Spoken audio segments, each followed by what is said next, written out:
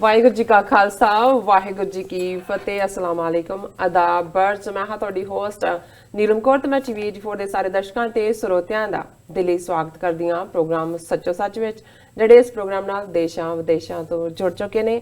Khalsa affair centre ਦੇ ਸੰਚਾਲਕ doctor Amarjit Singh ji ਰੋਜ਼ਾਨਾ ਹੀ ਤਰ੍ਹਾਂ ਸਟੂਡੀਓ ਵਿੱਚ ਮੇਰੇ ਨਾਲ ਸ਼ਾਮਲ ਨੇ। ਆਓ ਨਾ ਮਿਲ ਕੇ ਅੱਜ ਦੇ ਅਹਿਮ ਇਸ਼ੂਜ਼ ਉੱਪਰ ਉਹਨਾਂ ਤੋਂ ਉਹਨਾਂ ਦਾ ਤਜ਼ੀਆ ਜਾਣਦੇ ਹਾਂ। जी डॉक्टर साहब वाहिगुरू जी का खालसा वाहिगुरू जी की फतेह।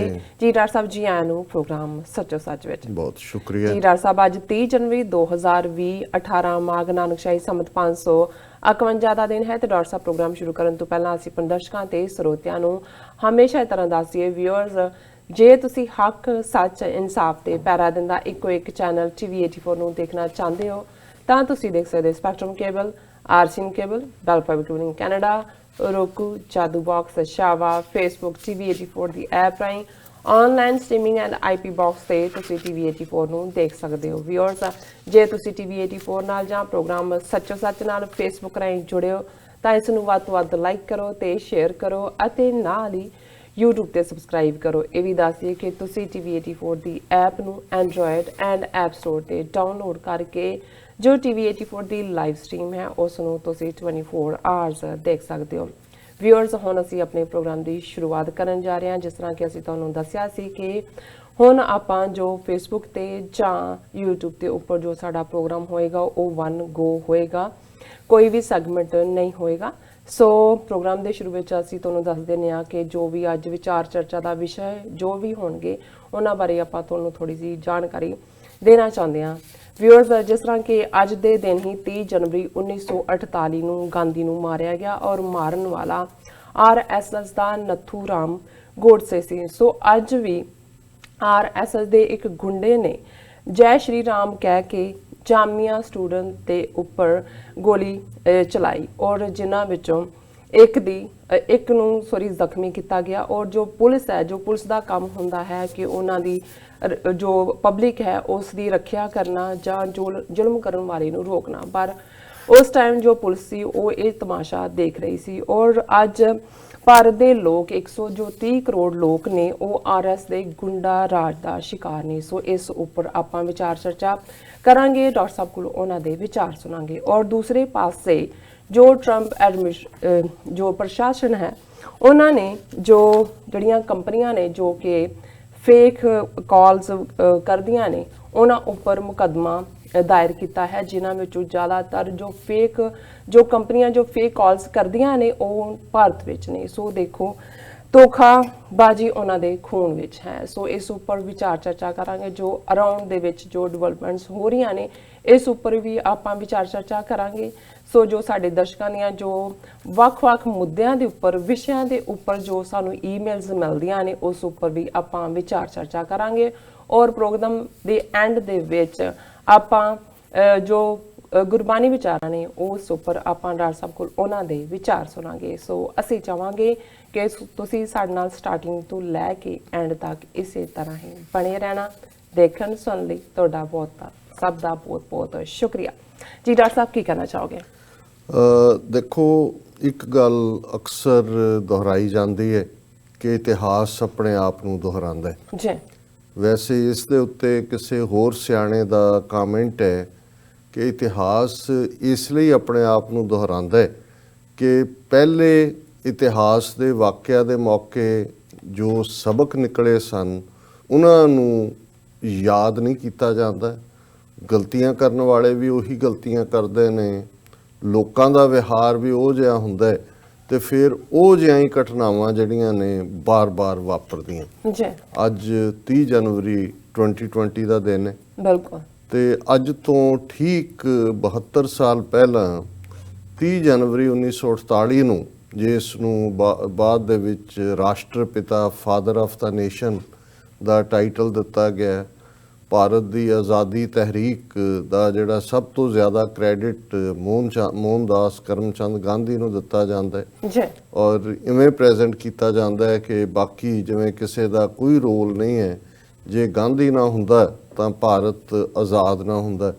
ਉਸ ਗਾਂਧੀ ਨੂੰ ਉਸ ਦਿੱਲੀ ਸ਼ਹਿਰ ਦੇ ਅੰਦਰ ਬਿਰਲਾ ਮੰਦਰ, ਜਿਹੜਾ ਕਿ ਉਹਨੂੰ ਬਿਰਲਾ ਵੀ ਕਹਿੰਦੇ ਨੇ, ਸੇਠ ਬਿਰਲਾ ਕਿਉਂਕਿ ਗਾਂਧੀ ਇੱਕ ਖੁਦ ਵੀ ਗੁਜਰਾਤ ਦਾ ਬਾਣੀਆ ਹੋਣ ਦੇ ਨਾਤੇ ਜਿਹੜੇ ਉਸ ਵੇਲੇ ਦੇ ਵੱਡੇ ਵੱਡੇ ਬਾਣੀਏ ਜਾਂ ਧਨਾੜ ਲੋਕ ਸਨ, ਗਾਂਧੀ ਬੇਸ਼ੱਕ ਆਪਣੇ ਆਪ ਨੂੰ ਇੱਕ ਸਾਦਗੀ ਦੀ ਮੂਰਤ ਕਹਿੰਦਾ ਸੀ, ਪਰ ਉਸ ਨੂੰ ਜਿਹੜੀ ਪੈਟਰਨੇਜ ਸੀ ਜਾਂ ਗਾਂਧੀ ਨੂੰ ਦੀ ਜਿਹੜੀ ਪ੍ਰਮੋਸ਼ਨ ਸੀ, ਉਸ ਦੇ ਵਿੱਚ ਬਹੁਤ ਵੱਡਾ ਰੋਲ ਇਹਨਾਂ ਜਿਹੜੇ ਧਨਾੜ ਲੋਕ ਨੇ, ਵੱਡੇ ਵਪਾਰੀ ਲੋਕ ਨੇ, ਗੁਜਰਾਤ ਦੇ ਅਮੀਰ ਲੋਕ, ਉਹਨਾਂ ਦਾ ਸੀ। ਜਿਵੇਂ ਕਿ ਮੋਦੀ ਅਮਿਤ ਸ਼ਾਹ ਨੂੰ ਵੀ, ਜਿਹੜੇ ਅੱਜ 130 ਮਿਲੀਅਨ ਤੋਂ ਜ਼ਿਆਦਾ ਲੋਕਾਂ ਦੀ ਕਿਸਮਤ ਦੇ 1 ਬਿਲੀਅਨ 330 ਮਿਲੀਅਨ ਲੋਕਾਂ ਦੀ ਕਿਸਮਤ ਦੇ ਮਾਲਕ ਬਣੇ ਹੋਏ ਨੇ, ਇਹਨਾਂ ਨੂੰ ਵੀ ਇਸ ਲੈਵਲ ਤੱਕ ਪਹੁੰਚਾਉਣ ਦੇ ਵਿੱਚ ਬਹੁਤ ਵੱਡਾ ਰੋਲ ਇਹਨਾਂ ਅਡਾਨੀਆਂ, ਅਡਵਾਨੀਆਂ ਔਰ ਗੁਜਰਾਤ ਦੇ ਵੱਡੇ ਵੱਡੇ ਵਪਾਰੀਆਂ,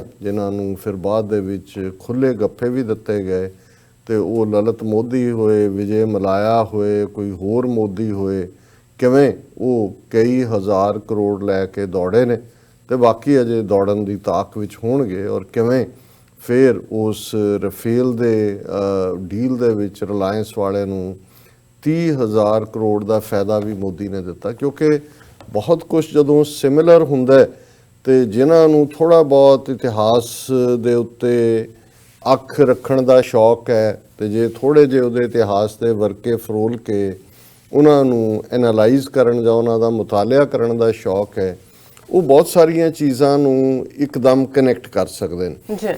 ਹੁਣ 30 ਜਨਵਰੀ ਦਾ ਦਿਨ 72 ਸਾਲ ਪਹਿਲਾਂ ਸ਼ਾਮ ਨੂੰ 5:17 ਦੇ ਉੱਤੇ ਬਿਰਲਾ ਮੰਦਰ ਦੇ ਅੰਦਰ ਨਥੂਰਾਮ ਗੋਡਸੇ ਔਰ ਦੂਸਰਾ ਜਿਸ ਨੂੰ ਫਾਂਸੀ ਵੀ ਦਿੱਤੀ ਗਈ ਉਸ ਦੇ ਨਾਲ ਨਾਰਾਇਣ ਆਪਟੇ, ਇਹ ਦੋਨੋਂ ਉੱਥੇ ਦਾਖਲ ਹੁੰਦੇ ਨੇ। ਉਹੀ ਇੱਕ ਪ੍ਰਾਰਥਨਾ ਸਭਾ ਦੇ ਨਾਂ ਥੱਲੇ ਗਾਂਧੀ ਦਾ ਇੱਕ ਡਰਾਮਾ ਹੁੰਦਾ ਸੀ, ਜਿੱਥੇ ਉਹ ਜਿਹੜਾ ਉਹ ਪ੍ਰਾਰਥਨਾ ਦੇ ਨਾਂ ਥੱਲੇ, ਕਿਉਂਕਿ ਇਸੇ ਹੀ ਥਾਂ ਦੇ ਉੱਤੇ ਕੁਛ ਦਿਨ ਪਹਿਲਾਂ ਇਸ ਕਿਸਮ ਦੀ ਇੱਕ ਪ੍ਰਾਰਥਨਾ ਸਭਾ ਦੇ ਵਿੱਚ ਜਦੋਂ ਥੋੜ੍ਹਾ ਜਿਹਾ ਜਿਹੜਾ ਉਹ ਡਿਸਟਰਬੈਂਸ ਜੋ ਹੋਈ, ਤੇ ਗਾਂਧੀ ਨੇ ਮੂੰਹ ਚੁੱਕ ਕੇ ਉਸ ਪਾਸੇ ਨੂੰ ਗੁਜਰਾਤੀ ਐਕਸੈਂਟ ਦੇ ਵਿੱਚ ਕਿਹਾ, ਕੋਈ ਸ਼ੀਖ ਤੋਂ ਨਹੀਂ ਆ ਗਿਆ ਯਹਾਂ ਪਰ, ਕਿਉਂਕਿ ਇਹ ਉਹ ਪੀਰੀਅਡ ਸੀ ਜਦੋਂ ਅਜੇ ਦੋਵੇਂ ਪਾਸੇ ਜਿਹੜਾ ਮਾਰ ਧਾੜ ਚੱਲ ਰਹੀ ਸੀ, ਔਰ ਜਿਹੜੇ ਰਿਫਿਊਜੀ ਲਹਿੰਦੇ ਪੰਜਾਬ ਚੋਂ ਔਰ ਦੂਸਰੇ ਇਲਾਕਿਆਂ ਚੋਂ ਦਿੱਲੀ 'ਚ ਆਏ, ਦਿੱਲੀ ਦੇ ਵਿੱਚ ਵੀ ਲੁੱਟਮਾਰ ਚੱਲ ਰਹੀ ਸੀ।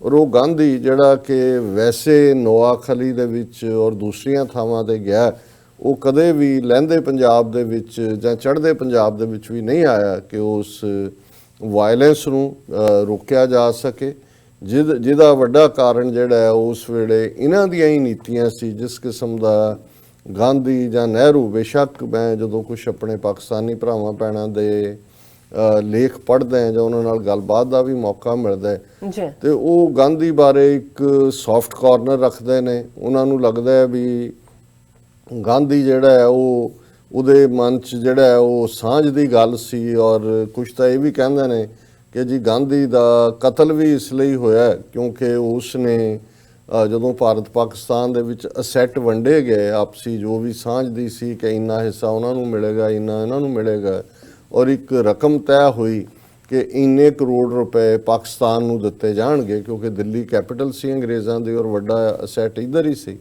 ਲੇਕਿਨ ਕਿਉਂਕਿ ਥੋੜ੍ਹੀ ਦੇਰ ਬਾਅਦ ਹੀ ਕਸ਼ਮੀਰ ਦੇ ਵਿੱਚ ਟਕਰਾਅ ਦੀ ਲਾਈਨ ਸ਼ੁਰੂ ਹੋ ਗਈ ਔਰ ਆਪਸੀ ਜੰਗ ਵਾਲੇ ਹਾਲਾਤ ਬਣਨੇ ਸ਼ੁਰੂ ਹੋ ਗਏ, ਔਰ ਉਸ ਵੇਲੇ ਭਾਰਤ ਨੇ ਇਹ ਡਰਾਮਾ ਕਰਕੇ ਜੀ, ਕਿਉਂਕਿ ਪਾਕਿਸਤਾਨ ਨੇ ਕਸ਼ਮੀਰ ਦੇ ਵਿੱਚ ਲੜਾਈ ਛੇੜ ਦਿੱਤੀ ਹੈ, ਉਹ 55 ਕਰੋੜ ਕੇ ਕਿੰਨਾ ਅਮਾਊਂਟ ਉਹ ਰੋਕ ਲਿਆ। ਔਰ ਐਸਾ ਕਿਹਾ ਜਾਂਦਾ ਹੈ, ਪ੍ਰਚਾਰਿਆ ਜ਼ਿਆਦਾ ਜਾਂਦਾ ਹੈ ਕਿ ਗਾਂਧੀ ਨੇ ਵਰਤ ਸ਼ੁਰੂ ਕੀਤਾ ਕਿ ਜੀ ਪਾਕਿਸਤਾਨ ਨੂੰ ਉਹ ਪੈਸੇ ਦਿੱਤੇ ਜਾਣ, ਔਰ ਨਥੂਰਾਮ ਗੋਡਸੇ ਜਾਂ RSS ਨੂੰ ਇਹ ਲੱਗਾ ਕਿ ਗਾਂਧੀ ਜਿਹੜਾ ਹੈ ਉਹ ਮੁਸਲਮਾਨਾਂ ਦੀ ਜਾਂ ਪਾਕਿਸਤਾਨ ਦੀ ਐਪੀਜ਼ਮੈਂਟ ਜਾਂ ਉਹਨਾਂ ਨੂੰ ਖੁਸ਼ ਕਰਨ ਦੇ ਉੱਤੇ ਲੱਗਾ ਹੋਇਆ, ਔਰ ਇਹ ਪ੍ਰੈਸਿਪੀਟੇਟਿੰਗ ਜਿਹੜਾ ਫੈਕਟਰ ਹੈ ਗਾਂਧੀ ਦੇ ਮਰਡਰ ਦਾ, ਉਹ ਉਸ 55 ਕਰੋੜ ਪਾਕਿਸਤਾਨ ਨੂੰ ਦਿਵਾਉਣ ਦੇ ਨਾਂ ਥੱਲੇ ਜੋੜਦੇ ਨੇ। ਪਰ ਮੈਂ ਸਮਝਦਾ ਵੀ ਇੱਕ ਗੱਲ ਪਹਿਲਾਂ ਤਾਂ ਇਸ ਸਾਰੇ ਵਿਸ਼ੇ ਦੇ ਉੱਤੇ ਡੀਟੇਲ 'ਚ ਗੱਲ ਕਰਨ ਤੋਂ ਪਹਿਲਾਂ ਇਹ ਸਪਸ਼ਟ ਹੋਣਾ ਚਾਹੀਦਾ ਹੈ ਕਿ ਜਿਹੜਾ ਕੰਮ ਸ਼ੰਕਰਾ ਨੇ ਕੀਤਾ, ਜਿਸ ਸ਼ੰਕਰਾ ਨੂੰ ਆਚਾਰੀਆ ਗ੍ਰੇਟ ਟੀਚਰ ਕਿਹਾ ਜਾਂਦਾ ਹੈ ਔਰ ਉਹਦਾ ਨਾਂ ਹੀ ਸ਼ੰਕਰਾਚਾਰੀਆ ਬਣਾ ਦਿੱਤਾ ਹੈ, ਕਿ ਜਿਸ ਸ਼ੰਕਰਾ ਨੇ ਭਾਰਤ ਦੇ ਵਿੱਚੋਂ ਬੁੱਧ ਧਰਮ ਦਾ ਖਾਤਮਾ ਕੀਤਾ, ਸ਼ਾਸਤਰ ਤੇ ਸ਼ਸਤਰ ਆਪਣੇ ਸਕਾਲਰਲੀ ਕੁਆਲਿਟੀਜ਼ ਦੇ ਨਾਲ ਵੀ ਔਰ ਵੈਪਨਰੀ ਦੇ ਨਾਲ ਵੀ, ਵਾਇਲੈਂਟ ਤਰੀਕਿਆਂ ਦੇ ਨਾਲ ਵੀ ਰਾਜਪੂਤ ਰਾਜਿਆਂ ਨੂੰ, ਹਿੰਦੂ ਰਾਜਿਆਂ ਨੂੰ ਵਰਤ ਕੇ, ਔਰ ਉਹਨੇ ਉਸ ਬ੍ਰਾਹਮਣਿਜ਼ਮ ਨੂੰ, ਉਸ ਹਿੰਦੂ ਧਰਮ ਨੂੰ ਵਾਪਸ ਫਰੰਟ ਪੈਡੈਸਟਲ ਦੇ ਉੱਤੇ ਲਿਆ ਕੇ ਬਿਠਾਇਆ ਸੀ ਸ਼ੰਕਰਾਂ ਨੇ ਲਗਭਗ 1000 ਸਾਲ ਬਾਅਦ ਜੀ। ਔਰ ਬੁੱਧ ਧਰਮ ਦਾ ਮੁਕੰਮਲ ਸਫਾਇਆ ਕੀਤਾ। ਔਰ ਫਿਰ ਬਹੁਤ ਜਲਦੀ ਜਿਹੜਾ ਹੈ ਉਹ ਬਾਹਰਲੇ ਜਿਨ੍ਹਾਂ ਦੇ ਵਿੱਚ ਮੁਹੰਮਦ ਬਿਨ ਕਾਸਿਮ ਮੁਲਤਾਨ ਔਰ ਸਿੰਧ 'ਚ ਆਇਆ, ਔਰ ਫਿਰ ਮਹਿਮੂਦ ਗਜ਼ਨਵੀ ਆ ਗਿਆ 10ਵੀਂ 11ਵੀਂ ਜਿਹੜੀ ਸਦੀ ਦੇ ਵਿੱਚ। ਅਗਲੇ 800 ਸਾਲ ਫਿਰ ਉਹ ਅੱਡ-ਅੱਡ 10 11 12 ਡਾਇਨੈਸਟੀਜ਼ ਦਿੱਲੀ ਦੇ ਉੱਤੇ ਕਾਬਜ਼ ਰਹੀਆਂ। ਫਿਰ ਅੰਗਰੇਜ਼ਾਂ ਦਾ ਰਾਜ ਲਗਭਗ 200 ਸਾਲ ਰਿਹਾ। ਸੋ ਇਹਦੇ 'ਚ ਕੋਈ ਸ਼ੱਕ ਨਹੀਂ ਹੈ ਕਿ ਗਾਂਧੀ ਸ਼ੰਕਰਾਂ ਤੋਂ ਬਾਅਦ ਲਗਭਗ 1000 ਸਾਲ ਬਾਅਦ ਇੱਕ ਵੱਡਾ ਹਿੰਦੂ ਲੀਡਰ ਬਣ ਕੇ ਆਇਆ ਸਾਹਮਣੇ, ਜਿਸ ਨੇ ਉਸ ਹਿੰਦੂਇਜ਼ਮ ਨੂੰ ਜਿਹਦਾ ਕੋਈ ਇੱਕ ਰੂਪ ਰੰਗ ਨਹੀਂ ਹੈ, ਜਿਹਦੀ ਕੋਈ ਇੱਕ ਸਕ੍ਰਿਪਚਰ ਨਹੀਂ ਹੈ, ਜਿਨ੍ਹਾਂ ਦੇ ਵਿੱਚ ਕੋਈ ਯਕਜ਼ਦੀ ਕਿਸੇ ਵੀ ਲੈਵਲ ਦੇ ਉੱਤੇ ਇਸ ਨੂੰ ਇੱਕ ਧਰਮ ਦੇ ਖਾਤੇ ਦੇ ਵਿੱਚ ਨਹੀਂ ਪਾਇਆ ਜਾ ਸਕਦਾ, ਪਰ ਗਾਂਧੀ ਨੇ ਕਿਵੇਂ ਬੜੀ ਚਲਾਕੀ ਦੇ ਨਾਲ ਰਾਮ ਰਾਜ ਜਿਹੜਾ ਲਫ਼ਜ਼ ਹੈ ਉਹ ਦਿੱਤਾ, ਜਿਹੜਾ ਇੱਕ ਪਾਸੇ ਘੱਟ ਗਿਣਤੀਆਂ ਔਰ ਦੂਸਰਿਆਂ ਦੇ ਲਈ ਸੀ ਕਿ ਰੂਲ ਆਫ ਜਸਟਿਸ। ਪਰ ਜੇ ਤੁਸੀਂ ਕਦੇ ਡਾਕਟਰ BR ਅੰਬੇਦਕਰ ਜਾਂ ਈਵਨ ਮੌਜੂਦਾ ਵਕਤ ਦੇ ਵਿੱਚ, ਭਾਵੇਂ ਉਹ ਇੱਕ ਆਪਣੇ ਕਿਸਮ ਦਾ ਸ਼ੋਸ਼ਾ ਸੀ ਰਜਨੀਸ਼ ਜਿਸ ਨੂੰ ਓਸ਼ੋ ਕਹਿੰਦੇ ਨੇ, ਉਸ ਦੀਆਂ ਪ੍ਰੈਜੈਂਟੇਸ਼ਨਸ ਵੀ ਦੇਖੋ ਤੇ ਉਹਨੇ ਫਿਰ ਰਾਮ ਰਾਜ ਦੇ ਵਿੱਚ ਕੀ ਸੀ, ਕਿਸ ਕਿਸਮ ਦੀ ਡਿਸਕ੍ਰਿਮੀਨੇਸ਼ਨ, ਜ਼ੁਲਮ ਉਹ ਸ਼ੂਦਰਾਂ ਦੇ ਨਾਲ ਹੋਏ, ਬ੍ਰਾਹਮਣ ਕਿਵੇਂ ਟੌਪ ਪੈਡੈਸਟਲ ਤੇ ਸੀ, ਉਸ ਸਾਰੇ ਨੂੰ ਹਰ ਇੱਕ ਨੇ ਬਿਆਨ ਕੀਤਾ।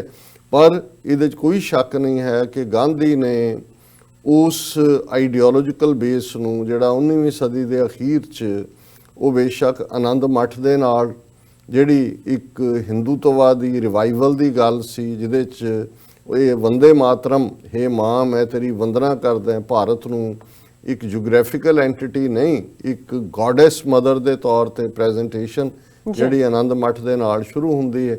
ਫਿਰ ਅਸੀਂ 19ਵੀਂ ਸਦੀ 'ਚ ਦੇਖਦੇ ਹਾਂ ਅਖੀਰ ਦੇ ਵਿੱਚ ਕਿ ਉਹ ਸੇਂਟ ਅਰਵਿੰਦੋ ਹੋਏ, ਰਵਿੰਦਰਨਾਥ ਟੈਗੋਰ ਹੋਏ, ਜਾਂ ਉਸ ਕਿਸਮ ਦੇ ਲੋਕ, ਔਰ ਸਵਾਮੀ ਵਿਵੇਕਾਨੰਦ ਹੋਏ, ਜਿਨ੍ਹਾਂ ਨੇ ਇੱਕ ਉਸ ਭਾਰਤ ਮਾਤਾ ਜਾਂ ਉਸ ਜਿਹਨੂੰ ਗੋਡੈਸ ਬਣਾਇਆ, ਜਿਹੜੀ ਕਿ ਅਨਡਿਵਾਈਡੇਬਲ ਸੀ ਇਹਨਾਂ ਦੇ ਮੁਤਾਬਕ, ਉਸ ਨੂੰ ਉਹਨਾਂ ਨੇ ਸਪਿਰਿਚੁਅਲ ਰੂਟਸ ਦਿੱਤੀਆਂ, ਉਹ ਉਹਨਾਂ ਦਾ ਬੇਸ ਬਣਾਇਆ, ਕਲਚਰਲ ਤੌਰ ਦੇ ਉੱਤੇ ਇੱਕ ਭਾਰਤ ਦਾ ਕਨਸੈਪਟ ਖੜਾ ਕੀਤਾ। ਔਰ ਫਿਰ ਅਸੀਂ 20ਵੀਂ ਸਦੀ ਤੱਕ ਪਹੁੰਚਦਿਆਂ ਦੇਖਦੇ ਹਾਂ ਕਿ ਲਾਲ ਬਾਲ ਪਾਲ ਦੇ ਨਾਂ ਥੱਲੇ ਲਾਲਾ ਲਾਜਪਤ ਰਾਏ, ਬਾਲ ਗੰਗਾਧਰ ਤਿਲਕ, ਬਿਪਨ ਚੰਦਰ ਪਾਲ, ਔਰ ਇਹ ਸਾਰੇ ਜਿਹੜੇ ਨੇ, ਗੋਪਾਲ ਕ੍ਰਿਸ਼ਨ ਗੋਖਲੇ ਜਿਹੜਾ ਫਿਰ ਇਹਦਾ ਗਾਂਧੀ ਦਾ ਵੀ ਜਿਹੜਾ ਉਹ ਲੀਡਰ ਬਣਦਾ ਜਾਂ ਉਹਦਾ ਆਈਡੀਅਲ ਬਣਦਾ, ਔਰ ਇਹ ਸਾਰਿਆਂ ਨੇ ਉਸ ਜਿਹੜੀ ਕਿ ਇਹਨਾਂ ਨੇ ਇੱਕ ਆਈਡੈਂਟੀਟੀ ਖੜੀ ਕੀਤੀ ਕਲਚਰਲ, ਉਸ ਦੇ ਉੱਤੇ ਉਹਨਾਂ ਨੇ ਪੋਲੀਟੀਕਲ ਇਮਾਰਤ ਬਣਾਉਣ ਦਾ ਕੰਮ ਸ਼ੁਰੂ ਕੀਤਾ। ਔਰ ਉਸ ਦਾ ਸਭ ਤੋਂ ਫਾਈਨ ਜਿਹੜਾ ਫਿਰ ਠੇਕੇਦਾਰ ਬਣ ਕੇ ਜਿਹੜਾ ਆਇਆ ਗਾਂਧੀ, ਜਿਹਨੇ ਵਾਪਸ ਹਿੰਦੀ ਜ਼ਬਾਨ ਉਹਨੇ ਇਨਸਿਸਟ ਕੀਤਾ ਕਿ ਸਾਰੇ ਦੇਸ਼ ਦੀ ਦੇਵਨਾਗਰੀ ਸਕ੍ਰਿਪਟ ਦੇ ਵਿੱਚ ਹੋਏਗੀ, ਕਿਉਂਕਿ 19ਵੀਂ ਸਦੀ ਦੇ ਸੈਕੰਡ ਐਂਡ ਤੱਕ ਤਾਂ ਕੋਈ ਹਿੰਦੀ ਡਾਇਲੈਕਟ ਵੀ ਨਹੀਂ ਸੀ ਜਿਹੜੇ ਅੱਜ ਇਹਨੂੰ ਹਿੰਦੂ ਹੀ ਕਿਹਾ ਜਾਂਦਾ ਹੈ। ਇਹ ਸਾਰੇ ਇਸ ਖਿੱਤੇ ਦੇ, ਕੋਈ ਮੈਥਲੀ ਸੀ, ਕੋਈ ਭੋਜਪੁਰੀ ਸੀ, ਕੋਈ ਅਵਧੀ ਡਾਇਲੈਕਟ ਸੀ, ਕੋਈ ਬਿੰਦਰਾਬਨੀ ਸੀ, ਕੋਈ ਬ੍ਰਜ ਭਾਸ਼ਾ ਸੀ। ਇਸ ਸਾਰੇ ਨੂੰ ਕਿਵੇਂ ਇਹਨਾਂ ਨੇ, ਅੰਗਰੇਜ਼ਾਂ ਨੇ ਕੰਪਲਾਈ ਕੀਤਾ, ਇਹਨਾਂ ਨੇ ਦੇਵਨਾਗਰੀ ਦੇ ਤੌਰ ਤੇ ਉਹਨੂੰ ਕੀਤਾ, ਔਰ ਫਿਰ ਕਿਵੇਂ ਇੱਕ ਆਈਡੈਂਟੀਟੀ ਦੇ ਨਾਂ ਥੱਲੇ ਗਾਂਧੀ ਨੇ ਕਿਸ ਕਿਸਮ ਦਾ ਕਮਿਊਨਲ ਕਾਰਡ ਵੀ ਖੇਲਿਆ। ਖਿਲਾਫਤ ਲਹਿਰ ਦੀ ਹਮਾਇਤ ਕਰਨਾ, ਜਦੋਂ ਕਿ ਕਾਇਦੇ ਆਜ਼ਮ ਪਬਲਿਕ ਡਿਸਕੋਰਸ ਦੇ ਵਿੱਚ ਮਜ਼ਹਬ ਔਰ ਸਟੇਟ ਨੂੰ ਸੈਪਰੇਟ ਰੱਖਣ ਦੇ ਹੱਕ ਸਨ, ਉਦੋਂ ਕਾਂਗਰਸ ਦੇ ਵੱਡੇ ਲੀਡਰ ਸੀ। ਸੋ ਗਾਂਧੀ ਦੀ ਕੋਈ ਜਿਹੜੀ ਆਟੋਮੈਨ ਅੰਪਾਇਰ ਦੇ ਨਾਲ ਕੋਈ ਹਮਦਰਦੀ ਨਹੀਂ ਸੀ, ਪਰ ਉਹ ਭਾਰਤ ਦੇ ਮੁਸਲਮਾਨਾਂ ਦੇ ਵਿੱਚ ਜਿੱਥੇ ਕਿ ਖਿਲਾਫਤ ਖਲੀਫਾ ਲਿਆਓ ਇਹ ਲਹਿਰ ਸੀ, ਗਾਂਧੀ ਨੇ ਓਪਰਚੁਨਿਜ਼ਮ ਵੀ ਦਿਖਾਇਆ ਜਿੱਥੇ ਉਹਨੂੰ ਲੋੜ ਪਈ। ਪੰਜਾਬ ਦੇ ਵਿੱਚ ਜਿੱਥੇ ਇੱਕ ਪਾਸੇ ਉਹ ਗੁਰਮੁਖੀ ਜ਼ਬਾਨ ਦੇ ਖਿਲਾਫ ਸੀ, ਗੁਰੂ ਗੋਬਿੰਦ ਸਿੰਘ ਜੀ ਨੂੰ ਉਹ ਮਿਸਗਾਈਡਡ ਪੈਟਰੀਓਟ ਕਹਿੰਦਾ ਸੀ, ਸਿੱਖਾਂ ਦੀ ਜਿਹੜੀ ਹੈ ਉਹ ਹੋਂਦ ਨੂੰ ਵੀ ਉਹ ਵੱਖਰੀ ਨਹੀਂ ਸੀ ਮੰਨਦਾ ਹਿੰਦੂਆਂ ਨਾਲੋਂ, ਗੁਰੂ ਗ੍ਰੰਥ ਸਾਹਿਬ ਪ੍ਰਤੀ ਵੀ ਉਹਦਾ ਇਹੀ ਕਹਿਣਾ ਸੀ ਕਿ ਜੀ ਮੈਨੂੰ ਤਾਂ ਇਹਦੇ 'ਚ ਵੇਦਾਂ ਦਾ ਹੀ ਮੈਸੇਜ ਨਜ਼ਰ ਆਉਂਦਾ ਹੈ। ਸੋ ਇਸ ਸਭ ਦੇ ਬਾਵਜੂਦ ਜਦੋਂ ਅਕਾਲੀ ਲਹਿਰ ਪੰਜਾਬ ਦੇ ਵਿੱਚ 1920 ਚ ਇੱਕ ਇੰਡੀਪੈਂਡੈਂਟ ਲਹਿਰ ਦੇ ਤੌਰ ਤੇ ਉਭਰੀ ਤੇ ਗਾਂਧੀ ਨੇ ਅਪਰਚੂਨਿਜ਼ਮ ਦੇ ਥੱਲੇ, ਜਦੋਂ ਕਿ ਉਹ ਜਲਿਆਂਵਾਲਾ ਬਾਗ ਦੇ ਗੋਲੀकांड ਦੇ ਮੌਕੇ ਟੈਗੋਰ ਡੈਸਪਰੇਟ ਸੀ ਪੰਜਾਬ ਆਉਣ ਦੇ ਲਈ, ਉਹਨੇ ਆਪਣਾ ਸਰ ਦਾ ਟਾਈਟਲ ਵੀ ਛੱਡਿਆ, ਪਰ ਗਾਂਧੀ ਨੇ ਉਹਨੂੰ ਰੋਕਿਆ, ਤੂੰ ਨਹੀਂ ਜਾਣਾ। ਲੇਕਿਨ ਨਨਕਾਣਾ ਸਾਹਿਬ ਦੇ ਸਾਕੇ ਦੇ ਵੇਲੇ ਉਹ ਪਹੁੰਚ ਕੇ ਇੱਕ ਪਾਸੇ ਸਿੱਖਾਂ ਨੂੰ ਵੀ ਉਹ ਬਲੈਕਮੇਲ ਕਰਦਾ ਹੈ ਜਾਂ ਉਹਨਾਂ ਨੂੰ ਇਸਤੇਮਾਲ ਕਰਦਾ ਹੈ, ਪਰ ਉਹ ਆਪਣੀ ਹਮਦਰਦੀ ਹਿੰਦੂ ਮਹੰਤਾਂ ਦੇ ਨਾਲ ਵੀ ਦੱਸਦਾ ਹੈ ਤੇ ਉਹ ਕਹਿੰਦਾ ਹੈ ਕਿ ਜੀ ਸਿੱਖਾਂ ਨੂੰ ਇਸ ਤਰ੍ਹਾਂ ਜਿਹੜਾ ਉਹ ਗੁਰਦੁਆਰਿਆਂ ਤੇ ਕਬਜ਼ੇ ਨਹੀਂ ਕਰਨੇ ਚਾਹੀਦੇ। ਔਰ ਉਹ ਬਾਰ-ਬਾਰ ਕਹਿੰਦਾ ਹੈ ਕਿ ਜੀ ਮੈਨੂੰ ਤਾਂ ਕੋਈ ਸਿੱਖ ਜਿਹੜੇ ਨੇ ਉਹ ਵੱਖਰੇ ਨਹੀਂ ਲੱਗਦੇ ਔਰ ਇਹ ਹਿੰਦੂ ਧਰਮ ਦਾ ਇਹ ਹਿੱਸਾ ਨੇ।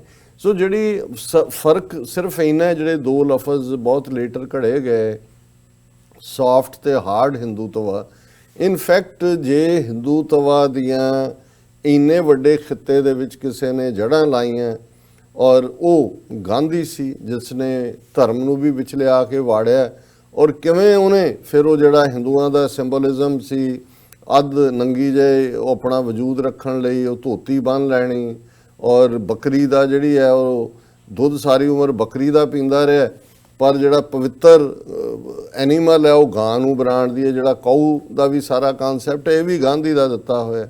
ਔਰ ਇਸੇ ਤਰ੍ਹਾਂ ਉਸ ਨੇ ਵਕਤਨ ਬਾ ਵਕਤਨ ਜਿਹੜਾ ਹਿੰਦੂ ਸਿੰਬੋਲਿਜ਼ਮ ਹੀ ਨਹੀਂ, ਉਹ ਸਾਰੇ ਪਾਰਟ ਨੂੰ ਐਕਸਪਲੋਇਟ ਕੀਤਾ। ਔਰ ਮੈਂ ਸਮਝਦਾ ਹਾਂ ਵੀ ਜਦੋਂ ਗਾਂਧੀ ਦੀ ਅੱਜ ਦੇ ਦਿਨ ਅਸੈਸੀਨੇਸ਼ਨ ਹੋਈ ਤੇ ਜਿਹੜੀ ਟੈਲੀਗ੍ਰਾਮ ਜਿਹੜੇ ਪਾਕਿਸਤਾਨ ਦੇ ਬਾਨੀ ਕਾਇਦੇ ਆਜ਼ਮ ਮੁਹੰਮਦ ਅਲੀ ਜਿਨ੍ਹਾਂ ਦੇ ਨੇ ਭੇਜੀ, ਉਹਨਾਂ ਨੇ ਬਿਲਕੁਲ ਠੀਕ ਇਹ ਲਫ਼ਜ਼ ਕੇ condolences on the death of great Hindu leader Mohandas Karamchand Gandhi. ਉਹ ਕਦੇ ਉਹਨੂੰ ਮਹਾਤਮਾ ਨਹੀਂ ਸੀ ਕਹਿੰਦੇ ਕਿਉਂਕਿ ਉਹ ਹੈ ਵੀ ਨਹੀਂ ਸੀ ਮਹਾਤਮਾ। ਔਰ ਈਵਨ ਲਾਰਡ ਵਾਵਲ ਜਿਹਨੇ ਆਪਣੀ ਡਾਇਰੀ ਦੇ ਵਿੱਚ ਕਿਹਾ ਕਿ ਵੀ I don't know why and how people call him Mahatma, he is a shrewd politician. ਔਰ ਇਹਦੇ 'ਚ ਕੋਈ ਸ਼ੱਕ ਨਹੀਂ ਹੈ ਔਰ ਇਹਦੇ 'ਚ ਹੀ ਅਸੀਂ ਇਹ ਸਮਝਦੇ ਹਾਂ ਕਿ ਵੀ ਗਾਂਧੀ ਦਾ ਇਹ ਇਮੇਜ। ਲੇਕਿਨ ਜਦੋਂ ਤੁਸੀਂ ਇੱਕ ਪਾਸੇ ਕਿਸੇ ਅੱਗ ਨੂੰ ਭੜਕਾ ਦਿੰਦੇ ਹੋ, ਉਹ ਫਿਰਕੂਪਣੇ ਦੀ ਹੋਏ, ਉਹ ਕਿਸੇ ਜਨੂਨ ਦੀ ਹੋਏ, ਤੇ ਨਤੀਜਾ ਇਹੀ ਹੁੰਦਾ ਹੈ ਕਿ ਇੱਕ ਪਾਸੇ ਗਾਂਧੀ ਵਾਪਸ ਹਿੰਦੂ ਧਰਮ ਵੱਲ ਮੁੜ ਕੇ ਉਹ ਸਾਰੇ ਸਿੰਬੋਲਿਜ਼ਮ ਨੂੰ ਇਸਤੇਮਾਲ ਕਰ ਰਿਹਾ ਸੀ ਜਿਨ੍ਹਾਂ ਦੇ ਵਿੱਚ ਈਵਨ ਖਿਲਾਫਤ ਲਹਿਰ ਦੀ ਹਮਾਇਤ ਇੱਕ ਆਪਣੀ ਕਿਸਮ ਦਾ ਅਪਰਚੂਨਿਜ਼ਮ ਸੀ। ਔਰ ਉਸੇ ਪੀਰੀਅਡ 'ਚ ਗਾਂਧੀ ਜਿਹੜਾ 18 ਸਾਲ ਸਾਊਥ ਅਫਰੀਕਾ ਦੇ ਵਿੱਚ ਰਿਹਾ ਔਰ ਇਹ ਜੇ ਉਹਦੇ ਹੁਣ ਬੁੱਤ ਗਾਂਧੀ ਦੇ ਹਟਾਏ ਜਾ ਰਹੇ ਨੇ ਯੂਨੀਵਰਸਿਟੀਆਂ 'ਚ ਜਾਂ ਕਿਤੇ ਜਿੱਥੇ ਕਿ ਪਹਿਲਾਂ ਲੱਗੇ ਸੀ ਕਿ ਭਾਈ ਇਹਦੇ ਤੋਂ ਵੱਡਾ ਕੋਈ ਰੇਸਿਸਟ ਨਹੀਂ ਹੈ, ਕਿਉਂਕਿ ਬਹੁਤ ਵਾਰ ਜਿਹੜਾ ਚੀਜ਼ ਪ੍ਰਚਾਰਿਆ ਜਾਂਦਾ ਹੈ ਗਾਂਧੀ ਫਿਲਮ ਐਟਨਬਰੀ ਨੇ ਉਹ ਸਾਹਮਣੇ ਲਿਆਂਦੀ, ਦੁਨੀਆ ਭਰ 'ਚ ਹੋ ਗਿਆ ਕਿ ਜੀ ਗਾਂਧੀ ਪਤਾ ਨਹੀਂ ਜੀਸਸ ਕ੍ਰਾਈਸਟ ਔਰ ਬੁੱਧ ਦਾ ਅਵਤਾਰ ਸੀ, ਇਸ ਢੰਗ ਨਾਲ ਉਹਦੀ ਮਾਰਕੀਟਿੰਗ ਕੀਤੀ ਗਈ। ਹਾਲਾਂਕਿ ਹਕੀਕਤ ਇਹ ਹੈ ਕਿ Gandhi to the core racist ਸੀ। ਉਹਦਾ 18 ਸਾਲ ਦਾ ਸਾਊਥ ਅਫਰੀਕਾ ਦਾ ਰੈਕਡ ਇਸ ਗੱਲ ਦੀ ਜਿਹੜੀ ਹੈ ਉਹ ਹਾਮੀ ਭਰੇਗਾ। ਉੱਥੇ ਵੀ ਜਿਹੜੀ ਉਹਨੇ ਸਟਰਗਲ ਕੀਤੀ ਉਹ ਇਹ ਨਹੀਂ ਸੀ ਕਿ ਰੇਸਿਜ਼ਮ ਨਾ ਜਾਂ ਇੱਕ ਲਾਅ ਹੋਏ, ਸੈਟ ਆਫ ਲਾਜ਼ ਹੋਏ। ਉਹਦਾ ਇਹ ਕਹਿਣਾ ਸੀ ਕਿ ਇੱਥੇ ਦੋ ਸੈੱਟ ਨੇ ਲਾਅ ਦੇ ਜਿਹਨੂੰ ਅਸੀਂ ਅਪਾਰਥਾਈਡ ਕਹਿੰਦੇ ਹਾਂ, ਔਰ ਜਿਹੜੇ ਸਾਡੇ ਲੋਕ ਨੇ ਕਿਉਂਕਿ ਉੱਥੇ ਗੁਜਰਾਤੀ ਹੀ ਸੀ ਬਹੁਤੇ, ਉਹਨਾਂ ਨੂੰ ਉਹਨਾਂ ਕਾਨੂੰਨਾਂ ਦੇ ਥੱਲੇ ਹੀ ਗਵਰਨ ਕੀਤਾ ਜਾਂਦਾ ਸੀ ਜਿਨ੍ਹਾਂ ਥੱਲੇ ਕਾਲਿਆਂ ਨੂੰ ਕੀਤਾ ਜਾਂਦਾ ਸੀ। ਔਰ ਇਹਦੀ ਸਾਰੀ ਸਟਰਗਲ ਇਸ ਗੱਲ ਦੇ ਉੱਤੇ ਸੀ ਕਿ ਅਸੀਂ ਕਾਲੇ ਨਹੀਂ ਹਾਂ ਔਰ ਇਹ ਤਾਂ ਜਾਲ ਅਨਸਿਵਲਾਈਜ਼ਡ ਲੋਕ ਨੇ ਔਰ ਅਸੀਂ ਜਿਹੜਾ ਇੱਕ ਡਿਫਰੈਂਟ ਕੈਟਾਗਰੀ ਸਾਡੀ ਹੋਏ, ਭਾਵੇਂ ਗੋਰਿਆਂ ਵਾਲੀ ਨਾ ਹੋਏ, ਪਰ ਸਾਨੂੰ ਇਹਨਾਂ ਥੱਲੇ ਗਵਰਨ ਨਾ ਕੀਤਾ ਜਾਏ। ਇਹੀ ਗਾਂਧੀ ਦਾ ਆਰਗੂਮੈਂਟ ਸੀ। ਉਹਨੇ ਕਦੇ ਵੀ ਜਿਹੜਾ ਰੇਸਿਜ਼ਮ ਸੀ ਜਾਂ ਉੱਥੇ ਦੋ ਸੈਟ ਆਫ ਲਾਜ਼ ਸੀ ਉਹਨੂੰ ਉਹਦਾ ਵਿਰੋਧ ਨਹੀਂ। ਇਹੀ ਗੱਲ ਭਾਰਤ ਦੇ ਵਿੱਚ ਤੁਸੀਂ ਦੇਖੋ, ਗਾਂਧੀ ਸਟਾਂਚ ਹਿੰਦੂ, ਹਰੀਜਨ ਲਫ਼ਜ਼ ਵੀ ਉਹਨੇ ਦਿੱਤਾ ਹੈ। ਅਨਟਚੇਬਲਸ ਦੀ ਹਮਦਰਦੀ ਦੀ ਗੱਲ ਬਹੁਤ ਵਾਰ ਲੰਬਾ ਵਕਤ ਇਹ ਭੁਲੇਖਾ ਰਿਹਾ, ਪਰ ਤੁਸੀਂ ਗਾਂਧੀ ਦੀਆਂ ਸਾਰੀਆਂ ਲਿਖਤਾਂ ਨੂੰ complete works of Mahatma Gandhi ਦੇ ਥੱਲੇ ਭਾਰਤ ਦੀ ਇਨਫੋਰਮੇਸ਼ਨ ਐਂਡ ਬ੍ਰੌਡਕਾਸਟਿੰਗ ਮਿਨਿਸਟਰੀ ਨੇ ਪਬਲਿਸ਼ ਕੀਤਾ ਹੈ। ਤੁਹਾਨੂੰ ਇੱਕ ਵੀ ਲਾਈਨ ਐਸੀ ਨਹੀਂ ਮਿਲੇਗੀ ਜਿਹਦੇ 'ਚ ਕਿ ਉਹਨੇ ਕਾਸਟ ਸਿਸਟਮ ਨੂੰ ਕੰਡੈਮ ਕੀਤਾ, ਕਿਉਂਕਿ ਉਹ ਟੂ ਦਾ ਕੋਰ ਹਿੰਦੂ ਸੀ ਔਰ ਹਿੰਦੂਇਜ਼ਮ ਦੀ ਜਿਹੜੀ ਰੀੜ ਦੀ ਹੱਡੀ ਹੈ ਉਹ ਕਾਸਟ ਸਿਸਟਮ ਹੈ, ਵਰਨ ਆਸ਼ਰਮ, ਬ੍ਰਾਹਮਣ, ਕਸ਼ਤਰੀ, ਵੈਸ਼, ਸ਼ੂਦਰ। ਉਹਦੀ ਸਿਰਫ ਤੇ ਸਿਰਫ ਜਿਹੜੀ ਆਰਗੂਮੈਂਟ ਰਹੀ ਹੈ ਉਹ ਇਹੀ ਸੀ ਕਿ ਸ਼ੂਦਰਾਂ ਦੇ ਨਾਲ ਚੰਗਾ ਸਲੂਕ ਹੋਣਾ ਚਾਹੀਦਾ, ਸ਼ੂਦਰ ਸ਼ੂਦਰ ਹੀ ਰਹਿਣ, ਬ੍ਰਾਹਮਣ ਬ੍ਰਾਹਮਣ ਹੀ ਰਹਿਣ। ਉਹ ਕਹਿੰਦੇ ਸੀ ਕਿ ਇਹ ਉਹ ਨੈਟਵਰਕ ਹੈ ਜਿਹਨੇ ਭਾਰਤੀ ਸੱਭਿਅਤਾ ਨੂੰ ਸੇਵ ਕੀਤਾ ਹੈ। ਜੇ ਇਹ ਨਾ ਹੁੰਦਾ ਤਾਂ ਸਾਡੀ ਸਭਿਅਤਾ ਨਾ ਹੁੰਦੀ। ਸੋ ਇਸ ਸਭ ਦੇ ਬਾਵਜੂਦ ਜੇ ਗਾਂਧੀ ਅਲਟੀਮੇਟਲੀ ਉਸ ਨੱਥੂਰਾਮ ਗੋਡਸੇ ਦੀਆਂ ਗੋਲੀਆਂ ਦਾ ਸ਼ਿਕਾਰ ਹੁੰਦਾ ਹੈ, ਜਿਹੜਾ ਨੱਥੂਰਾਮ ਗੋਡਸੇ ਸਾਵਰਕਰ ਦਾ ਚੇਲਾ ਹੈ, ਇਹ ਉਹੀ ਸਾਵਰਕਰ ਹੈ ਜਿਹਨੇ ਟੂ ਨੇਸ਼ਨ ਥਿਊਰੀ ਦੀ ਗੱਲ ਕੀਤੀ। ਇਹ ਉਸ ਪੀਰੀਅਡ ਦੇ ਵਿੱਚ ਜਦੋਂ 1920 ਦੇ ਵਿੱਚ ਇੱਕ ਪਾਸੇ ਡਾਕਟਰ ਹੈਡਗਵੇਅਰ ਔਰ ਸਾਵਰਕਰ ਉਹ ਆਰਐਸਐਸ ਦੀ ਨੀਂਹ ਰੱਖ ਰਹੇ ਸੀ। ਸਾਵਰਕਰ ਉਸੇ ਲਾਈਨ ਦੇ ਉੱਤੇ ਤੁਰਦਾ ਅਲਟੀਮੇਟਲੀ ਹਿੰਦੂ ਮਹਾਸਭਾ ਦਾ ਪ੍ਰਧਾਨ ਵੀ ਬਣਿਆ। ਭਾਵੇਂ ਸਾਵਰਕਰ ਦਾ ਆਪਣਾ ਪਿਛੋਕੜ 19ਵੀਂ ਸਦੀ ਦੇ ਅਖੀਰ 'ਚ ਇੱਕ ਆਰਮਡ ਰੈਵੋਲੂਸ਼ਨਰੀ ਵਾਲਾ ਸੀ, 20ਵੀਂ ਸਦੀ ਦੀ ਬਿਗਨਿੰਗ ਤੱਕ ਪਹੁੰਚਦੇ ਆ, ਪਰ ਉਸ ਦਾ ਇੱਕ ਬੜਾ ਮਲਟੀਪਲ ਜਿਹਾ ਉਸ ਦਾ ਸਾਰਾ ਕਰੈਕਟਰ ਸਾਹਮਣੇ ਆਉਂਦਾ ਹੈ। ਕਾਲੇ ਪਾਣੀ ਦੀ ਜੇਲ੍ਹ 'ਚ ਵੀ ਉਹਨੂੰ ਰੱਖਿਆ, ਉੱਥੋਂ ਮਾਫੀ ਮੰਗ ਕੇ ਵੀ ਆ ਜਾਂਦਾ, ਅੰਗਰੇਜ਼ਾਂ ਦੀ ਤਾਰੀਫ ਵੀ ਕਰਦਾ ਹੈ। ਲੇਕਿਨ ਇਹਦੇ 'ਚ ਕੋਈ ਸ਼ੱਕ ਨਹੀਂ ਹੈ ਕਿ ਹਿੰਦੂਤਵਾ ਦਾ ਜੇ ਆਈਡੀਓਲੋਜੀਕਲ ਕੋਈ ਫਾਦਰ ਹੈ, ਆਈਡੀਆਲੋਗ, ਤੇ ਉਹ ਸਾਵਰਕਰ ਹੈ। ਹਾਲਾਂਕਿ ਆਰਐਸਐਸ ਦਾ ਫਾਊਂਡਰ ਡਾਕਟਰ ਹੈਡਗਵੇਅਰ ਔਰ ਗੋਲਵਲਕਰ, ਇਹਨਾਂ ਦਾ ਇੱਕ ਆਪਣਾ ਰੋਲ ਹੈ, ਔਰ ਅਲਟੀਮੇਟਲੀ ਗੋਲਵਲਕਰ ਦੀ ਆਰਐਸਐਸ ਹੀ ਅੱਜ ਉਹਦੇ ਹੀ ਮੋਦੀ ਅਮਿਤ ਸ਼ਾਹ ਦਿੱਲੀ ਤਖਤ ਦੇ ਉੱਤੇ ਬੈਠੇ ਨੇ, ਨਾਗਪੁਰ ਹੈੱਡਕੁਆਟਰ ਵਾਲਾ। ਪਰ ਇਹ ਦੋਨੋਂ ਹੀ ਇੰਟਰਚੇਂਜੇਬਲ ਵੀ ਰਹੇ। ਨਥੂਰਾਮ ਗੋਡਸੇ ਦਾ ਸਬੰਧ ਜਾਂ ਜਿਹੜੀ ਅਖਬਾਰ ਮਰਾਠੀ ਜ਼ਬਾਨ 'ਚ ਕੱਢਦੇ ਰਹੇ, ਜਾਂ ਉਹਦਾ ਈਵਨ ਭਰਾ ਵੀ ਗੋਪਾਲ ਗੋਡਸੇ ਜਿਹਨੂੰ ਉਮਰ ਕੈਦ ਇਸ ਕੇਸ ਹੋਈ ਸੀ, ਇਹਨਾਂ ਦਾ ਆਰਐਸਐਸ ਨਾਲ ਸਬੰਧ ਸੀ। ਲੇਕਿਨ ਸਾਵਰਕਰ ਨੂੰ ਇਹ ਆਉਣ ਤੋਂ ਪਹਿਲਾਂ ਗੋਡਸੇ ਜਦੋਂ ਕਿ ਉਹ ਸਾਵਰਕਰ ਨੂੰ ਮਿਲਿਆ, ਔਰ ਇਹ ਸਾਰੀ ਕੰਸਪੀਰੇਸੀ ਔਰ ਈਵਨ ਇਸ ਮਰਡਰ ਕੰਸਪੀਰੇਸੀ 'ਚ ਸਾਵਰਕਰ ਦਾ ਸੈਂਟਰਲ ਰੋਲ ਹੈ। ਹਾਲਾਂਕਿ ਜਦੋਂ ਹੁਣੇ 30 ਜਨਵਰੀ 1948 ਦੇ ਵਿੱਚ 5:17 ਤੇ ਗਾਂਧੀ ਦਾ ਮਰਡਰ ਹੁੰਦਾ ਹੈ ਬਿਰਲਾ ਮੰਦਿਰ ਦੇ ਅੰਦਰ, ਔਰ 10 ਫਰਵਰੀ 1949 ਨੂੰ ਲਗਭਗ 1 ਸਾਲ ਔਰ 1 ਮਹੀਨੇ ਬਾਅਦ ਇਸ ਦਾ ਫੈਸਲਾ ਦਿੱਲੀ ਦੇ ਵਿੱਚ, ਜਿੱਥੇ ਲਾਲ ਕਿਲੇ ਦੇ ਵਿੱਚ ਹੀ ਅਦਾਲਤ ਲੱਗਦੀ ਹੈ, ਸੁਣਾਇਆ ਜਾਂਦਾ ਹੈ। ਔਰ 2 ਨਥੂਰਾਮ ਗੋਡਸੇ ਔਰ ਨਾਰਾਇਣ ਆਪਟੇ ਨੂੰ ਫਾਂਸੀ ਦੀ ਸਜ਼ਾ ਸੁਣਾਈ ਜਾਂਦੀ ਹੈ। ਵਿਸ਼ਨੂੰ ਕਰਕਰੇ, ਮਦਨ ਲਾਲ ਪਾਵਾ, ਗੋਪਾਲ ਗੋਡਸੇ ਜਿਹੜਾ ਨਥੂਰਾਮ ਗੋਡਸੇ ਦਾ ਭਰਾ ਸੀ, ਸ਼ੰਕਰ ਕਿਸਟਿਆ, ਦੱਤਾਤਰੇਆ ਨੂੰ ਉਮਰ ਕੈਦ ਦਿੱਤੀ ਜਾਂਦੀ। ਔਰ ਸਾਵਰਕਰ ਜਿਹੜਾ ਕਿ ਕੈਦ ਦੇ ਵਿੱਚ ਸੀ ਕਿਉਂਕਿ ਮੇਨ ਕੰਸਪੀਰੇਟਰ ਸੀ, ਉਹਨੂੰ ਸਬੂਤਾਂ ਦੀ ਘਾਟ ਦੇ ਉੱਤੇ, ਲੈਕ ਆਫ ਐਵੀਡੈਂਸ ਨੂੰ ਕਿਹਾ ਜਾਂਦਾ ਹੈ, ਉਹਨੂੰ ਬਰੀ ਕਰ ਦਿੱਤਾ ਜਾਂਦਾ ਹੈ। ਔਰ ਦੇਖਣ ਵਾਲੀ ਗੱਲ ਇਹ ਹੈ ਕਿ ਜਿਉਂ ਹੀ ਇਹ ਫੈਸਲਾ ਸੁਣਾਇਆ ਜਾਂਦਾ, ਕਿਉਂਕਿ ਅੱਜ ਜਦੋਂ ਅਸੀਂ ਦੇਖ ਰਹੇ ਹਾਂ ਕਿ ਠੀਕ 30 ਜਨਵਰੀ ਵਾਲੇ ਦਿਨ ਹੀ ਦੁਪਹਿਰੇ 1 ਵਜੇ ਇੱਕ ਉਸੇ ਤਰ੍ਹਾਂ ਦਾ ਹੀ ਨਥੂਰਾਮ ਗੋਡਸੇ ਔਰ ਆਰਐਸਐਸ ਦਾ ਬੰਦਾ ਰਾਮ ਭਗਤ ਗੋਪਾਲ, ਜਿਹਦੀ ਫੇਸਬੁੱਕ ਪ੍ਰੋਫਾਈਲ ਦੇ ਉੱਤੇ ਉਹ ਕਹਿੰਦਾ ਮੈਂ ਬਜਰੰਗ ਦਲ ਦਾ ਮੈਂਬਰ ਹਾਂ, ਬਜਰੰਗ ਦਲ ਆਰਐਸਐਸ ਦੀ ਜਿਹੜੀ ਹੈ ਆਊਟਫਿਟ ਹੈ, ਔਰ ਉਸ ਦੀ ਫੇਸਬੁੱਕ ਪ੍ਰੋਫਾਈਲ ਪਿਕਚਰ ਦੇ ਉੱਤੇ ਇੱਕ ਬੰਦੂਕ ਔਰ ਵੱਡੀ ਤਲਵਾਰ ਹੈ। ਔਰ ਉਹ ਠੀਕ 1 ਵਜੇ ਜਿਹੜਾ ਉਹ ਜਾਮੀਆ ਮਿਲੀਆ ਯੂਨੀਵਰਸਿਟੀ ਦੇ ਸਾਹਮਣੇ ਆ ਕੇ ਫਾਇਰਿੰਗ ਕਰਦਾ, ਔਰ ਨਾਲ ਹੀ ਇਹ ਕਹਿੰਦਾ, ਪਹਿਲਾਂ ਇੱਕ ਗੰਦੀ ਗਾਲ ਕੱਢਦਾ, ਫਿਰ ਕਹਿੰਦਾ ਆ ਲੋ ਤੁਹਾਨੂੰ ਮੈਂ ਆਜ਼ਾਦੀ ਦੇ ਰਿਹਾ। ਔਰ ਆਪਣੀ ਫੇਸਬੁੱਕ ਪ੍ਰੋਫਾਈਲ ਦੇ ਉੱਤੇ ਵੀ ਉਹ ਕਹਿੰਦਾ ਇਹ ਜਿਹੜਾ ਕਿ ਜਦੋਂ ਮੇਰੀ ਲਾਸ਼ ਨੂੰ ਲਿਜਾਇਆ ਜਾਏਗਾ ਸੰਸਕਾਰ ਲਈ, ਉਸ ਨੂੰ ਭਗਵੇ ਦੇ ਵਿੱਚ ਲਪੇਟਿਆ ਜਾਏ, ਭਗਵੇ ਰੰਗ ਦੇ ਵਿੱਚ, ਔਰ ਜੈ ਸ਼੍ਰੀ ਰਾਮ ਦੇ ਨਾਰੇ ਲਾਏ ਜਾਣ। ਔਰ ਨਾਲ ਹੀ ਉਹ ਕਹਿੰਦਾ ਕਿ ਸ਼ਾਹੀਨ ਬਾਗ ਦਾ ਖੇਲ ਜਿਹੜਾ ਉਹ ਖਤਮ ਹੋ ਗਿਆ।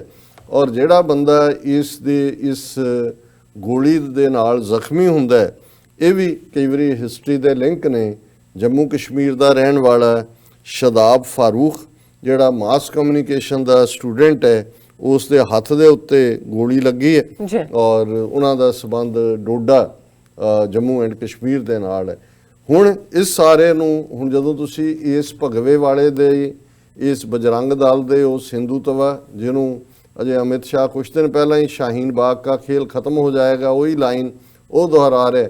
ਔਰ ਜਿਉਂ ਹੀ ਜੱਜ ਜਿਹੜਾ ਉਹ ਨਥੂਰਾਮ ਗੋਡਸੇ ਔਰ ਵਿਸ਼ਨੂੰ ਆਪਟੇ ਨੂੰ ਮੌਤ ਦੀ ਸਜ਼ਾ ਦਿੰਦਾ ਹੈ, ਜਿਹੜੇ ਉਹਨੇ ਨਾਰੇ ਲਾਏ, ਔਰ ਜੋ ਅੱਜ ਮਾਹੌਲ ਹੈ ਉਹਨੂੰ ਤੁਸੀਂ ਦੇਖ ਸਕਦੇ। ਉਹਦੇ ਨਾਰੇ ਸੀ ਹਿੰਦੂ ਧਰਮ ਕੀ ਜੈ, ਤੋੜ ਕੇ ਰਹੇਂਗੇ ਪਾਕਿਸਤਾਨ। ਇਹ ਔਨ ਰੈਕਰਡ ਹੈ ਕਿਉਂਕਿ ਕੋਰਟ ਦੀ ਕਾਰਵਾਈ ਸੀ।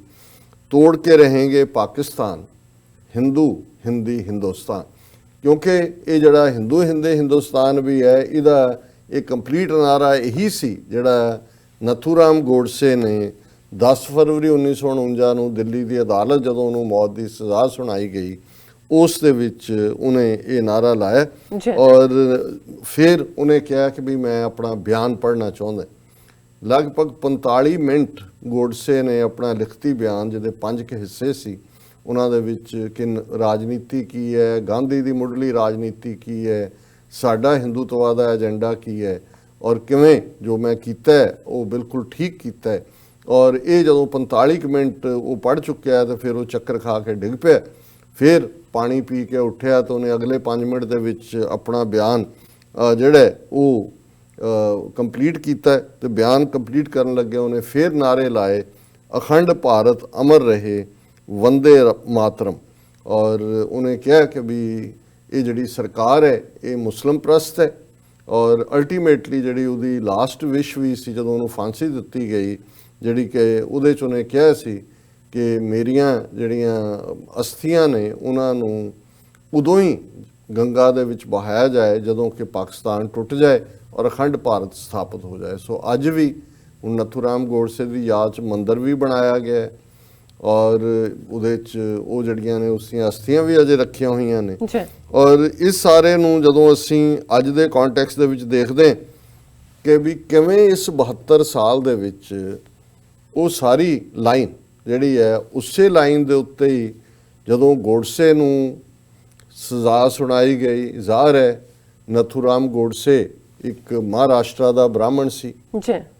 ਹੁਣ ਬਹੁਤ ਵਾਰ ਜਦੋਂ ਨਵੰਬਰ 84 ਦੀ ਸਿੱਖ ਨਸਲਕੁਸ਼ੀ ਦਾ ਜ਼ਿਕਰ ਕੀਤਾ ਜਾਂਦਾ ਹੈ ਤੇ ਇਹ ਕਿਹਾ ਜਾਂਦਾ ਹੈ ਕਿ ਜੀ ਇੰਦਰਾ ਗਾਂਧੀ ਬਹੁਤ ਵੱਡੀ ਲੀਡਰ ਸੀ ਤੇ ਸਿੱਖਾਂ ਨੇ ਉਹਨੂੰ ਮਾਰਿਆ। ਸੋ ਲੋਕਾਂ ਦੇ ਵਿੱਚ ਬਹੁਤ ਗੁੱਸਾ ਸੀ ਕਿਉਂਕਿ ਇੰਦਰਾ ਗਾਂਧੀ ਮਹਾਤਮਾ ਗਾਂਧੀ ਨਾਲੋਂ ਤਾਂ ਵੱਡੀ ਨਹੀਂ ਸੀ, ਇਹਨਾਂ ਦੇ ਮਹਾਤਮਾ ਨਾਲੋਂ। ਤੇ ਮਹਾਤਮਾ ਗਾਂਧੀ ਜਿਹੜਾ ਇਹਨਾਂ ਦਾ, ਮੈਂ ਮਹਾਤਮਾ ਇਸ ਲਈ ਕਹਿ ਰਿਹਾ ਕਿਉਂਕਿ ਇਹਨਾਂ ਦਾ ਉਹਦੇ ਮਾਰੇ ਜਾਣ ਤੋਂ ਬਾਅਦ ਕਿੰਨੇ ਕੁ ਮਹਾਰਾਸ਼ਟਰ ਦੇ ਮਰਾਠੇ ਬ੍ਰਾਹਮਣਾਂ ਦੇ ਖਿਲਾਫ ਹਿੰਸਾ ਹੋਈ, ਕਿੰਨੇ ਕੁ ਕਤਲ ਹੋਏ, ਕਿੰਨਿਆਂ ਕੁ ਦੇ ਘਰ ਸਾੜੇ ਗਏ ਕਿ ਤੁਸੀਂ ਸਾਡੇ ਇਸ ਰਾਸ਼ਟਰ ਪਿਤਾ ਨੂੰ, ਫਾਦਰ ਆਫ ਦਾ ਨੇਸ਼ਨ ਨੂੰ ਬ੍ਰਾਹਮਣਾਂ ਨੇ ਮਾਰ ਦਿੱਤਾ ਹੈ, ਮਰਾਠਿਆਂ ਨੇ। ਸੋ ਜ਼ਾਹਿਰ ਤੌਰ ਦੇ ਉੱਤੇ ਨਥੂਰਾਮ ਗੋਡਸੇ ਉਦੋਂ ਵੀ ਜਿਹੜਾ ਉਸ ਜਿਸ ਐਕਟ ਨੂੰ ਉਹਨੇ ਕੀਤਾ ਉਹ ਬਿਲਕੁਲ ਪਲੈਨਡ ਔਰ ਉਸ ਆਈਡੀਓਲੋਜੀ ਵੱਲ ਇਸ਼ਾਰਾ ਸੀ। ਹਾਲਾਂਕਿ ਉਸ ਪੀਰੀਅਡ ਦੇ ਵਿੱਚ ਇੰਡੀਅਨ ਨੈਸ਼ਨਲ ਕਾਂਗਰਸ ਜਿਹੜੀ ਕਿ ਨਹਿਰੂ ਦੇ ਉਸ ਅਗਵਾਈ ਦੇ ਵਿੱਚ ਔਰ ਪਟੇਲ ਹੋਮ ਮਿਨਿਸਟਰ ਸੀ। ਇਹ ਹੁਣ ਇੱਕ ਵੱਖਰੀ ਕਹਾਣੀ ਹੈ ਕਿ 15 ਸਾਲ ਇਹ ਚਾਰਜ ਲੱਗਦਾ ਰਿਹਾ ਪਟੇਲ ਦੇ ਉੱਤੇ ਵੀ। ਹਾਲਾਂ ਪਟੇਲ ਵੀ ਕੁਝ ਸਾਲਾਂ ਬਾਅਦ ਮਰ ਗਏ ਕਿ ਗਾਂਧੀ ਦੇ ਕਤਲ ਦੀ ਜਿਹੜੀ ਲਾਈਨ ਹੈ ਉਹ ਭਾਰਤ ਦੀਆਂ ਇੰਟੈਲੀਜੈਂਸ ਏਜੰਸੀਆਂ ਦੱਸ ਰਹੀਆਂ ਸੀ। ਅੱਗੇ ਵੀ 3-4 ਵਾਰ ਉਸ ਦੇ ਉੱਤੇ ਡਿਫਰੈਂਟ ਥਾਵਾਂ ਤੇ ਅਟੈਕ ਹੋ ਰਹੇ ਸੀ, ਪਰ ਪਟੇਲ ਨੇ ਨਹਿਰੂ ਦੀ ਮਰਜ਼ੀ ਦੇ ਨਾਲ ਜਾਂ ਉਹਦੀ ਬਿਨਾਂ ਉਸ ਨੂੰ ਦਬਾਈ ਰੱਖਿਆ। ਔਰ ਜੈ ਪ੍ਰਕਾਸ਼ ਨਾਰਾਇਣ ਜਿਹੜਾ ਬਹੁਤ ਵੱਡਾ ਲੀਡਰ ਉੱਭਰਿਆ ਬਾਅਦ ਦੇ ਵਿੱਚ, ਉਹਨੇ ਟੋਟਲ ਰੈਵੋਲੂਸ਼ਨ ਦੇ ਨਾਂ ਥੱਲੇ ਇੰਦਰਾ ਗਾਂਧੀ ਦਾ ਤਖਤਾ ਪਲਟਿਆ, ਐਮਰਜੈਂਸੀ ਲਾਈ ਉਹਨੇ ਔਰ ਬਾਅਦ ਜਨਤਾ ਪਾਰਟੀ ਦੀ ਸਰਕਾਰ ਬਣੀ। ਉਹ ਹਮੇਸ਼ਾ ਗਾਂਧੀ ਦੇ ਮਰਡਰ ਦੇ ਲਈ ਪਟੇਲ ਨੂੰ ਦੋਸ਼ੀ ਠਹਿਰਾਉਂਦਾ ਸੀ। ਹੁਣ ਉਹੀ ਪਟੇਲ ਅੱਜ ਬੇਸ਼ੱਕ ਉਹ ਕਾਂਗਰਸ ਦੇ ਵਿੱਚ ਬੈਠਾ ਸੀ, ਹੋਮ ਮਿਨਿਸਟਰ ਸੀ, ਲੇਕਿਨ ਉਹਦੀ ਵੀ ਧੋਤੀ ਦੇ ਥੱਲੇ ਖਾਕੀ ਨਿੱਕਰ ਸੀ। ਔਰ ਅਸੀਂ ਦੇਖਦੇ ਹਾਂ ਕਿ ਇਹ ਕਿਵੇਂ ਆਰਐਸਐਸ ਨੇ, ਜਿਨ੍ਹਾਂ ਦੇ ਕੋਲ ਅੰਦਰੂਨੀ ਇਨਫੋਰਮੇਸ਼ਨ ਵੀ ਇਹ ਸਾਰੇ ਲਿੰਕਸ ਦੀ ਹੋਏਗੀ, ਕਿ ਉਹਨਾਂ ਨੇ ਪਟੇਲ ਦਾ ਕਿੰਨਾ ਵੱਡਾ ਬੁੱਤ ਸਥਾਪਿਤ ਕੀਤਾ। ਗਾਂਧੀ ਦੀ ਸਮਾਧੀ ਤੇ ਜਾ ਕੇ ਹਾਰ ਰੱਖਣਾ ਜਾਂ ਇਹਨਾਂ ਦੀ ਮਜਬੂਰੀ ਹੈ, ਕਿਉਂਕਿ ਅਜੇ ਤੱਕ ਹਿੰਦੂ ਰਾਸ਼ਟਰ ਐਲਾਨ ਕੇ ਉਹਨਾਂ ਨੇ ਉਹਦੀ ਸਮਾਧ ਲੈਵਲ ਨਹੀਂ ਕੀਤੀ। ਲੇਕਿਨ ਇਹਨਾਂ ਦਾ ਕਲਚਰ ਆਰਐਸਐਸ ਦਾ, ਇਹਦੇ ਬਾਵਜੂਦ ਕਿ ਗਾਂਧੀ ਨੇ 800 ਸਾਲ ਬਾਅਦ ਜਿਹੜਾ ਇੰਨਾ ਵੱਡਾ ਹਿੰਦੂ ਰਾਸ਼ਟਰ ਬਣਾ ਕੇ ਇਹਨਾਂ ਦੇ ਹਵਾਲੇ ਕਰ ਦਿੱਤਾ ਰਾਮ ਰਾਜ ਦੇ ਫਰਾਡ ਥੱਲੇ, ਲੇਕਿਨ ਇਹਨਾਂ ਦੀ ਐਕਸੈਪਟੇਬਿਲਟੀ ਨਹੀਂ ਹੋਈ ਕਿਉਂਕਿ ਇਹਨਾਂ ਦੇ ਜ਼ਿਹਨ ਦੇ ਵਿੱਚ ਉਹੀ ਸਾਵਰਕਰ ਦਾ, ਜਿੱਥੇ ਕਿ ਉਹ ਇਹ ਗੱਲ ਕਹਿੰਦਾ ਕਿ ਜੋ ਹੱਲ ਨਾਜ਼ੀਆਂ ਨੇ ਘੱਟ ਗਿਣਤੀਆਂ ਦਾ ਕੱਢਿਆ ਜਰਮਨੀ ਦੇ ਵਿੱਚ ਯਹੂਦੀਆਂ ਦਾ ਇਹੀ ਹੱਲ ਭਾਰਤ ਦੇ ਵਿੱਚ ਹੈ। ਉਹੀ ਗੋਲਵਲਕਰ ਔਰ ਇਹ ਜਿਹੜਾ ਉਹਦਾ ਨਾਰਾ, ਜਿਹੜਾ ਗੋਲਵਲਕਰ ਦਾ ਔਰ ਸਾਵਰਕਰ ਦਾ ਹੀ ਨਾਰਾ ਸੀ, ਨਥੂਰਾਮ ਗੋਡਸੇ ਨੇ ਜਿਹੜੇ ਲਾਏ ਕਿ ਤੋੜ ਕੇ ਰਹੇਂਗੇ ਪਾਕਿਸਤਾਨ, ਹਿੰਦੂ ਹਿੰਦੀ ਹਿੰਦੁਸਤਾਨ। ਸੋ ਅੱਜ ਤੁਸੀਂ ਜਿਨ੍ਹਾਂ ਦੇ ਹੱਥ ਪਾਵਰ ਆਈ ਹੈ, 2014 'ਚ ਪਹਿਲੀ ਵਾਰ ਹਕੂਮਤ ਬਣੀ, ਹੁਣ 2019 'ਚ ਜੇ ਤੁਸੀਂ ਇਹਨਾਂ ਦੀਆਂ ਨੀਤੀਆਂ ਦੇਖੋ ਤੇ ਅੱਜ ਉਸ ਲੈਵਲ ਤੱਕ ਇਹ ਪਹੁੰਚ ਗਏ ਨੇ। ਔਰ ਪਿਛਲੇ ਦਿਨਾਂ 'ਚ 26 ਜਨਵਰੀ ਦੇ ਮੌਕੇ NCC ਔਰ ਦੂਸਰਿਆਂ ਦੇ ਵੀ ਜਿਹੜੀਆਂ ਰਿਪਬਲਿਕ ਡੇ ਮਨਾਇਆ ਗਿਆ, ਇਹ ਗੱਲ ਮੋਦੀ ਨੇ ਕਹੀ ਕਿ ਸਾਡੀਆਂ 3 ਜੰਗਾਂ ਪਹਿਲਾਂ ਪਾਕਿਸਤਾਨ 'ਚ ਹੋਈਆਂ, ਪਾਕਿਸਤਾਨ ਨਾਲ ਹੋਈਆਂ, ਅਸੀਂ ਸਾਰੀਆਂ ਜਿੱਤੀਆਂ। ਹੁਣ ਵੀ ਅਸੀਂ ਪਾਕਿਸਤਾਨ ਨਾਲ ਜੇ ਜੰਗ ਹੋਈ ਤਾਂ 8-10 ਦਿਨਾਂ 'ਚ ਕੰਮ ਮੁਕਾ ਦੇਵਾਂਗੇ। ਸੋ ਜਦੋਂ ਅਸੀਂ ਇਹ ਕਹਿੰਦੇ ਹਾਂ ਕਿ ਇਹ ਜਿਹੜਾ ਡੇਂਜਰ ਹੈ ਜੰਗ ਦਾ ਉਸ ਖਿੱਤੇ ਦੇ ਵਿੱਚ, ਜਿਹੜੀ ਅਲਟੀਮੇਟਲੀ ਤਬਾਹੀ ਦਾ ਵਾਇਸ ਬਣੇਗੀ, ਉਹ ਵਰਚੁਅਲ ਨਹੀਂ ਹੈ, ਉਹ ਕੋਈ ਵੋਟਾਂ ਲੈਣ ਲਈ ਨਹੀਂ ਹੈ। ਜੇ ਗੋਡਸੇ ਦੀਆਂ ਅੱਜ ਅਰਥੀਆਂ ਵੀ ਜਿਹੜੀਆਂ ਨੇ ਅਸਥੀਆਂ ਵੀ ਪਈਆਂ ਹੋਈਆਂ ਨੇ, ਬੋਨਸ, ਔਰ ਇਹਨਾਂ ਦਾ ਏਜੰਡਾ ਵੀ ਉਸ ਪਾਸੇ ਵੱਲ ਜਾ ਰਿਹਾ। ਇਹਨਾਂ ਨੇ ਆਲਰੇਡੀ ਬਾਲਾਕੋਟ ਵਾਲੀ ਘਟਨਾ ਕਰਕੇ ਜਿਹੜਾ ਉਹ ਜੰਗ ਦੀ ਜਿਹੜੀ ਹੈ ਉਹ ਆਮਦ ਨੂੰ ਸੱਦਾ ਦੇ ਦਿੱਤਾ ਸੀ। ਔਰ ਜਿਸ ਅੰਦਾਜ਼ ਦੇ ਵਿੱਚ ਜੋ ਕੁਛ ਇਹਨਾਂ ਨੇ ਕਸ਼ਮੀਰ 'ਚ ਕੀਤਾ ਹੈ, ਜੋ ਅੱਜ ਸਿਟੀਜ਼ਨਸ਼ਿਪ ਅਮੈਂਡਮੈਂਟ ਐਕਟ ਔਰ ਫਿਰ ਬਾਅਦ 'ਚ ਦੂਸਰੇ NRC ਔਰ NRA ਦੇ ਥੱਲੇ ਕਰਨ ਜਾ ਰਹੇ ਨੇ, ਔਰ ਜਿਸ ਅੰਦਾਜ਼ ਦੇ ਵਿੱਚ, ਕਿਉਂਕਿ ਜੋ ਅੱਜ ਵਾਕਿਆ ਜਾਮੀਆ ਮਿਲੀਆ ਇਸਲਾਮੀਆ ਦੇ ਸਟੂਡੈਂਟਸ ਦੇ ਨਾਲ ਇਸ ਬਜਰੰਗ ਦਲ ਦੇ ਹਿੰਦੂਤਵੀ ਨੇ ਕੀਤਾ, ਪਿਛਲੇ ਕੱਲ ਸ਼ਾਹੀਨ ਬਾਗ ਦੇ ਵਿੱਚ ਵੀ ਇੱਕ ਜਿਹੜਾ ਹਥਿਆਰਬੰਦ ਗੁੰਡਾ ਹਿੰਦੂਤਵੀ ਉਹ ਸਟੇਜ ਦੇ ਉੱਤੇ ਚੜ੍ਹ ਗਿਆ ਸੀ, ਧਮਕੀ ਦੇ ਰਿਹਾ ਸੀ ਕਿ ਵੀ ਇਹਨੂੰ ਖਤਮ ਕਰੋ। ਉਹ ਉਹਨਾਂ ਨੇ ਜਿਹੜਾ ਉਹਨੂੰ ਓਵਰਪਾਵਰ ਕੀਤਾ, ਜਿਹੜੇ ਪ੍ਰੋਟੈਸਟਰ ਸੀ। ਔਰ ਅੱਜ ਅਸੀਂ ਦੇਖ ਰਹੇ ਹਾਂ ਵੀ ਇਹ ਕਿਵੇਂ ਹਰ ਚੀਜ਼, ਜੇ ਗਾਂਧੀ ਦਾ ਮਰਡਰ ਉੱਥੇ ਹੀ ਪਟੇਲ ਬੈਠਾ ਹੈ, ਉੱਥੇ ਹੀ ਨਹਿਰੂ ਬੈਠਾ ਹੈ, ਜੇ ਨਹਿਰੂ ਨੂੰ ਨਾ ਵੀ ਕਿਹਾ ਜਾਏ, ਹਾਲਾਂਕਿ ਗਾਂਧੀ ਦੇ ਅਖੀਰਲੇ ਦਿਨਾਂ 'ਚ ਰਿਲੇਸ਼ਨਸ਼ਿਪ ਨਹਿਰੂ ਦੇ ਨਾਲ ਵੀ ਖਟਾਸ ਵਾਲੀ ਸੀ, ਸਾਵਰ ਸੀ। ਪਟੇਲ ਤਾਂ ਉਹਨੂੰ ਦੇਖ ਕੇ ਰਾਜੀ ਨਹੀਂ ਸੀ, ਕਿਉਂਕਿ ਪਟੇਲ ਵੀ ਜਿਹੜਾ ਹਿੰਦੂਤਵਾ ਦਾ ਹੀ ਵਿੱਚ ਬੈਠਾ ਬੰਦਾ, ਉਹਨੂੰ ਇਹ ਟੋਲਰੇਟ ਹੀ ਨਹੀਂ ਸੀ ਹੋ ਰਿਹਾ ਕਿ ਵੀ ਇਹ ਪਾਕਿਸਤਾਨ ਦੀ ਮੰਗ ਕਿਵੇਂ ਜਿਹੜੀ ਹੈ ਉਹ ਮੰਨੀ ਗਈ ਹੈ। ਸੋ ਅੱਜ ਵੀ ਉਹਨਾਂ ਹਾਲਾਤਾਂ 'ਚ ਤੁਸੀਂ ਦੇਖੋ, ਜਦੋਂ ਅਸੀਂ ਕਹਿੰਦੇ ਹਾਂ ਕਿ ਇਤਿਹਾਸ ਆਪਣੇ ਆਪ ਨੂੰ ਦੁਹਰਾਉਂਦਾ ਹੈ, ਇਸੇ ਲਈ ਕਿ ਨਾ ਉਸ ਦੌਰ ਦੇ ਵਿੱਚ ਅਕਲ ਤੋਂ ਕੰਮ ਲਿਆ ਗਿਆ ਸੀ, ਕਿਵੇਂ ਹਿੰਦੂਤਵਾ ਦਾ ਇੱਕ ਨੈਰੇਟਿਵ ਬਿਲਟ ਕੀਤਾ ਗਿਆ, ਤੇ 72 ਸਾਲ ਬਾਅਦ ਤਾਂ ਅੱਜ ਇਹਨਾਂ ਲੋਕਾਂ ਦੇ ਹੱਥ 'ਚ ਪੋਲੀਟੀਕਲ ਪਾਵਰ ਹੈ ਔਰ ਉਸ ਦਾ ਇਸਤੇਮਾਲ ਹਰ ਲੈਵਲ ਦੇ ਉੱਤੇ ਕਰ ਰਹੇ ਨੇ।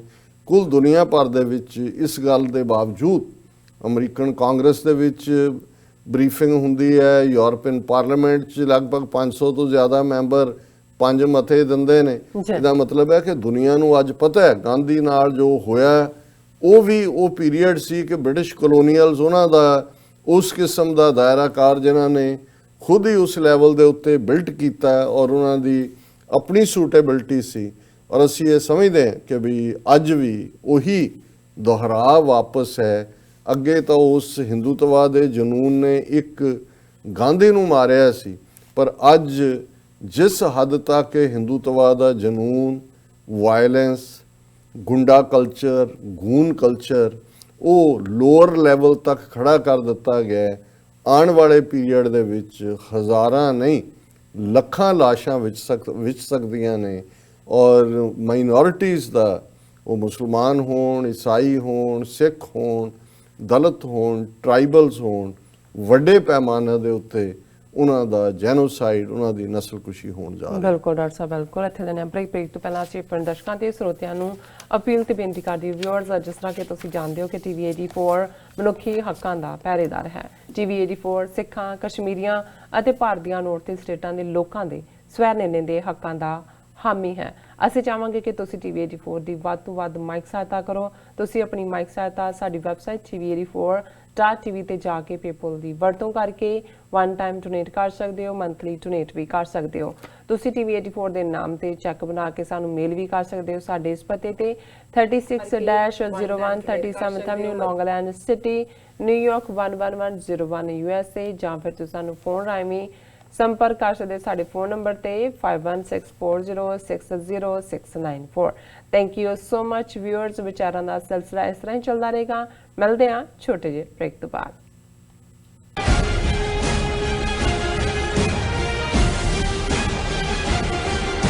Are you tired of property violations, ECB court hearings wasting your time? AM Expediting Drafting and Design is the solution for your problems. AM Expediting Drafting and Design offers services that range from architectural drawings to expediting services to DOB, FDNY, and other agencies. or visit their location at 116-15 Myrtle Avenue in Richmond Hill. Call AM Expediting Drafting and Design now at 718-725-0059. ਹਨੇਰੇ ਨੂੰ ਚੁਣੌਤੀ, ਜਾਲੀ ਖਬਰਾਂ ਅਤੇ ਝੂਠੇ ਪ੍ਰੋਪੇਗੈਂਡੇ ਦੇ ਇਸ ਯੁੱਗ ਵਿੱਚ ਸਿੱਖ ਸੰਘਰਸ਼ ਦਾ ਪੱਖ ਦੁਨੀਆ ਸਾਹਮਣੇ ਰੱਖਦਿਆਂ TV84 ਆਪਣੇ 8 ਸਾਲ ਪੂਰੇ ਕਰ ਚੁੱਕਿਆ। ਇਤਿਹਾਸਕ ਤੱਥਾਂ ਤੋਂ ਰੋਜ਼ਾਨਾ ਵਾਪਰ ਰਹੀਆਂ ਘਟਨਾਵਾਂ ਤੱਕ TV84 ਸਿੱਖ ਨਜ਼ਰੀਏ ਨੂੰ ਸੰਗਤਾਂ ਤੱਕ ਪਹੁੰਚਾਉਣ ਦਾ ਕੰਮ ਬਾਖੂਬੀ ਨਿਭਾ ਰਿਹਾ ਹੈ। ਕੌਮੀ ਆਵਾਜ਼ ਨੂੰ ਬੁਲੰਦ ਰੱਖਣ ਲਈ ਇੱਕ ਨਾਨ ਪ੍ਰੋਫਿਟ ਚੈਨਲ TV84 ਦਾ ਸਾਥ ਦਿਓ। 1 ਫਰਵਰੀ 2020 ਦਿਨ ਸ਼ਨੀਵਾਰ ਨੂੰ ਸ਼ਾਮ 6:30 ਵਜੇ ਸਪ੍ਰੈਂਜ਼ਾ ਬੈਂਕੁਏਟ ਹਾਲ ਬਰੈਂਪਟਨ ਓਨਟਾਰੀਓ ਵਿਖੇ ਪਹੁੰਚੋ ਅਤੇ ਹੱਕ ਸੱਚ ਦੀ ਆਵਾਜ਼ TV84 ਦੀ ਮਦਦ ਲਈ ਆਪਣਾ ਬਣਦਾ ਯੋਗਦਾਨ ਪਾਓ। ਵਧੇਰੇ ਜਾਣਕਾਰੀ ਲਈ ਤੁਸੀਂ ਹੇਠ ਦਿੱਤੇ ਨੰਬਰਾਂ ਤੇ ਸੰਪਰਕ ਕਰ ਸਕਦੇ ਹੋ।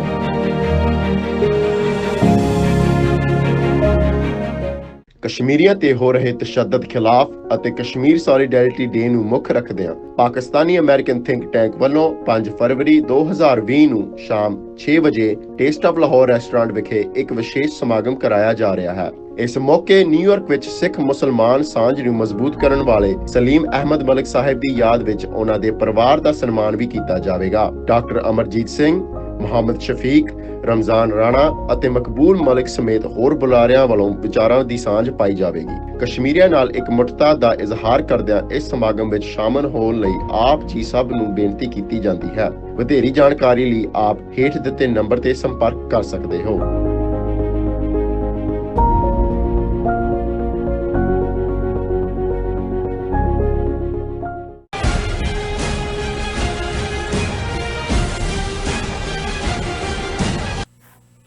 ਦਰਸ਼ਕੋ, ਬ੍ਰੇਕ ਤੋਂ ਬਾਅਦ ਤੁਹਾਡਾ ਸਭ ਦਾ ਭਰਪੂਰ ਸਵਾਗਤ ਹੈ। ਹੁਣ ਆਪਾਂ ਗੱਲਬਾਤ ਕਰਾਂਗੇ ਕਿ ਟਰੰਪ ਪ੍ਰਸ਼ਾਸਨ ਨੇ ਉਹਨਾਂ ਕੰਪਨੀਆਂ ਦੇ ਖਿਲਾਫ ਮੁਕੱਦਮੇ ਦਾਇਰ ਕੀਤੇ ਨੇ ਜਿਨ੍ਹਾਂ ਨੇ ਫੇਕ ਕਾਲਸ ਕਰਕੇ ਲੱਖਾਂ ਲੋਕਾਂ ਨੂੰ ਕਰੋੜਾਂ ਡਾਲਰਸ ਦਾ ਝੂਨਾ ਲਗਾਇਆ। ਸੋ ਇਹਨਾਂ ਦੇ ਵਿੱਚੋਂ ਬਹੁਤ ਸਾਰੀਆਂ ਫੇਕ ਕੰਪਨੀਆਂ ਨੇ ਉਹ ਭਾਰਤ ਵਿੱਚ ਨੇ। ਸੋ ਇਸ ਉੱਪਰ ਆਪਾਂ ਹੁਣ ਵਿਚਾਰ ਚਰਚਾ ਕਰਨ ਜਾ ਰਹੇ ਹਾਂ। ਸੋ ਅਸੀਂ ਚਾਹਾਂਗੇ ਕਿ ਤੁਸੀਂ ਸਾਡੇ ਨਾਲ ਇਸੇ ਤਰ੍ਹਾਂ ਹੀ ਬਣੇ ਰਹਿਣਾ। ਦੇਖਣ ਸੁਣਨ ਲਈ ਐਂਡ ਲਿਖਣ ਲਈ ਤੁਹਾਡਾ ਸਭ ਦਾ ਬਹੁਤ-ਬਹੁਤ ਸ਼ੁਕਰੀਆ ਜੀ। ਡਾਕਟਰ ਸਾਹਿਬ, ਕੀ ਕਹਿਣਾ ਚਾਹੋਗੇ? ਦੇਖੋ, ਨਿਰਾਦ ਚੌਧਰੀ ਨਾਂ ਦੇ ਇੱਕ ਬੰਗਾਲੀ ਇੰਗਲਿਸ਼ ਰਾਈਟਰ ਹੋਏ ਨੇ। ਲਗਭਗ 99 ਸਾਲ ਦੀ ਉਮਰ 'ਚ ਕੁਝ ਸਾਲ ਪਹਿਲਾਂ ਉਹਨਾਂ ਦੀ ਮੌਤ ਹੋਈ ਔਰ ਉਹ ਕਾਫੀ ਉਹਨਾਂ ਦੀ ਲਿਖਤ ਵੀ ਠੀਕ ਹੁੰਦੀ ਸੀ। ਉਹਨਾਂ ਤੋਂ ਜਿਹੜੇ ਨੇ ਭਾਰਤੀ ਕਾਫੀ ਔਖੇ ਰਹਿੰਦੇ ਸੀ ਕਿਉਂਕਿ ਉਹ ਇੱਕ ਇਮਾਨਦਾਰ ਕਿਸਮ ਦਾ ਟਰੂ ਜਿਵੇਂ ਕੋਈ ਬੰਦਾ ਮਹਿਸੂਸ ਕਰਦਾ ਉਵੇਂ ਗੱਲ ਲਿਖਣ ਦੀ ਕਹਿਣ ਦੀ ਜੁਰਤ ਰੱਖਦਾ ਸੀ ਜੀ। ਔਰ ਨਿਰਾਦ ਚੌਧਰੀ ਨੇ ਇੱਕ ਥਾਂ ਤੇ ਲਿਖਿਆ ਕਿ every Indian is genetically corrupt. ਬਿਲਕੁਲ, ਕਿ ਹਰ ਭਾਰਤੀ ਦੇ ਜੀਨਸ ਦੇ ਵਿੱਚ ਨੂੰ ਅਸੀਂ ਜਦੋਂ ਜੀਨ ਦਾ ਜੇ ਕਨਸੈਪਟ ਨਹੀਂ ਸੀ ਸਾਡੇ ਕਹਿੰਦੇ ਇਹਨਾਂ ਦੇ ਖੂਨ ਦੇ ਵਿੱਚ ਕਰਪਸ਼ਨ ਵੜੀ ਹੋਈ ਜੀ। ਔਰ ਇਹਦੇ 'ਚ ਕੋਈ ਸ਼ੱਕ ਨਹੀਂ ਹੈ। ਇਹ ਤਾਂ ਉਹ ਕਿਉਂਕਿ ਖੁਦ ਇੱਕ ਹਿੰਦੂ ਸੀ ਇਸ ਲਈ ਉਹਨੂੰ ਹੁਣ ਰੇਸਿਸਟ ਵੀ ਨਹੀਂ ਸੀ ਕਹਿ ਸਕਦੇ, ਉਹਨੂੰ ਅੰਗਰੇਜ਼ਾਂ ਦਾ ਚਮਚਾ ਜਾਂ ਦੂਜਾ ਤੀਜਾ ਤਾਂ ਕਹਿੰਦੇ ਸੀ, ਪਰ ਉਹਨੇ ਉਹ ਕਹਿੰਦਾ ਸੀ ਵੀ ਤੁਹਾਡੇ ਪੱਲੇ ਕੀ, ਕਿਹੜੀ ਤੁਸੀਂ ਸੱਭਿਅਤਾ, ਕਿਹੜੀ ਗੱਲ ਕਰਦੇ ਹੋ, ਜੋ ਤੁਹਾਡੇ ਉੱਥੇ ਹੈ ਸਕੂਲ ਨੇ, ਅਦਾਲਤਾਂ ਨੇ, ਸੜਕਾਂ ਨੇ, ਟ੍ਰੇਨਾਂ ਨੇ, ਖਾਣ ਪੀਣ ਦਾ ਅੰਦਾਜ਼ ਹੈ, ਸਿਵਲ, ਉਹ ਸਭ ਅੰਗਰੇਜ਼ਾਂ ਦੀ ਬਦੌਲਤ ਹੈ। ਔਰ ਤੁਸੀਂ ਤਾਂ ਸਿਰਫ ਇੱਕੋ ਹੀ ਜੀਨ ਕੈਰੀ ਕਰਦੇ ਹੋ ਆਪਣੇ ਪੁਰਖਿਆਂ ਤੋਂ ਤੇ ਉਹ ਹੈ ਕਰਪਸ਼ਨ ਦਾ, ਭ੍ਰਿਸ਼ਟਾਚਾਰ ਦਾ। Every Indian is genetically corrupt ਜੀ। ਹੁਣ ਅਸੀਂ ਜੇ ਇਸ ਸਾਰੇ ਨੂੰ ਆਪਣੇ ਵਾਹ ਦੇ ਲਿਹਾਜ਼ ਨਾਲ ਵੀ ਦੇਖੀਏ, ਜਦੋਂ ਹੁਣ ਜਿਹੜਾ ਕਰਪਟ ਹੋਣਾ ਹੁੰਦਾ ਹੈ ਉਹ ਜ਼ਾਹਰਾ ਤੌਰ ਤੇ ਸਾਡੇ 'ਚ ਕਰਪਸ਼ਨ ਦਾ ਮਤਲਬ ਪੈਸੇ ਹੀ ਲੈਣ ਦੇਣ ਨਾਲ ਹੀ ਜੁੜਿਆ ਹੁੰਦਾ ਹੈ।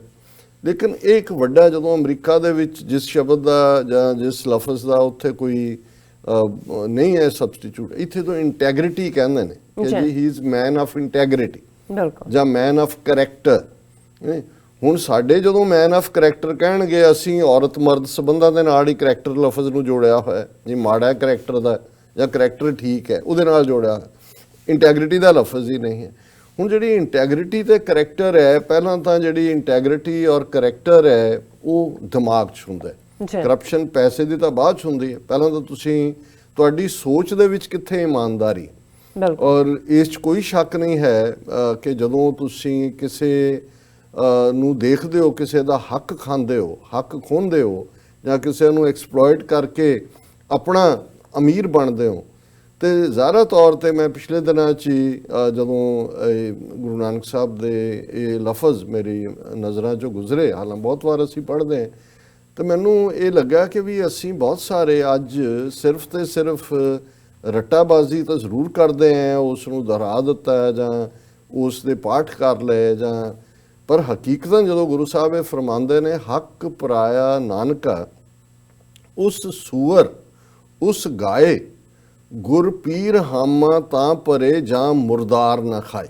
ਜੀ ਹੁਣ ਜ਼ਾਹਰ ਹੈ ਕਿ ਉਸ ਖਿੱਤੇ ਦੇ ਵਿੱਚ ਉਹਨਾਂ ਹੀ ਲੋਕਾਂ ਨੂੰ ਗੁਰੂ ਨਾਨਕ ਸਾਹਿਬ ਪ੍ਰੀਚ ਕਰ ਰਹੇ ਨੇ, ਉਹਨਾਂ ਨੂੰ ਉਪਦੇਸ਼ ਦੇ ਰਹੇ ਨੇ। ਉਸ ਖਿੱਤੇ ਦੇ ਵਿੱਚ ਗਾਂ ਇੱਕ ਹਿੰਦੂਆਂ ਦਾ ਪਵਿੱਤਰ ਐਨੀਮਲ ਹੈ, ਉਹਨੂੰ ਖਾਂਦੇ ਨਹੀਂ। ਮੁਸਲਮਾਨ ਸੂਰ ਨੂੰ ਨਫ਼ਰਤ ਕਰਦੇ ਨੇ, ਮਜ਼ਹਬੀ ਤੌਰ ਤੇ ਉਹ ਇੱਕ ਡਰਟੀ ਐਨੀਮਲ ਹੈ ਔਰ ਉਸ ਦਾ ਉਹ ਮਾਸ ਨਹੀਂ ਖਾਂਦੇ। ਜੀ ਹੁਣ ਜਿਹੜੀ ਗੱਲ ਹੈ, ਕਿਉਂਕਿ ਹੁਣ ਦੋਨਾਂ ਨੂੰ ਐਡਰੈਸ ਕਰ ਰਹੇ ਨੇ ਔਰ ਉਹ ਕਹਿ ਰਹੇ ਨੇ ਕਿ ਭਾਈ ਇਹ ਤੁਹਾਡੇ ਲਈ ਗਾਂ ਤੁਸੀਂ ਇਸ ਲਈ ਨਹੀਂ ਖਾਂਦੇ ਵੀ ਹਿੰਦੂ ਕੇ ਮੁਕੱਦਸ ਹੈ, ਤੁਸੀਂ ਇਸ ਲਈ ਸੂਰ ਨਹੀਂ ਖਾਂਦੇ ਕਿ ਉਹ ਡਰਟੀ ਹੈ ਔਰ ਮਜ਼ਹਬ ਦੇ ਵਿੱਚ ਬਵਰਜਤ ਹੈ, ਪਰ ਤੁਸੀਂ ਮੁਰਦਾ ਕਿਵੇਂ ਖਾ ਰਹੇ ਹੋ, ਕਰਪਟ ਕਿਵੇਂ ਹੋ? ਜੀ ਤੁਸੀਂ ਦੂਸਰਿਆਂ ਦਾ ਹੱਕ ਕਿਵੇਂ ਖਾਣ ਦੀ ਹਿੰਮਤ ਕਰਦੇ ਹੋ? ਤੇ ਤੁਸੀਂ ਉਹ ਦੂਸਰਿਆਂ ਦਾ ਹੱਕ ਖਾ ਕੇ ਸਿਰਫ ਇਹ ਬਾਹਰੋਂ ਨਾ ਖਾਣ ਦੀ ਪਰਹੇਜ਼ਗਾਰੀ ਨਾਲ ਸਮਝਦੇ ਹੋ ਕਿ ਜਦੋਂ ਆਖਰਤ ਦੇ ਵਿੱਚ ਰੱਬ ਦੀ ਦਰਗਾਹ ਦੇ ਵਿੱਚ ਤੁਹਾਡਾ ਹਿਸਾਬ ਕਿਤਾਬ ਹੋਏਗਾ, ਤੁਹਾਡਾ ਗੁਰੂ ਤੇ ਤੁਹਾਡਾ ਪੀਰ, ਗੁਰੂ ਹਵਾਲੇ ਦੇ ਨਾਲ ਹਿੰਦੂਆਂ ਦੇ, ਪੀਰ ਜ਼ਾਹਰ ਹੈ ਇਸਲਾਮ ਦੇ ਨਾਲ ਜੁੜੇ ਹੋਏ ਸਪਿਰਿਚੁਅਲ ਜਾਂ ਜਿਨ੍ਹਾਂ ਨੇ ਜਾਮਣੀ ਦੇਣੀ ਹੈ, ਜਿਹਨੂੰ ਕਹਿੰਦੇ ਨੇ ਜੀ ਆਖਰਤ ਵੇਲੇ ਜਾਮਣੀ ਹੋਏਗੀ ਕਿ ਭਾਈ ਇਹ ਮੇਰਾ ਹੈ, ਇਹਨੂੰ ਗੁਰਪੀਰ ਹਾਮਾ ਤਾਂ ਭਰੇ। ਹਮ ਹੈ ਕਿ ਤੁਹਾਡਾ ਗੁਰੂ ਜਾਂ ਤੁਹਾਡਾ ਪੀਰ, ਤੁਹਾਡਾ ਪ੍ਰੋਫਿਟ ਜਾਂ ਤੁਹਾਡਾ ਰਾਮ ਤਾਂ ਤੁਹਾਡੇ ਨਾਲ ਆ ਕੇ ਖਲੋਏਗਾ ਜੇ ਮੁਰਦਾਰ ਨਾ ਖਾਏ। ਕਿ ਜੇ ਤੁਸੀਂ ਇਹ ਮੁਰਦਾ ਨਹੀਂ ਖਾਂਦੇ, ਕਰਪਸ਼ਨ ਤੁਹਾਡੀ ਜਿਹੜੀ ਕਮਾਈ ਹੈ ਉਹ ਹੱਕ ਹਲਾਲ ਦੀ ਹੈ। ਹੁਣ ਇਸ ਮੈਸੇਜ ਜੇ ਅਸੀਂ ਦੇਖੀਏ, ਬਾਕੀ ਸਾਰੇ ਮਜ਼ਹਬ ਜਾਂ ਜਿਹੜਾ ਸਾਡਾ ਵਰਤਾਰਾ ਹੈ ਉਹ ਪਾਠ ਕਰਨਾ ਹੈ ਜਾਂ ਨਮਾਜ਼ੀ ਹੋਣਾ ਹੈ ਜਾਂ ਹਿੰਦੂਆਂ ਦਾ ਪੂਜਾ ਕਰਨਾ ਹੈ, ਇਹਦਾ ਅਲਟੀਮੇਟ ਬੇਸ ਤਾਂ ਇਹੀ ਹੈ ਨਾ ਕਿ ਸਾਡੀ ਜ਼ਿੰਦਗੀ ਦੇ ਵਿੱਚ ਇਮਾਨਦਾਰੀ ਹੋਏ, ਸਾਡੀ ਵਰਤੋਂ। ਔਰ ਇਹੀ ਗੱਲ ਗੁਰੂ ਨਾਨਕ ਸਾਹਿਬ ਨੇ ਇੱਕ ਹੋਰ ਥਾਂ ਫਰਮਾਇਆ, ਸੱਚੋਂ ਉਰੇ ਸਭ ਕੋ ਉੱਪਰ ਸੱਚ ਅਚਾਰ, ਕਿ ਟਰੂਥ ਬਹੁਤ ਵੱਡੀ ਗੱਲ ਹੈ, ਪਰ ਅਲਟੀਮੇਟਲੀ ਟਰੂਥ ਤਾਂ ਜੇ ਅਪਲਾਈਡ ਹੋਏਗੀ, ਟਰੂਥਫੁਲ ਲਿਵਿੰਗ ਸੱਚ ਆਚਾਰ ਹੈ ਕਿ ਤੁਹਾਡੀ ਜ਼ਿੰਦਗੀ ਦੇ ਵਿੱਚ, ਤੁਹਾਡੇ ਵਿਹਾਰ ਦੇ ਵਿੱਚ, ਤੁਹਾਡੇ ਵਰਤਾਰੇ ਦੇ ਵਿੱਚ ਕਿਸ ਹੱਦ ਤੱਕ ਇਮਾਨਦਾਰੀ ਹੈ। ਸੋ ਜਿਨ੍ਹਾਂ ਦੀ ਬਾਰੇ ਨਿਰਾਦ ਚੌਧਰੀ ਨੇ ਜੋ ਕਿਹਾ, ਅਸੀਂ ਉਸ ਨੂੰ ਦੇਖਿਆ ਕਿ ਵੀ ਜਿੱਥੇ ਹਰ ਸੋਚ ਹੀ ਬੇਈਮਾਨੀ ਹੈ, ਗੱਲ ਗਾਂਧੀ ਦੀ ਅਸੀਂ ਕਰਕੇ ਹਟੇ ਹਾਂ ਹੁਣੇ ਹੀ, ਔਰ ਇਹ ਕਾਇਦੇ ਆਜ਼ਮ ਮੁਹੰਮਦ ਅਲੀ ਜਿਨ੍ਹਾਂ ਦੇ ਗਾਂਧੀ ਲਈ ਲਫ਼ਜ਼ ਨੇ, whenever Gandhi has come to meet me, he has come to cheat me, ਕਿ ਮਨ ਦੇ ਵਿੱਚ ਕਪਟ ਛੁਪਾ ਕੇ ਆਇਆ। ਸਿੱਖਾਂ ਤੋਂ ਬਿਹਤਰ ਕੌਣ ਜਾਣਦਾ ਕਿ ਆਮ ਬੰਦੇ ਦੀ ਕਰਪਸ਼ਨ। ਹੁਣ ਗਾਂਧੀ ਨਹਿਰੂ ਦਾ ਕੋਈ ਪੈਸੇ ਦਾ ਲੈਣ ਦੇਣ ਦਾ ਤਾਂ ਸੰਬੰਧ ਨਹੀਂ ਹੈ ਸਿੱਖਾਂ ਨਾਲ। ਗੱਲ ਤਾਂ ਇਹ ਹੈ ਵੀ ਉਹ ਵਾਅਦੇ ਜਿਹੜੇ ਕਦੇ ਵਫਾ ਨਾ ਹੋਏ, ਜਿਹੜਾ ਤੁਸੀਂ ਵਾਅਦੇ ਕਰਦੇ ਹੀ ਇਸ ਲਈ ਹੋ ਕਿ ਤੁਸੀਂ ਮੁੱਕਰਨੇ। ਔਰ ਨਹਿਰੂ ਦਾ ਇਹ ਕੋਟ ਜਦੋਂ ਸਿੱਖ ਉਹਨੂੰ ਵਾਅਦੇ ਦੀ ਯਾਦ ਦਹਾਨੀ ਕਰਵਾਉਂਦੇ ਨੇ ਕਿ ਭਾਈ ਤੁਸੀਂ ਸਾਨੂੰ ਇੱਕ ਪ੍ਰੋਵਿੰਸ ਨਾਰਥ ਦੇਣ ਦਾ ਇਕਰਾਰ ਕੀਤਾ, ਤੇ ਉਹ ਨਹਿਰੂ ਕਹਿੰਦਾ ਹੈ ਕਿ ਸਰਕਮਸਟੈਂਸਿਸ ਹੈਵ ਨਾਓ ਚੇਂਜਡ, ਬਿਲਕੁਲ, ਕਿ ਹੁਣ ਹਾਲਾਤ ਬਦਲ ਗਏ ਨੇ, ਤਬ ਬਾਤ ਔਰ ਥੀ ਅਬ ਬਾਤ ਔਰ ਹੈ। ਹੁਣ ਇਹ ਹੈ ਜਦੋਂ ਅਸੀਂ ਕਰਪਸ਼ਨ ਦੀ ਗੱਲ ਕਰਦੇ ਹਾਂ, ਇਹ ਮੈਂਟਲ ਕਰਪਸ਼ਨ ਹੈ। ਪਰ ਅੱਜ ਜਿਹੜਾ ਸਬਜੈਕਟ ਅਸੀਂ ਹੁਣ ਡਿਸਕਸ ਕਰ ਰਹੇ ਹਾਂ, ਔਰ ਪਹਿਲਾਂ ਇਹ ਸਮਝਣਾ ਜ਼ਰੂਰੀ ਹੈ ਕਿ ਰੋਬੋ ਕਾਲ ਕੀ ਹੁੰਦੀ ਹੈ, ਕਿਉਂਕਿ ਇਹ ਖਬਰ ਬੇਸ਼ੱਕ ਕੱਲ ਆਈ ਔਰ ਮੈਂ ਇਹਨੂੰ ਡਿਸਕਸ਼ਨ ਦੇ ਲਈ ਕੱਢਿਆ ਸੀ, ਫਿਰ ਦੂਸਰੇ ਟੌਪਿਕ ਹਾਵੀ ਹੋ ਗਏ। ਹੁਣ ਰੋਬੋ ਕਾਲ ਇਹ ਹੈ ਵੀ ਤੁਸੀਂ ਬੈਠੇ ਹੋ ਘਰ 'ਚ, ਇੱਕਦਮ ਜਿਹੜਾ ਹੈ ਤੁਹਾਡੀ ਸਕਰੀਨ ਦੇ ਉੱਤੇ ਨੰਬਰ ਆਉਂਦਾ ਹੈ, ਕਦੇ ਉਹ ਨਾਈਜੀਰੀਆ ਦਾ ਹੈ ਜਾਂ ਕਈ ਵਾਰੀ ਅਨਨੋਨ ਨੰਬਰ ਹੈ ਜਾਂ ਕੋਈ ਹੈ, ਉਹ ਤੁਹਾਨੂੰ ਕਹਿੰਦੇ ਨੇ ਜੀ ਤੁਹਾਡਾ ਬਹੁਤ ਅੱਛਾ ਅਕਾਊਂਟ ਹੈ, ਤੁਹਾਨੂੰ ਇੰਨਾ ਜਿਹੜਾ ਬੈਂਕ ਵੱਲੋਂ ਇਨਾਮ ਮਿਲੇਗਾ, ਤੁਹਾਡਾ ਕ੍ਰੈਡਿਟ ਕਾਰਡ ਵੀ ਮਨਜ਼ੂਰ ਹੋ ਗਿਆ, ਔਰ ਇਸ ਤਰੀਕੇ ਦੇ ਨਾਲ ਸ਼ੁਰੂ ਹੁੰਦੀਆਂ। ਫਿਰ ਕੋਈ ਇਹ ਵੀ ਹੋਏਗਾ ਕਿ ਜੀ ਤੁਹਾਡਾ ਗ੍ਰੀਨ ਕਾਰਡ ਜਾਲੀ ਹੈ ਔਰ ਤੁਸੀਂ ਝੂਠ ਬੋਲ ਕੇ ਲਿਆ, ਇੰਨੇ ਪੈਸੇ ਇੱਥੇ ਆ ਕੇ ਫੜਾ ਦਿਓ, ਅਦਰਵਾਈਜ਼ ਅਸੀਂ ਰਿਪੋਰਟ ਕਰਨ ਲੱਗੇ ਹਾਂ। ਫਿਰ ਕੋਈ IRS ਦਾ ਬਣ ਕੇ ਆਏਗਾ ਕਿ ਤੁਹਾਡਾ ਟੈਕਸ, ਤੁਹਾਡਾ ਫਰਾਡ। ਹੁਣ ਹਰ ਕੋਈ ਇੱਥੇ ਬਹੁਤੇ ਜਿਹੜੇ ਆਉਂਦੇ ਨੇ ਉਹ ਕੁਛ ਨਾ ਕੁਛ ਤਾਂ ਕੀਤਾ ਹੁੰਦਾ। ਫਿਰ ਜਿਹੜੇ ਬੁੱਢੇ ਅਮਰੀਕਨ ਨੇ ਵਿਚਾਰੇ ਓਲਡ ਹੋਮ 'ਚ ਬੈਠੇ ਨੇ, ਦੂਜੇ ਇਹੀ ਨਹੀਂ ਕਿ ਇਹ ਤਾਂ ਮੈਂ ਜਿਹੜੇ ਦੇਸੀਆਂ ਨੂੰ ਰੋਬੋ ਕਾਲਸ ਰਾਹੀਂ ਲੁੱਟਿਆ ਜਾਂਦਾ ਹੈ ਇਹਦੀ ਗੱਲ ਕਰ ਰਹੇ। ਪਰ ਅਦਰਵਾਈਜ਼ ਵੀ ਉਹਨਾਂ ਨੂੰ ਕਿਸੇ ਨੂੰ ਇਹ ਕਹਿ ਕੇ ਜੀ ਬੈਂਕ ਦੇ ਵਿੱਚ ਤੁਹਾਡਾ ਜਿਹੜਾ ਹੈ ਉਹ ਇੱਕ ਐਕਸਟਰਾ ਤੁਹਾਨੂੰ ਰਿਵਾਰਡ ਆਇਆ, ਤੁਹਾਡਾ ਅਕਾਊਂਟ ਐਕਸਲੈਂਟ ਤੁਹਾਡੀ ਡੀਲਿੰਗ ਹੈ ਔਰ ਅਸੀਂ $20,000 ਜਿਹੜਾ ਤੁਹਾਡੇ ਅਕਾਊਂਟ 'ਚ ਔਰ ਸਾਨੂੰ ਤੁਹਾਡੀਆਂ ਡੀਟੇਲ ਚਾਹੀਦੀਆਂ, ਉਹ ਸੋਸ਼ਲ ਸਿਕਿਉਰਿਟੀ ਨੰਬਰ ਲੈ ਲਿਆ, ਦੂਜਾ ਲੈ ਲਿਆ, ਉਹਨੂੰ ਕੱਢ ਲਏ ਪੈਸੇ।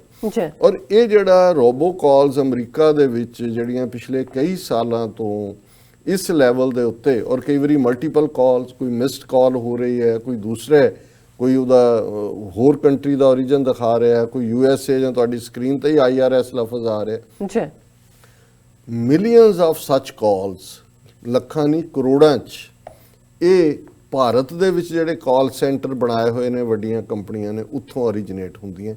ਔਰ ਇਸ ਪੀਰੀਅਡ 'ਚ ਲੱਖਾਂ ਨਹੀਂ ਕਰੋੜਾਂ, hundreds of millions of dollars ਜਿਹੜੇ ਨੇ ਉਹ ਲੋਕਾਂ ਦੇ ਅਮਰੀਕਾ 'ਚੋਂ ਲੁੱਟੇ ਗਏ ਨੇ, ਉਹਨਾਂ ਨੂੰ ਕੰਗਾਲ ਬਣਾ ਦਿੱਤਾ ਗਿਆ। ਔਰ ਜਿਹੜੀ ਬੋਦਰੇਸ਼ਨ ਹੈ, ਇਹ ਜਿਹੜੀ ਅਨਨੋਨ ਕਾਲਸ ਨੇ, ਤੁਹਾਨੂੰ ਪਰੇਸ਼ਾਨੀ ਔਰ ਦੂਸਰਾ ਉਹ ਇੱਕ ਵੱਖਰੀ ਥਾਂ ਤੇ ਹੈ। ਔਰ ਅਮਰੀਕਨ ਨੇ, ਟਰੰਪ ਐਡਮਿਨਿਸਟ੍ਰੇਸ਼ਨ ਨੇ ਪਿਛਲੇ ਕੱਲ੍ਹ ਇਹ ਫੈਸਲਾ ਲਿਆ, ਇੱਥੇ ਜੇ ਕੋਈ ਇੱਕ ਤੋਂ ਜ਼ਿਆਦਾ ਜਿਹੜੇ ਕੇਸ ਕਰਨੇ ਹੋਣ ਔਰ ਉਹਨੂੰ ਕਲਾਸ ਕੇਸ ਸੂਟ ਕਹਿੰਦੇ ਨੇ, ਔਰ ਉਹਨਾਂ ਨੇ ਇਹ ਖਬਰ ਹੈ ਕਿ ਟਰੰਪ ਐਡਮਿਨਿਸਟ੍ਰੇਸ਼ਨ ਫਾਈਲਸ ਲਾ suits against overseas call centers mostly from India for making fake robocalls। ਕਿ ਟਰੰਪ ਕਲਾਸ ਕੇਸ ਸੂਟ ਕੀਤਾ ਹੈ, ਮਲਟੀਪਲ ਕੰਪਨੀਆਂ ਜਿਨ੍ਹਾਂ ਦੇ ਕਾਲ ਸੈਂਟਰ ਭਾਰਤ ਦੇ ਵਿੱਚ ਨੇ ਔਰ ਉਹਨਾਂ ਨੇ ਇਹਨੂੰ ਜਿਹੜੀ ਇਸ ਕਿਸਮ ਦੀਆਂ ਕਾਲਾਂ ਰਾਹੀਂ ਤੁਹਾਨੂੰ ਲੁੱਟਿਆ ਜਾਂਦਾ ਹੈ, ਇਹ ਰੋਬੋ ਕਾਲ ਉਹਨੂੰ ਕਹਿੰਦੇ ਨੇ, ਕਿਉਂਕਿ ਰੋਬੋਟ ਤੋਂ ਆਇਆ, ਜਿਵੇਂ ਰੋਬੋਟ, ਕਿਉਂਕਿ ਉਹ ਕੰਪਿਊਟਰ ਦੇ ਕੋਈ ਬੰਦਾ ਬੈਠਾ ਨਹੀਂ ਉੱਥੇ ਕੀਤਾ ਹੁੰਦਾ, ਉਹਨਾਂ ਨੇ ਕੰਪਿਊਟਰ ਦੇ ਵਿੱਚ ਡਾਟਾ ਉਹਨਾਂ ਦੇ ਕੋਲ ਹੈ। ਹੁਣ ਬਹੁਤ ਸਾਰੇ ਈਵਨ ਤੁਸੀਂ ਮੈਡੀਕਲ ਡਾਕਟਰ ਕੋਲ ਜਾਂਦੇ ਹੋ, ਤੁਹਾਡੀ ਮੈਡੀਕਲ ਹਿਸਟਰੀ ਦਾ ਸਾਰਾ ਰਿਕਾਰਡ ਬੰਗਲੌਰ ਦੇ ਵਿੱਚ ਪਿਆ, ਕਿਉਂਕਿ ਉੱਥੇ ਚੀਪ ਹੋਣ ਕਰਕੇ ਸਾਰੀ ਜਿਹੜਾ ਡਾਟਾ ਹੈ ਬੈਂਕਾਂ ਦਾ, ਤੁਹਾਡਾ ਡਾਟਾ, ਤੁਹਾਡੇ ਕ੍ਰੈਡਿਟ ਕਾਰਡਾਂ ਦਾ। ਔਰ ਬਹੁਤ ਵਾਰ ਮੈਨੂੰ ਵੀ ਫੇਸ ਹੁੰਦਾ, ਮੈਂ ਤਾਂ ਜਦੋਂ ਪਹਿਲੇ ਹੀ ਉਹ ਅੰਗਰੇਜ਼ੀ ਵੀ ਬਣ ਕੇ ਆਪਣਾ ਨਾਂ ਕੋਈ ਹੋਰ ਬਣ ਕੇ ਰੋਬਰਟ ਕਰਕੇ ਕਰੇਗਾ, ਮੈਂ ਫਿਰ ਸਾਦਾ ਪੰਜਾਬੀ 'ਚ ਉਹਨੂੰ ਕਹਿੰਦਾ ਵੀ ਤੂੰ ਔਲਾਦ ਧੋਖੇਬਾਜ਼। ਉਹ ਫਿਰ ਰੱਖ, ਇੱਕ ਤਾਂ ਉਹ ਨੇ ਪਰਸਨਲੀ, ਇਹ ਕੰਪਿਊਟਰ ਜਨਰੇਟਡ ਨੇ ਜਿਨ੍ਹਾਂ ਦੇ ਥੱਲੇ ਕਈ ਵਾਰ ਆਟੋਮੈਟਿਕਲੀ, ਹੁਣ ਤਾਂ ਇਹ ਸਾਹਮਣੇ ਆ ਰਿਹਾ ਵੀ ਕਿਵੇਂ ਕੋਈ ਚੀਜ਼ ਤੁਹਾਡੇ ਫੋਨ 'ਚ ਇੰਸਟਾਲ ਕਰ ਦਿੰਦੇ ਨੇ, ਕੋਈ ਵਾਇਰਸ ਉੱਥੋਂ ਹੀ ਡਾਟਾ ਪਿਕ ਕਰ ਲੈਂਦੇ ਨੇ। ਔਰ ਇਹ ਇੱਕ ਵੱਖਰਾ ਇੱਕ ਸਾਰਾ ਪਾਰਟ ਹੈ ਕਿ ਕਿਸ ਲੈਵਲ ਦਾ ਹੈ। ਪਰ ਇਹ ਦਾ ਟਰੰਪ ਐਡਮਿਨਿਸਟ੍ਰੇਸ਼ਨ ਹੈਜ਼ ਫਾਈਲਡ ਲਾ suits against 5 companies and 3 individuals allegedly responsible for making millions of fake robocalls to American consumers from overseas, mostly from India, and leading a massive financial losses, the Department of Justice has said। उन्होंने कहा जी इन्ना नुकसान किया और बहुतियां calls originate India तो होंदियां ने। Seeking a restraining order against such call centers and robocalls, the Department of Justice in its class action lawsuit alleged that the companies were warned many times not to carry fraudulent robocalls, including government and business imposter calls, yet they continued to do so and facilitated foreign-based fraud schemes targeting America। उन्होंने कहा कि ये government ਨੂੰ ਵੀ ਕਿਹਾ, ਕਿੰਨੀ warnings ਦਿੱਤੀਆਂ ਨੇ, ਪਰ ਇਹ ਨਹੀਂ ਹਟੇ ਔਰ ਇਹਨਾਂ ਨੇ ਜਿਹੜਾ ਆਮ ਅਮਰੀਕਨਾਂ ਨੂੰ ਇਹ ਟਾਰਗੇਟ ਕਰਕੇ ਬਹੁਤ ਵੱਡੇ ਪੈਮਾਨੇ ਦੇ ਉੱਤੇ ਫਰਾਡ ਕਰ ਰਹੇ ਨੇ। The calls, most of which originated in India, led to massive financial losses to elderly and vulnerable victims around the nation, it said। ਕਿ ਜਿਹੜੇ ਬਜ਼ੁਰਗ ਨੇ ਖਾਸ ਤੌਰ ਤੇ ਔਰ ਜਿਹੜੇ ਵਿਚਾਰੇ ਵਲਨਰੇਬਲ, ਕੋਈ ਅੰਗਰੇਜ਼ੀ ਨਹੀਂ ਆਉਂਦੀ ਜਾਂ 10ਵੀਂ ਤੱਕ ਪੜ੍ਹੇ ਹੁੰਦੇ ਨੇ, ਉਹ ਤਾਂ ਇੱਦਾਂ ਦੇ। ਇੱਥੇ ਵੀ ਮੈਨੂੰ 3-4 ਪਰਸਨਲ ਆਪਣੇ ਲੋਕਾਂ ਦਾ ਪਤਾ ਹੈ ਜਿਨ੍ਹਾਂ ਨੂੰ ਉਹਨਾਂ ਨੇ ਇਹ ਕਹਿ ਕੇ ਕਿ ਜੀ ਇਹ ਤੁਹਾਡਾ ਜਿਹੜਾ ਹੈ ਉਹ ਗ੍ਰੀਨ ਕਾਰਡ ਵਾਪਸ ਲੈ ਲੈਣਾ ਕਿਉਂਕਿ ਤੁਸੀਂ ਉਹਦੇ 'ਚ ਗਲਤ ਐਂਟਰੀ ਕੀਤੀ ਹੈ, ਔਰ ਉਹ ਵਿਚਾਰੇ ਪੈਸੇ ਲੈ ਕੇ ਪਹੁੰਚ ਜਾਂਦੇ ਨੇ ਤੇ ਉੱਥੇ ਕਿਸੇ ਨਾ ਕਿਸੇ ਮੌਕੇ ਤੇ ਕੋਈ ਹੋਰ ਉਹਨਾਂ ਦਾ ਏਜੰਟ ਆ ਕੇ ਲੈ ਜਾਂਦਾ। ਉਹ ਜਿਹੜੀਆਂ ਉੱਥੇ ਫੇਕ ਕਾਲ, ਉਹਨਾਂ ਦੇ ਏਜੰਟ ਇੱਥੇ ਵੀ ਬੈਠੇ ਹੋਏ ਨੇ, ਕੁਝ ਤਾਂ ਅਕਾਊਂਟ 'ਚ ਟ੍ਰਾਂਸਫਰ ਕਰਕੇ ਕੱਢ ਲੈਂਦੇ ਨੇ, ਕੁਝ ਈਵਨ ਇਸ ਕਿਸਮ ਦਾ ਵੀ ਜਿਹੜਾ। ਔਰ ਅਸੀਂ ਇਸ ਸੈਗਮੈਂਟ ਰਾਹੀਂ ਇਹ ਵਾਰਨ ਵੀ ਕਰਨਾ ਚਾਹੁੰਦੇ ਹਾਂ ਕਿ ਕੋਈ ਵੀ ਇਸ ਕਿਸਮ ਦਾ ਜਿਹੜਾ ਹੈ ਉਸ ਨੂੰ ਐਂਟਰਟੇਨ ਨਾ ਕਰਨ, ਔਰ ਇਹ ਬਹੁਤ ਵੱਡੇ ਪੈਮਾਨੇ ਦੇ ਉੱਤੇ, ਔਰ ਉਹ ਤੁਹਾਡੀ ਕਈ ਵਾਰੀ ਬੋਲੀ 'ਚ ਗੱਲ ਕਰਨਗੇ, ਕਈ ਵਾਰੀ ਅੰਗਰੇਜ਼ੀ ਉਹਨਾਂ ਨੇ ਬਣੇ ਹੁੰਦੇ ਨੇ, ਜਦੋਂ ਦੇਸੀ ਹੋਣਗੇ ਫਿਰ ਉਹ ਲੱਗਦਾ ਹੁੰਦਾ ਪੰਜਾਬੀ 'ਚ ਗੱਲ ਕਰ ਰਹੇ ਹੋ, ਕਿਉਂਕਿ ਉਹਨਾਂ ਨੇ ਵਾਸਟ ਰਿਕਰੂਟਮੈਂਟ ਵੀ ਕੀਤੀ ਹੋਈ ਹੈ ਇੱਥੇ ਵੀ, ਕਿ ਕਿਵੇਂ ਉਹਨਾਂ ਨੇ ਫੁਸਲਾ ਕੇ ਔਰ ਫਿਰ ਉਹਨਾਂ ਤੱਕ ਜਿਹੜਾ ਉਹ ਸਾਰਾ ਲੁੱਟ ਦਾ ਮਾਲ ਪਹੁੰਚਾਉਣਾ। One case has been filed against e-commerce national LLC toll free deals, ਅੱਗੇ ਡੀਟੇਲ ਹੈ ਉਹਦੀ ਕਿ ਇਸ ਦੇ ਉੱਤੇ ਇਹ ਜਿਹੜੀ ਹੈ ਦਾ other case has been filed against global voicecom inc, ਔਰ ਇਹਨਾਂ ਦਾ ਵੀ ਅਗੇਨ ਡੀਟੇਲ ਐਡਰੈਸ ਹੈ। Or in each case, the Department of Justice sought an order immediately halting the defendant's transmission of unlawful robocalls traffic. A federal court has entered a temporary restraining order against the global Voicecom defendants. ਉਹਨਾਂ ਨੇ temporary ਇਹ ਦੇ ਦਿੱਤਾ federal court ਨੇ। ਫਿਰ ਇਹਦੀ ਥੋੜੀ detail ਹੈ, ਕਿਉਂਕਿ ਬਹੁਤ ਸਾਰੇ ਸਾਡੇ ਵਿਊਅਰਸ ਜਿਹੜੇ ਕੱਲੇ ਸ਼ਾਇਦ ਅਮਰੀਕਾ 'ਚ ਨਹੀਂ ਹੈ, ਸਾਰੇ ਯੂਰਪ ਔਰ ਸਾਰੇ ਪਾਸੇ ਇਹ ਵੱਡਾ ਸਕੈਂਡਲ ਹੈ, ਔਰ ਉਹਨਾਂ ਦੇ ਲਈ ਇਹ ਇੱਕ ਜਾਣਕਾਰੀ ਵਾਲੀ ਗੱਲ ਵੀ ਹੋਏਗੀ। ਰੋਬੋਕਾਲਸ are an annoyance to many Americans, and those that are fraudulent and predatory are a serious problem, often causing devastating financial harm to the elderly and vulnerable members of our society, said Assistant Attorney General Jody Hunt for Department of Justice। उन्होंने कहा जी किवें ਇਹ ਅਨੋਇੰਸ ਵੀ ਹੈ, ਜੇ fraud ਵੀ ਹੈ, ਤੁਸੀਂ ਚੁੱਕ ਲਿਆ, ਭਾਵੇਂ ਨਾ ਵੀ ਦਿਓ ਡਿਟੇਲ, ਤੁਸੀਂ ਬੈਠੇ ਹੋ, ਸੁੱਤੇ ਹੋ, ਤੁਹਾਨੂੰ ਉਠਾਇਆ, ਅੱਧੀ ਰਾਤ ਨੂੰ ਕਾਲ ਖੜਕੀ, ਤੁਹਾਨੂੰ ਲੱਗਾ ਕੋਈ ਤੁਹਾਡੇ ਪਰਿਵਾਰ ਵਾਲੇ ਕੋਈ ਐਮਰਜੈਂਸੀ ਨਾ ਹੋਏ, ਅੱਗੋਂ ਇਹ ਫਰੈਡੂਲੈਂਟ ਕਾਲ ਹੈ। ਫਿਰ recently foreign fraudsters have used robocalls to impersonate government investigators and to provide Americans with alarming messages such as recipient social security number or other personal information has been compromised or otherwise connected to criminal activity, and recipient faces imminent arrest, their assets are being frozen, their bank and credit accounts have suspect activity, their benefits are, ਇਹ ਸਾਰੇ ਉਹ rules use ਕਰਦੇ ਨੇ ਜਿਹਨਾਂ ਥੱਲੇ ਉਹ ਤੁਹਾਨੂੰ ਇੱਕ ਵਾਰੀ ਘਬਰਾ ਦਿੰਦੇ ਨੇ ਔਰ ਤੁਸੀਂ ਫਿਰ ਉਹਨਾਂ ਦੇ ਜਿਹੜਾ ਉਹ ਗੱਲ ਮੰਨਣ ਲੱਗ ਜਾਂਦੇ ਹੋ। Each of these claims is a lie designed to scare the call recipient into paying large sums of money। ਇਹ ਸਾਰੇ ਫਰਾਡ ਨੇ ਔਰ ਉਹ ਪੈਸਾ ਉਹ ਚੁੱਕਣਾ। Social security imposters, IRS imposters and tax support schemes, ਔਰ ਜਿਹਦੇ 'ਚ ਉਹਨਾਂ ਨੇ ਟੈਕਨੀਕਲ ਬਣ ਜਾਂਦੇ ਨੇ, ਇਹ ਸਾਰੇ ਹੀ ਜਿਹੜੇ ਨੇ ਇਹ ਫਰਾਡ ਨੇ। In the cases announced on Tuesday, United States alleges that defendants operated voice over internet protocol carriers which use the internet connection rather than traditional copper phone lines to carry telephone calls। ਇਹ technicality ਹੈ ਕਿ ਉਹ ਕੋਈ copper ਆਮ phone ਨਹੀਂ ਇਸਤੇਮਾਲ ਕਰਦੇ, ਇਹ computer generated ਹੀ ਹੁੰਦਾ। ਔਰ ਉਹਦੇ 'ਚ ਉਹਨਾਂ ਨੇ ਕਿਹਾ ਕਿ ਵੀ ਇਹ ਜਿਹੜੀਆਂ ਬਹੁਤ ਸਾਰੀਆਂ ਫੋਰਨ ਬੇਸਡ ਕ੍ਰਿਮੀਨਲ ਆਰਗੇਨਾਈਜੇਸ਼ਨਸ ਨੇ, ਔਰ ਤੁਸੀਂ ਹੁਣ ਅੰਦਾਜ਼ਾ ਲਾਓ ਕਿੰਨਾ ਕਾਲਾਂ ਦਾ ਵੋਲੀਅਮ ਹੋਏਗਾ। For example, the complainant against the owners operators of e-commerce national alleges that the defendants carried 720 million calls during a sample 23-day period, and that more than 425 million of these calls lasted less than 1 second, indicating that they were robocalls। ਕਿ 720 million ਕਾਲਾਂ 23 ਦਿਨਾਂ ਦੇ ਵਿੱਚ ਆਈਆਂ। ਇਹ sample ਹੈ ਉਹਨਾਂ ਨੇ ਜਿੱਥੇ ਕੇਸ ਕੀਤਾ ਹੈ, ਔਰ ਉਹਦੇ 'ਚ ਜਿਹੜੀਆਂ 425 ਮਿਲੀਅਨ ਨੇ ਉਹ 1 ਸੈਕਿੰਡ ਤੋਂ ਵੀ ਜਿਹੜੀਆਂ ਨੇ ਘੱਟ ਨੇ, ਜਿਹੜੀਆਂ ਸ਼ੋਅ ਕਰਦੀਆਂ ਕਿ ਕਿਵੇਂ ਰੋਬੋਕਾਲਸ ਆਟੋ ਜਨਰੇਟਡ ਨੇ।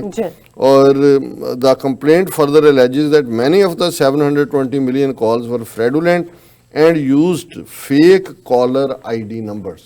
ਹੁਣ ਇਹ ਸਾਰਾ ਕੁਝ ਹੀ ਇਸ ਕਿਸਮ ਦਾ ਜੁੜਿਆ ਹੋਇਆ ਹੈ, ਔਰ ਇਹ ਜਿਹੜਾ ਇਹਨਾਂ ਸਾਰੇ ਮਾਮਲਿਆਂ ਦੇ ਵਿੱਚ ਹੀ ਉਹਨਾਂ ਨੇ ਕਿਹਾ ਕਿ we we are using all available tools and resources to stop foreign call centre scammers, ਕਿ ਅਸੀਂ ਸਾਰੇ ਇਸਤੇਮਾਲ ਕਰ ਰਹੇ ਹਾਂ, ਪਰ ਫਿਰ ਵੀ and for the first time there US based enablers from conning elderly and vulnerable victims in New York and throughout the United States।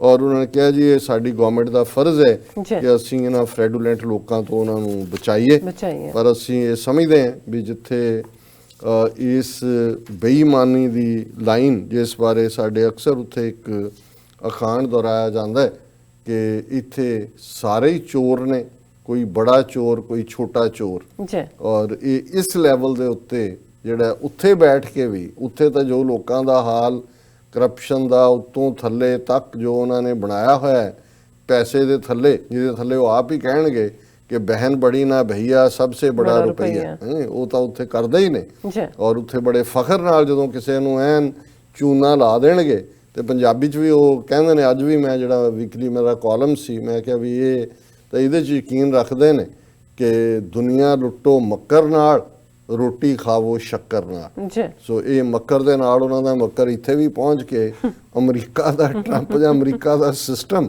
ਜਿਹੜਾ ਜਿਹਨੇ ਦੁਨੀਆ ਦੀ ਸੁਪਰ ਪਾਵਰ ਇੱਥੇ ਵੀ ਕਿੰਨੇ ਸੌ ਮਿਲੀਅਨ ਕਿਸ ਕਿਸਮ ਦਾ ਚੂਨਾ ਉੱਥੇ ਬੈਠ ਕੇ ਲਾ ਰਹੇ ਨੇ ਕਿ ਵੀ ਇਹਨਾਂ ਨੂੰ ਵੀ ਮੁਕੱਦਮਾ ਕਰਨਾ ਪਿਆ। ਹੁਣ ਇਹ ਤੋਂ ਤੁਸੀਂ ਅੰਦਾਜ਼ਾ ਲਾਓ ਵੀ ਸਾਡਾ ਕਿਸ ਕਿਸਮ ਦੇ ਫਰੈਡੂਲੇਟ ਲੋਕਾਂ ਦੇ ਨਾਲ, ਫਰਾਡ ਸਿਸਟਮ ਦੇ ਨਾਲ, ਫਰਾਡ ਜ਼ਹਿਨੀਅਤ ਵਾਲੇ ਲੋਕਾਂ ਦੇ ਨਾਲ ਸਾਡਾ ਵਾਹ ਹੈ। ਜੀ ਡਾਕਟਰ ਸਾਹਿਬ ਤੁਹਾਡਾ ਬਹੁਤ ਬਹੁਤ ਸ਼ੁਕਰੀਆ, ਤੁਸੀਂ ਅੱਜ ਸਾਡੇ ਵਿਊਅਰਸ ਨੂੰ ਅਲਰਟ ਕੀਤਾ ਕਿ ਫੇਕ ਕਾਲਸ ਤੋਂ। ਸੋ ਇੱਥੇ ਲੈਣੇ ਆ ਬ੍ਰੇਕ ਤੋਂ ਪਹਿਲਾਂ ਅਸੀਂ ਆਪਣੇ ਦਰਸ਼ਕਾਂ ਤੇ ਸਰੋਤਿਆਂ ਨੂੰ ਅਪੀਲ ਤੇ ਬੇਨਤੀ ਫਿਰ ਦੁਬਾਰਾ ਕਰ ਦਈਏ ਕਿ ਵਿਊਅਰਸ, ਜਿਸ ਤਰ੍ਹਾਂ ਕਿ ਤੁਸੀਂ ਜਾਣਦੇ ਹੋ ਕਿ TV 84 ਇੱਕ ਪੰਥਕ ਚੈਨਲ ਹੈ। TV 84 ਸਿੱਖਾਂ, ਕਸ਼ਮੀਰੀਆਂ ਤੇ ਭਾਰਤ ਦੀਆਂ ਨਾਰਥ ਈਸਟ ਸਟੇਟਾਂ ਦੇ ਲੋਕਾਂ ਦੇ ਸਵੈ ਨਿਰਣੇ ਦੇ ਹੱਕਾਂ ਦਾ ਹਾਮੀ ਹੈ। ਅਸੀਂ ਚਾਹਾਂਗੇ ਕਿ ਤੁਸੀਂ TV 84 ਦੀ ਚੜ੍ਹਦੀ ਕਲਾ ਲਈ ਵੱਧ ਤੋਂ ਵੱਧ ਡੋਨੇਟ ਕਰੋ। ਡੋਨੇਟ ਕਰਨ ਲਈ ਸਾਡੀ ਵੈਬਸਾਈਟ TV84.tv ਤੇ ਜਾ ਕੇ ਪੇਪਲ ਦੀ ਵਰਤੋਂ ਕਰਕੇ ਵਨ ਟਾਈਮ ਡੋਨੇਟ ਕਰ ਸਕਦੇ ਹੋ, ਮੰਥਲੀ ਡੋਨੇਟ ਵੀ ਕਰ ਸਕਦੇ ਹੋ। ਤੁਸੀਂ TV 84 ਦੇ ਨਾਮ ਤੇ ਚੈੱਕ ਬਣਾ ਕੇ ਸਾਨੂੰ ਮੇਲ ਵੀ ਕਰ ਸਕਦੇ ਹੋ ਸਾਡੇ ਇਸ ਪਤੇ ਤੇ 36-01 37th Avenue, Long Island City, New York 11101 USA, ਜਾਂ ਫਿਰ ਤੁਸੀਂ ਸਾਨੂੰ ਫੋਨ ਰਾਹੀਂ ਵੀ ਸੰਪਰਕ ਕਰ ਸਕਦੇ ਹੋ ਸਾਡੇ ਫੋਨ ਨੰਬਰ ਤੇ 5164060694। Thank you so much viewers, ਤੁਸੀਂ ਕਿਤੇ ਨਹੀਂ ਜਾਣਾ, ਮਿਲਦੇ ਹਾਂ after this short break।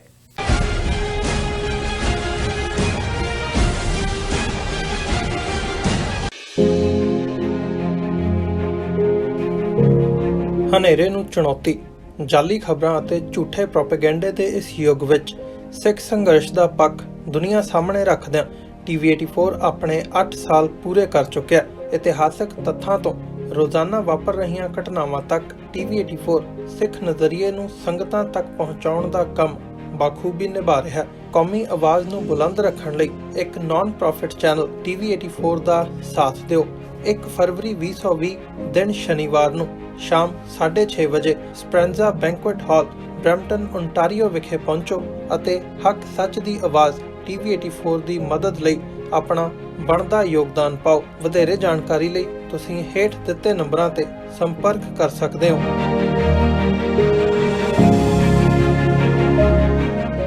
ਕਸ਼ਮੀਰੀਆਂ ਤੇ ਹੋ ਰਹੇ ਤਸ਼ੱਦਦ ਖਿਲਾਫ ਅਤੇ ਕਸ਼ਮੀਰ ਸੋਲੀਡੈਰਿਟੀ ਡੇ ਨੂੰ ਮੁੱਖ ਰੱਖਦਿਆਂ ਪਾਕਿਸਤਾਨੀ ਅਮਰੀਕਨ ਥਿੰਕ ਟੈਂਕ ਵੱਲੋਂ 5 ਫਰਵਰੀ 2020 ਨੂੰ ਸ਼ਾਮ 6 ਵਜੇ ਟੇਸਟ ਆਫ ਲਾਹੌਰ ਰੈਸਟੋਰੈਂਟ ਵਿਖੇ ਇੱਕ ਵਿਸ਼ੇਸ਼ ਸਮਾਗਮ ਕਰਾਇਆ ਜਾ ਰਿਹਾ ਹੈ। ਇਸ ਮੌਕੇ ਨਿਊਯਾਰਕ ਵਿੱਚ ਸਿੱਖ ਮੁਸਲਮਾਨ ਸਾਂਝ ਨੂੰ ਮਜ਼ਬੂਤ ਕਰਨ ਵਾਲੇ ਸਲੀਮ ਅਹਿਮਦ ਮਲਿਕ ਸਾਹਿਬ ਦੀ ਯਾਦ ਵਿੱਚ ਉਹਨਾਂ ਦੇ ਪਰਿਵਾਰ ਦਾ ਸਨਮਾਨ ਵੀ ਕੀਤਾ ਜਾਵੇਗਾ। ਡਾਕਟਰ ਅਮਰਜੀਤ ਸਿੰਘ, ਮੁਹੰਮਦ ਸ਼ਫੀਕ, ਰਮਜ਼ਾਨ ਰਾਣਾ ਅਤੇ ਮਕਬੂਲ ਮਲਿਕ ਸਮੇਤ ਹੋਰ ਬੁਲਾਰਿਆਂ ਵੱਲੋਂ ਵਿਚਾਰਾਂ ਦੀ ਸਾਂਝ ਪਾਈ ਜਾਵੇਗੀ। ਕਸ਼ਮੀਰੀਆਂ ਨਾਲ ਇਕਮੁੱਠਤਾ ਦਾ ਇਜ਼ਹਾਰ ਕਰਦਿਆਂ ਇਸ ਸਮਾਗਮ ਵਿੱਚ ਸ਼ਾਮਲ ਹੋਣ ਲਈ ਆਪ ਜੀ ਸਭ ਨੂੰ ਬੇਨਤੀ ਕੀਤੀ ਜਾਂਦੀ ਹੈ। ਵਧੇਰੀ ਜਾਣਕਾਰੀ ਲਈ ਆਪ ਹੇਠ ਦਿੱਤੇ ਨੰਬਰ ਤੇ ਸੰਪਰਕ ਕਰ ਸਕਦੇ ਹੋ।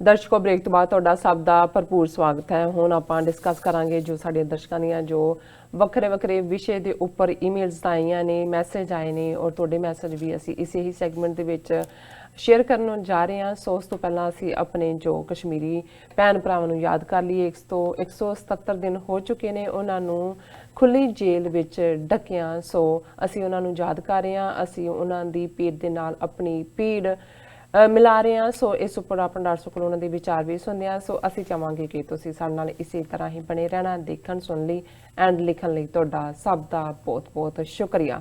ਜੀ ਡਾਕਟਰ ਸਾਹਿਬ, ਕੀ ਕਹਿਣਾ ਚਾਹੋਗੇ?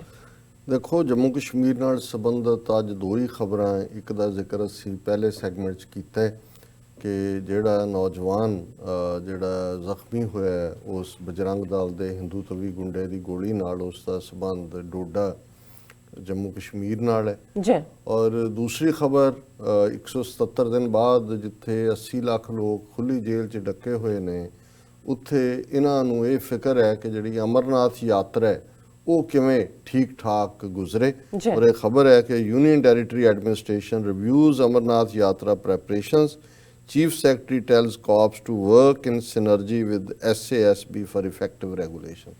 80 ਲੱਖ ਲੋਕਾਂ ਨੂੰ ਮੁੱਢਲੀਆਂ ਸਹੂਲਤਾਂ ਮਿਲਣ, ਉਹਨਾਂ ਦੀ ਫੋਨ ਇੰਟਰਨੈਟ ਸਰਵਿਸ, ਆਮ ਡੇ ਟੂ ਡੇ ਲਾਈਫ, ਇਹਦਾ ਕੋਈ ਫਿਕਰ ਨਹੀਂ ਹੈ। ਜੀ ਔਰ ਉਹਨਾਂ ਨੇ ਇਸ ਗੱਲ ਨੂੰ ਯਕੀਨੀ ਬਣਾਉਣ ਲਈ ਕਿ ਇਹ ਜਿਹੜਾ ਹੈ ਸਮੂਥ ਕੰਡਕਟ ਹੋਏ ਇਸ ਸਾਲ ਦੀ ਅਮਰਨਾਥ ਯਾਤਰਾ ਦਾ ਅੱਡ ਟੀਮਾਂ ਐਡਮਿਨਿਸਟ੍ਰੇਸ਼ਨ ਉਸ ਪਾਸੇ ਲੱਗਿਆ।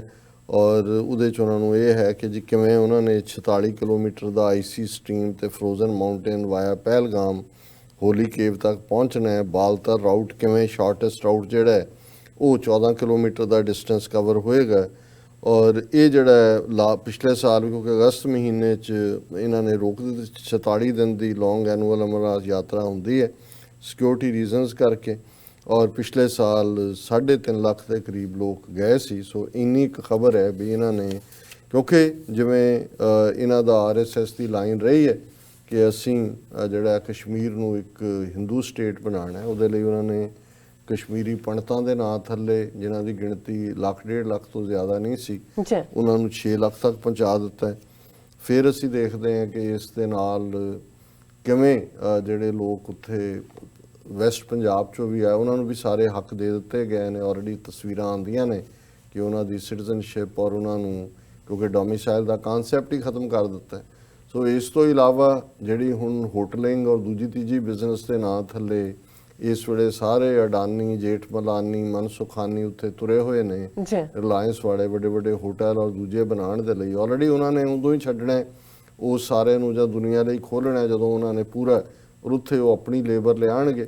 ਔਰ ਇਸ ਦੇ ਨਾਲ ਅਸੀਂ ਦੇਖਦੇ ਹਾਂ ਕਿ ਇਹ ਜਿਹੜਾ ਸਿਟੀਜ਼ਨਸ਼ਿਪ ਅਮੈਂਡਮੈਂਟ ਐਕਟ ਦੇ ਥੱਲੇ ਜਿਹੜੇ ਲੋਕਾਂ ਨੂੰ 13 ਲੱਖ ਹਿੰਦੂ ਤਾਂ ਉਹੀ ਨੇ ਜਿਹੜੇ ਅਸਾਮ 'ਚ ਬੈਠੇ ਹੋਏ ਨੇ, ਉਹਨਾਂ ਨੂੰ ਵੀ ਇੱਥੇ, ਕਿਉਂਕਿ ਨਾ ਉਹਨਾਂ ਨੂੰ ਅਸਾਮੀਆਂ ਨੇ ਟਿਕਣ ਦੇਣਾ ਨਾ ਕਿਤੇ ਹੋਰ ਰੁਜ਼ਗਾਰ ਦੇ ਸਾਧਨ ਨੇ, ਸੋ ਇੱਥੇ ਮਨੀ ਵੀ ਪੰਪ ਕਰਨਗੇ, ਡੈਮੋਗ੍ਰਾਫਿਕਸ ਵੀ ਚੇਂਜ ਕਰਨਗੇ। ਜੀ ਸੋ ਇਸ ਦੇ ਨਾਲ ਅਸੀਂ ਇਹ ਦੇਖਦੇ ਹਾਂ ਕਿ ਵੀ ਇੰਟਰਨੈਸ਼ਨਲ ਨੈਰੇਟਿਵ ਬੇਸ਼ੱਕ ਯੂਰਪੀਅਨ ਪਾਰਲੀਮੈਂਟ ਦੇ ਵਿੱਚ ਰੈਜ਼ੋਲੂਸ਼ਨ ਸਨ, ਪਰ ਉਹਦੇ 'ਚ ਵੀ ਉਹਨਾਂ ਦੀ ਲੌਬੀ ਦੇ ਥੱਲੇ ਹੁਣ ਮਾਰਚ ਦੇ ਅਖੀਰ ਵਿੱਚ ਇੱਕ ਰੈਜ਼ੋਲੂਸ਼ਨ ਜਿਹੜਾ ਇਸ ਦੇ ਉੱਤੇ ਉਹਨਾਂ ਨੇ ਕੰਸੋਲੀਡੇਟ ਕੀਤਾ, ਕਿਉਂਕਿ ਮਾਰਚ ਦੇ ਸ਼ੁਰੂ 'ਚ ਮੋਦੀ ਨੇ ਯੂਰਪੀਅਨ ਪਾਰਲੀਮੈਂਟ 'ਚ ਆਉਣਾ। ਸੋ ਜ਼ਾਹਰ ਹੈ ਕਿ ਉੱਥੋਂ ਵੀ ਕੋਈ ਬਹੁਤਾ ਨਿਕਲਣ ਦੀ ਕੋਈ ਆਸ ਨਹੀਂ ਹੈ। US ਕਾਂਗਰਸ ਦੇ ਵਿੱਚ ਬਰੀਫਿੰਗ ਤਾਂ ਹੋਈ ਜਿਹਦਾ ਅਸੀਂ ਕੱਲ੍ਹ ਜ਼ਿਕਰ ਵੇਰਵੇ ਨਾਲ ਕੀਤਾ ਸੀ, ਪਰ ਕੋਈ ਵੀ ਐਡਮਿਨਿਸਟ੍ਰੇਸ਼ਨ ਦੇ ਲੈਵਲ ਤੇ, ਹਾਲਾਂ ਸਟੇਟ ਡਿਪਾਰਟਮੈਂਟ ਆਫੀਸ਼ੀਅਲ ਵੀ ਉੱਥੇ ਮੌਜੂਦ ਸੀ, US ਸਰਫ ਵਾਲੇ ਵੀ ਸੀ, ਜੀ ਪਰ ਸਾਨੂੰ ਕੋਈ ਚੇਂਜ ਨਜ਼ਰ ਨਹੀਂ ਆਉਂਦੀ। ਔਰ ਮੈਂ ਇੱਕ ਦੋ ਕੁਇਕਲੀ ਈਮੇਲਸ, ਕਿਉਂਕਿ ਸਾਡੇ ਕੋਲ ਕਾਫੀ ਬੈਕਲੌਗ ਵੀ ਹੈ, ਜੀ ਔਰ ਸਾਡੇ ਜੋਹੇਬ ਆਯੂਬ ਜੋਹੇਬ ਇਸ ID ਤੋਂ ਇਹ ਵੀਰ ਲਿਖਦੇ ਨੇ, ਇਹਨਾਂ ਨੇ 2 ਉੱਪਰੋਂ ਥੱਲੇ ਲਿਖੀਆਂ, ਫਿਰ ਇੱਕ ਵਾਰੀ ਫਿਰ ਆਪਣੀ ਲਿਖੀ ਭੇਜ ਦਿੰਦੇ ਨੇ ਕਿ ਵੀ ਤੁਸੀਂ ਸਾਡੀ ਨਹੀਂ ਐਡ ਕੀਤੀ। ਜੀ ਸੋ ਉਹਨਾਂ ਨੇ ਡਾਕਟਰ ਸਾਹਿਬ ਸਿਸਟਰ ਨੀਲਮ ਕੌਰ, ਸਤਿ ਸ੍ਰੀ ਅਕਾਲ ਸਲਾਮ जी सलाम। डॉक्टर साहब, मेरा नाम ज़हेब है और मैं पाकिस्तान पंजाब में हज़रत बाबा फ़रीद की सिटी पाकपतन से बिलोंग करता हूँ। साढ़े लिए ये बड़ा मुकद्दस मुकाम है, और वैसे ही पाकपतन का मतलब ही है कि वो दरिया का कंढा पतन ਜਿਹੜਾ ਪਾਕ ਹੈ, ਪਵਿੱਤਰ ਹੈ, ਔਰ ਜਿੱਥੇ ਰੱਬ ਦੇ ਬੰਦੇ ਬੈਠਦੇ ਨੇ ਉਹ ਹਰ ਥਾਂ ਹੀ ਜਿੱਥੇ ਜਾਏ ਬਹਿ ਮੇਰਾ ਸਤਿਗੁਰੂ ਸੋ ਥਾਨ ਸੁਹਾਵਾ।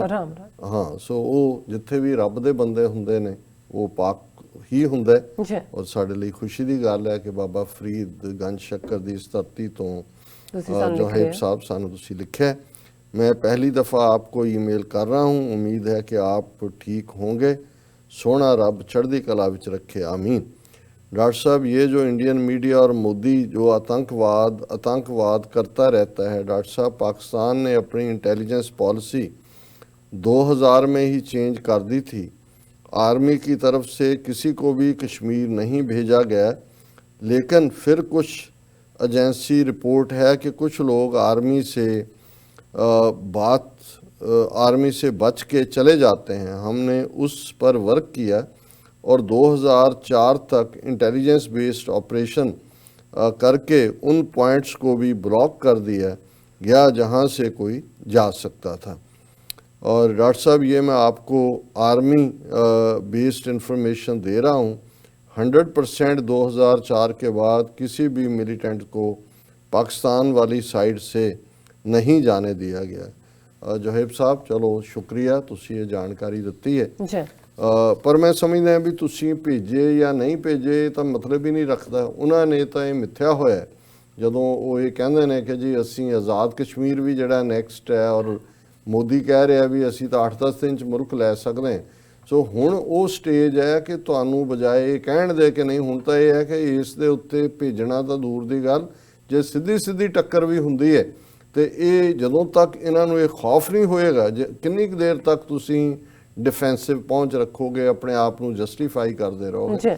ਸੋ ਮੈਂ ਸਮਝਦਾ ਵੀ 80 ਲੱਖ ਲੋਕ ਫਸੇ ਹੋਏ ਨੇ ਇਹਨਾਂ ਦੀ ਕੈਦ ਦੇ ਵਿੱਚ। ਉਹਨਾਂ ਨੂੰ ਲਿਬਰੇਟ ਕਰਵਾਉਣ ਦੇ ਲਈ ਜੋ ਵੀ ਪਾਕਿਸਤਾਨ ਕਰ ਸਕਦਾ ਉਹ ਪਾਕਿਸਤਾਨ ਨੂੰ ਕਰਨਾ ਚਾਹੀਦਾ। ਮੈਂ ਇੱਥੇ ਹੀ ਇਸ ਗੱਲ ਨੂੰ ਛੱਡ ਦਿੰਦਾ ਬਿਨਾਂ ਆਪਣਾ ਸੁਝਾਅ ਦਿੱਤੇ। और फिर उन्होंने कहा उसके बाद जो भी हुआ उसमें पाकिस्तान का कोई हाथ नहीं। 2004 तो बाद सब इंडियन एजेंसीज ने खुद किया, जो भी किया। और इल्ज़ाम पाकिस्तान पर, प्लीज़ हमारे सिख बहनों भाइयों को बताएं कि पाकिस्तान से कोई आतंकवादी नहीं आता, बल्कि इंडियन आर्मी और एजेंसी खुद आतंकवादी है। देखो, ये तो सानू समझाने की लोड़ नहीं है, असी तो समझते हैं, पर ਤੁਹਾਡੀ ਵੀ ਜਿਹੜੀ डिफेंसिव लाइन है ये ठीक नहीं है। इन्हें ही इन्हों के हौसले ਵਧਾਏ ने। और जो मुस्लिम कंट्रीज़ या OIC कश्मीर के टॉपिक पर जिस तरह चुप हैं, इनकी क्या बात करें। हम मुस्लिम उमा करते हैं। इनकी बरात में इकबाल, इनकी बाबत इकबाल ने बहुत पहले ही कह दिया था, दिल सोच से खाली है, निगाह पाक नहीं है। फिर इसमें अजब क्या कि तू बेबाक नहीं है। हाँ, उन्होंने यह है कि भी जे ਜਿਹੜਾ दिल ਦੇ अंदर दर्द नहीं है और नज़र ਜਿਹੜੀ है वो ਤੁਹਾਡੀ पायस नहीं है, पाक नहीं है, तो फिर ਤੁਹਾਡੇ अंदर कोई बेबाकी नहीं आएगी। डॉक्टर साहब, आप अकेले बैठकर कभी YouTube पर ये कलाम सुनिएगा, आइज़ क्लोज करके। हर दफ़ा सुनकर आपको कुछ अलग महसूस होगा। और मैं अपने सिख बहन भाइयों से कहना चाहता हूँ कि आप भी ये कलाम एक दफ़ा सुनकर उसमें सिर्फ एक मुस्लिम वर्ड हटा दें, सिख लिख लें, तो जो आज इंडिया कर रहा है आपके साथ, ये कलाम आप पर बिल्कुल फिट बैठेगा। अगर आप भी एक ना हुए, आपने अपने एक मुल्क के लिए तो याद रखना, जो हिंदुत्व कर रहा है ये आपका नामो निशान मिटाना चाहता है इंडिया से। आखिर में बस ये दुआ है रब से कि वो हम सब पर रहम करे और खालिस्तान और कश्मीर को जल्द आज़ाद करे। आमीन। वाहिगुरु जी का खालसा, वाहिगुरु जी की फतेह। और उन्होंने कहा जी इसनू ऐड करो, जे कोई गलती होए तो मुआफ़ करना। ज़ोहेब साहब, तुहाडी बहुत खूबसूरत लिखत है और तुसी अलामा इकबाल दे जिहड़ा शेर के सचमुच जिहदा दिल दे अंदर और अखां दे अंदर और उसके अमल दे अंदर पाकीज़गी नहीं है। हिम्मत बेबाकी उदों ही आंदी है ਜਦੋਂ ਕਿ ਤੁਸੀਂ ਬਿਲਕੁਲ ਥੋਰਲੀ ਇਮਾਨਦਾਰ ਹੁੰਦੇ ਹੋ। ਨਹੀਂ ਤਾਂ ਜਿਵੇਂ ਪੰਜਾਬੀ ਚ ਕਹਿੰਦੇ ਨੇ, ਮੂੰਹ ਖਾਂਦਾ ਹੈ ਅੱਖਾਂ ਸ਼ਰਮਾਂਦੀਆਂ ਨੇ। ਤਾਂ ਸਾਡਿਆਂ ਚੋਂ ਬਹੁਤਿਆਂ ਦਾ ਹਾਲ ਇਹ ਹੈ। ਔਰ ਇਸ ਚ ਵੀ ਕੋਈ ਸ਼ੱਕ ਨਹੀਂ ਕਿ ਦੁਸ਼ਮਣ ਤਾਂ ਦੁਸ਼ਮਣ ਹੈ। RSS ਕੀ ਹੈ, ਹਿੰਦੂਤਵੀ ਕੀ ਨੇ, ਪਰ ਇਹ ਹੁਣ ਸਿੱਖਾਂ ਤੇ ਮੁਸਲਮਾਨਾਂ ਨੇ ਦੇਖਣਾ ਹੈ ਕਿ ਉਹਨਾਂ ਨੇ ਇਸ ਦੁਸ਼ਮਣ ਦਾ ਮੁਕਾਬਲਾ ਕਿਵੇਂ ਕਰਨਾ। ਉੱਥੇ ਸਾਡੀ ਸੋਲੀਡੈਰਿਟੀ ਵੀ ਔਰ ਇਮਾਨਦਾਰੀ ਵੀ, ਦੋਨੋਂ ਹੀ ਚੀਜ਼ਾਂ ਜਿਹੜੀਆਂ ਨੇ ਉਹ ਬਹੁਤ ਜ਼ਰੂਰੀ ਨੇ। ਜੀ, ਹੁਣ ਆਪਾਂ ਆਪਣੇ ਦਰਸ਼ਕਾਂ ਦੇ ਜੋ ਮੈਸੇਜ ਨੇ ਉਹ ਸ਼ੇਅਰ ਕਰਨ ਜਾ ਰਹੇ ਹਾਂ। ਅਸੀਂ ਸਭ ਦਾ ਸ਼ੁਕਰੀਆ ਅਦਾ ਕਰਦੇ ਹਾਂ, ਔਰ ਜੇ ਰਹਿ ਵੀ ਗਏ ਤੇ ਸਾਨੂੰ ਮਾਫ ਕਰ ਦੇਣਾ। ਆਪਾਂ ਇਹਨਾਂ ਨੂੰ ਜ਼ਰੂਰ ਪੜ੍ਹਦੇ ਹਾਂ। ਸੋ ਸੁਰਿੰਦਰ ਸਿੰਘ ਜੀ ਸਾਨੂੰ ਲਿਖਦੇ ਨੇ, ਵਾਹਿਗੁਰੂ ਜੀ ਮਿਹਰ ਕਰਨਾ ਜੀ। ਵਾਹਿਗੁਰੂ ਜੀ। ਫਿਰ ਉਹਨਾਂ ਦਾ ਮੈਸੇਜ ਹੈ, ਹਿੰਦੂ ਅੱਤਵਾਦੀ ਨੇ ਦਿੱਲੀ ਵਿੱਚ ਹਮਲਾ ਕਰ ਦਿੱਤਾ ਹੈ ਜੀ। ਫਿਰ ਨਾਜ਼ੀਮ ਸ਼ਾਹ ਜੀ ਲਿਖਦੇ ਨੇ, ਸਲਾਮ ਸਰਦਾਰ ਜੀ ਐਂਡ ਸਿਸਟਰ ਨੀਲਮ ਕੌਰ ਜੀ ਰੱਬ ਤੁਹਾਨੂੰ ਖੁਸ਼ ਰੱਖੇ। ਥੈਂਕ ਯੂ ਜੀ। ਐਂਡ ਅਲੀ ਰਾਣਾ ਮਦਸਰ ਸਾਨੂੰ ਲਿਖਦੇ ਨੇ ਲਵ ਸਰ, ਤੁਹਾਨੂੰ ਪਿਆਰ ਭੇਜਦੇ ਨੇ। ਐਂਡ ਬਲਵਿੰਦਰ ਸਿੰਘ ਜੀ ਲਿਖਦੇ ਨੇ ਸਿੰਘ ਸਾਹਿਬ ਜੀ ਇਹ ਬਾਦਲ ਕੇ ਢੀਂਡਸੇ ਜੀਕੇ ਵਰਗੇ ਇੱਕੋ ਵੇਲੇ ਦੇ ਇੱਕ ਵੇਲ ਦੇ ਕੱਦੂ ਨੇ, ਸਾਨੂੰ ਇਹਨਾਂ ਉੱਪਰ ਯਕੀਨ ਕਰਨਾ ਮੂਰਖਤਾਈ ਹੈ। ਬਿਲਕੁਲ ਠੀਕ ਫਰਮਾਇਆ। ਸੋ ਸੈਫ ਖਾਨ ਜੀ ਲਿਖਦੇ ਨੇ ਹਿੰਦੂਤਵਾ ਇੰਡੀਆ ਡੇ ਤਰੱਕੀ ਕਰੇਗਾ। ਸੋ ਅਹਿਮਦ ਹਮਜ਼ਾ ਜੀ ਲਿਖਦੇ ਨੇ, ਉਹਨਾਂ ਨੇ ਸਾਨੂੰ ਸਲਾਮ ਭੇਜਿਆ ਹੈ। ਇੰਡੀਆ ਦੇ ਟੁਕੜੇ ਕਰਵਾਏਗਾ। ਟੁਕੜੇ ਓਕੇ, ਮੈਂ ਕਹਿੰਦਾ ਸੌਰੀ ਤਰੱਕੀ ਨਹੀਂ ਹੋਏਗੀ। ਤਰੱਕੀਆਂ ਵਾਲੀ ਜਾ ਰਿਹਾ ਜੋ ਉਹਨਾਂ ਦੀ ਹਾਲਤ ਹੈਗੀ ਆ, ਜੋ ਜਾਨੀ ਕਿ ਡਿੱਗਣ ਵਾਲ ਟੁਕੜਿਆਂ ਦੀ ਤਰੱਕੀ ਹੋ ਰਹੀ ਹੈ ਜੀ। ਸੋ ਅਹਿਮਦ ਹਮਜ਼ਾ ਜੀ ਸਾਨੂੰ ਸਲਾਮ ਭੇਜਦੇ ਨੇ। ਔਰ ਆਦਿਬ ਸਾਬਰੀ ਲਿਖਦੇ ਨੇ doctor Sahib and Neelam Kaur ji good evening from Abid Sabri Paris ਤੋਂ ਲਿਖਦੇ ਨੇ ਸਾਨੂੰ। ਮੈਂ ਚਾਹਾਂਗੀ ਤੁਸੀਂ ਆ ਜਿਹੜਾ ਮੈਸੇਜ ਹੈ ਨਜੀਮ ਸ਼ਾਹ ਜੀ ਹੋਰਾਂ ਦਾ ਤੁਸੀਂ ਇਹ ਪੜ੍ਹ ਦਿਓ, ਕਿਉਂਕਿ ਮੈਨੂੰ ਦਿੱਕਤ ਆ ਰਹੀ ਪੜ੍ਹਨ ਦੇ ਵਿੱਚ ਉਹਨਾਂ ਨੇ ਜੋ ਲਿਖਿਆ ਹੈ। ਅੱਜ ਡੀਜੀ ISPR ਆਸਿਫ ਗਫੂਰ ਸਾਹਿਬ ਨੇ ਆਖਿਆ ਕਿ ਅਗਰ ਇੰਡੀਆ ਨੇ ਪਾਕਿਸਤਾਨ ਵੱਲ ਗੰਦੀ ਨਜ਼ਰ ਨਾਲ ਵੇਖਿਆ ਤਾਂ ਇਸ ਮੋਦੀ ਦੀਆਂ ਲੱਤਾਂ ਭੰਨ ਦਿਆਂਗੇ। ਡਾਕਟਰ ਜੀ ਤੇ ਨੀਲਮ ਕੌਰ ਜੀ ਰੱਬ ਤੁਹਾਨੂੰ ਸਦਾ ਖੁਸ਼ ਰੱਖੇ ਜੀ। ਹਾਂਜੀ, ਮੈਂ ਵੀ ਇਹ ਸਟੇਟਮੈਂਟ ਦੇਖੀ ਹੈ ਜੀ। ਔਰ ਹੋਪਫੁਲੀ ਕਿ ਪਾਕਿਸਤਾਨ ਥੋੜੇ ਜਿਹੇ ਆਪਣੇ ਦੰਦ ਵੀ ਤਿੱਖੇ ਕਰੇ ਔਰ ਤਿਉਰ ਵੀ ਜ਼ਰਾ ਤਿੱਖੇ ਦਿਖਾਏ ਜੀ। ਫਿਰ ਸਾਨੂੰ ਜ਼ਹੀਰ ਅਹਿਮਦ ਅਵਾਮ ਜੀ ਦਾ ਜਿਹਦਾ ਮੈਸੇਜ ਹੈ, ਕਹਿੰਦੇ ਨੇ ਕਿ ਆਮ ਫਰੋਮ ਸਾਊਦੀ ਅਰੇਬੀਆ। ਡਾਕਟਰ साहब यू आर ग्रेट पर्सन, मेरा कहना है आप सिख भाइयों को गाइड करें वो पाकी जाते हुए ख्याल क्या I don't know, I'm sorry about that. And Surinder Singh ji ਲਿਖਦੇ ਨੇ ਵਾਹਿਗੁਰੂ ਜੀ ਬਾਦਲਕਿਆਂ ਨੇ ਤੇ ਢੀਂਡਸਾ ਨੇ ਤੇ ਆਪਣੀ ਔਕਾਤ ਦਿਖਾ ਦਿੱਤੀ ਹੈ। ਸਿੱਖ ਕੌਮ ਨੂੰ ਸਮਝ ਲੈਣਾ ਚਾਹੀਦਾ ਹੈ ਕਿ ਤੁਸੀਂ ਕਿਸ ਖਤਰੇ ਦੇ ਜ਼ੋਨ ਵਿੱਚ ਖੜੇ ਹੋ। ਸਿੱਖੋ, ਜਾਗੋ, ਜਾਵੋ, ਤੁਹਾਡਾ ਬਹੁਤ ਮਾੜਾ ਟਾਈਮ ਆने वाला है, ਜਾਗ ਜਾਓ। हाँ बिल्कुल ठीक फरमा रहे ने ਜ਼ਹੀਰ ਅਹਿਮਦ ਅਵਾਨ ਫਿਰ ਲਿਖਦੇ ਨੇ ਪਾਕਿਸਤਾਨ ਜਾਤੇ ਹੋਏ, ਉਹਨਾਂ ਨੇ ਮੇਰੇ ਖਿਆਲ ਉਹਨਾਂ ਕੰਪਲੀਟ ਕੀਤਾ ਹੁਣ ਆਪਣਾ जो भी है वॉक। सो रिशु खन्ना लिखते ने डॉक्टर साहब वाहिगुरु जी का खालसा वाहिगुरू जी की फतेह, God bless you. And Bibi Neelam Kaur thank you so much. Balwinder Singh ji लिखते ने खालसा जी इन्हां रेंटा सिखां ने साडी सिख कौम नूं इन्हां गंदस्तानियां कोल गहने रख दिता, सानू हुण तां जागण दी लोड़ है। सुर गोपी आनंदपुरिया लिखते ने गुरफतेह। एंड साहब सनानी जी भी सानू अपना प्यार भेजते ने। साजिद अहमद लिखते हैं रेफरेंडम 2020 का क्या हुआ। अहमद हमजा जी का मैसेज है कि हिंदू तवीज़ are underestimating Pakistan, our agencies are engaged in Afghanistan and western border where super powers have conflicting interest and Indian agencies are taking advantage. ये कोई शक नहीं है कि अफगानिस्तान ਦੇ ਵਿੱਚ ਜਿਹੜੀ ਫਾਈਨਲ ਨੈਗੋਸ਼ੀਏਸ਼ਨ ਚੱਲ ਰਹੀ ਹੈ, ਪਰ ਉਹਦੇ 'ਚ ਵੀ ਥੋੜਾ ਜਿਹਾ ਕਨਫਿਊਜ਼ਨ ਜਾਂ ਭੰਬਲ ਭੂਸੇ ਵਾਲੀ ਲਾਈਨ ਆਈ ਜਦੋਂ ਕਿ ਕਾਫੀ ਹਾਇਰ ਲੈਵਲ ਦੇ ਜਿਹਦੇ CIA ਔਰ ਦੂਸਰੇ ਆਫੀਸ਼ੀਅਲ ਸੀ ਉਹ ਜਹਾਜ਼ ਡਿੱਗਿਆ ਤਾਲਿਬਾਨ ਦੇ ਖਾਤੇ 'ਚ ਵੀ ਪਾਇਆ ਗਿਆ। ਹਾਲਾਂਕਿ ਉਹਨਾਂ ਨੇ ਕੋਈ ਸਿੱਧੀ ਜ਼ਿੰਮੇਵਾਰੀ ਤਾਂ ਨਹੀਂ ਲਈ, ਪਰ ਇਹਦੇ 'ਚ ਕੋਈ ਸ਼ੱਕ ਨਹੀਂ ਹੈ ਕਿ ਉੱਥੇ ਮਲਟੀਪਲ ਦੇਸ਼ਾਂ ਦੀਆਂ ਏਜੰਸੀਜ਼ ਆਪਣੇ ਕੰਮ ਤੇ ਲੱਗੀਆਂ ਨੇ ਔਰ ਇੰਡੀਅਨਸ ਉਸ ਦਾ ਫਾਇਦਾ ਚੁੱਕ ਰਹੇ ਨੇ ਦੂਸਰੇ ਪਾਸੇ ਮੇਨਲੈਂਡ ਦੇ ਵਿੱਚ ਜੀ। FA ਰਾਜਪੂਤ ਸਾਹਿਬ ਲਿਖਦੇ ਨੇ God is for every human, not only for Muslim, Christian, Sikhs. God will apply his judgment on issue of all going in India. Just be patient. Modi can't decide Indian minorities' future. ਮੇਰਾ ਖਿਆਲ ਅੱਜ ਅਸੀਂ ਇੱਥੇ ਸਮਾਪਤੀ ਕਰਦੇ ਹਾਂ ਇਸ segment ਦੀ। ਸੋ viewers, ਅਸੀਂ ਚਾਹਾਂਗੇ ਕਿ ਤੁਸੀਂ ਸਾਡੇ ਨਾਲ ਇਸੇ ਤਰ੍ਹਾਂ ਹੀ ਜੁੜੇ ਰਹਿਣਾ। ਮਿਲਦੇ ਹਾਂ ਛੋਟੇ ਜਿਹੇ ਬ੍ਰੇਕ ਤੋਂ ਬਾਅਦ।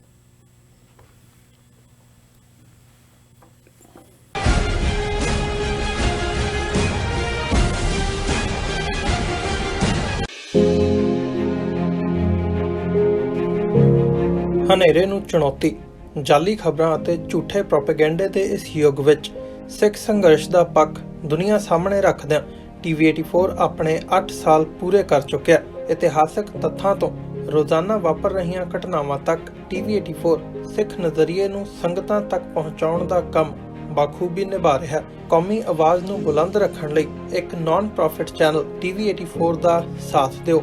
1 ਫਰਵਰੀ 2020 ਦਿਨ ਸ਼ਨੀਵਾਰ ਨੂੰ ਸ਼ਾਮ 6:30 ਵਜੇ ਸਪ੍ਰੈਂਜ਼ਾ ਬੈਂਕੁਏਟ ਹਾਲ ਬਰੈਂਪਟਨ ਓਨਟਾਰੀਓ ਵਿਖੇ ਪਹੁੰਚੋ ਅਤੇ ਹੱਕ ਸੱਚ ਦੀ ਆਵਾਜ਼ TV84 ਦੀ ਮਦਦ ਲਈ ਆਪਣਾ ਬਣਦਾ ਯੋਗਦਾਨ ਪਾਓ। ਵਧੇਰੇ ਜਾਣਕਾਰੀ ਲਈ ਤੁਸੀਂ ਹੇਠ ਦਿੱਤੇ ਨੰਬਰਾਂ ਤੇ ਸੰਪਰਕ ਕਰ ਸਕਦੇ ਹੋ।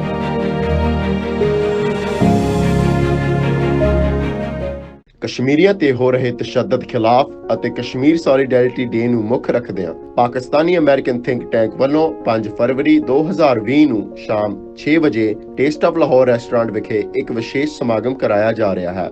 ਇਸ ਮੌਕੇ ਨਿਊਯਾਰਕ ਵਿੱਚ ਸਿੱਖ ਮੁਸਲਮਾਨ ਸਾਂਝ ਨੂੰ ਮਜ਼ਬੂਤ ਕਰਨ ਵਾਲੇ ਸਲੀਮ ਅਹਿਮਦ ਮਲਿਕ ਸਾਹਿਬ ਦੀ ਯਾਦ ਵਿੱਚ ਉਹਨਾਂ ਦੇ ਪਰਿਵਾਰ ਦਾ ਸਨਮਾਨ ਵੀ ਕੀਤਾ ਜਾਵੇਗਾ। ਡਾਕਟਰ ਅਮਰਜੀਤ ਸਿੰਘ, ਮੁਹੰਮਦ ਸ਼ਫੀਕ, ਰਮਜ਼ਾਨ ਰਾਣਾ ਅਤੇ ਮਕਬੂਲ ਮਲਿਕ ਸਮੇਤ ਹੋਰ ਬੁਲਾਰਿਆਂ ਵੱਲੋਂ ਵਿਚਾਰਾਂ ਦੀ ਸਾਂਝ ਪਾਈ ਜਾਵੇਗੀ। ਕਸ਼ਮੀਰੀਆਂ ਨਾਲ ਇਕਮੁੱਠਤਾ ਦਾ ਇਜ਼ਹਾਰ ਕਰਦਿਆਂ ਇਸ ਸਮਾਗਮ ਵਿੱਚ ਸ਼ਾਮਲ ਹੋਣ ਲਈ ਆਪ ਜੀ ਸਭ ਨੂੰ ਬੇਨਤੀ ਕੀਤੀ ਜਾਂਦੀ ਹੈ। ਵਧੇਰੀ ਜਾਣਕਾਰੀ ਲਈ ਆਪ ਹੇਠ ਦਿੱਤੇ ਨੰਬਰ ਤੇ ਸੰਪਰਕ ਕਰ ਸਕਦੇ ਹੋ।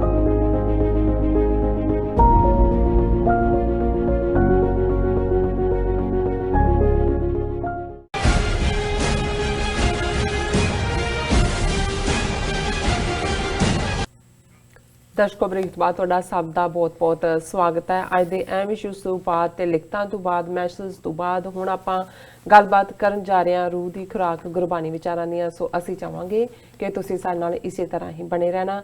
ਦੇਖਣ ਸੁਣ ਲਈ ਤੁਹਾਡਾ ਸਭ ਦਾ ਬਹੁਤ-ਬਹੁਤ ਸ਼ੁਕਰੀਆ ਜੀ। ਡਾਕਟਰ ਸਾਹਿਬ ਕੀ ਕਹਿਣਾ ਚਾਹੋਗੇ? ਦੇਖੋ, ਗੁਰੂ ਗ੍ਰੰਥ ਸਾਹਿਬ ਜਿਹੜੀ ਸਿੱਖਾਂ ਦੀ ਇੱਕ ਸਿਰਫ ਸਕ੍ਰਿਪਚਰ ਨਹੀਂ ਹੈ, ਇਟਰਨਲ ਗੁਰੂ ਹੈ। ਇਹ ਉਹ ਰੂਹਾਨੀਅਤ ਦਾ ਮੈਸੇਜ ਹੈ ਜਿਹੜਾ ਸਿਰਫ ਸਿੱਖ ਗੁਰੂ ਸਾਹਿਬਾਨ ਦਾ ਕਲਾਮ, ਉਹਨਾਂ ਦੀ ਬਾਣੀ ਹੀ ਨਹੀਂ ਹੈ।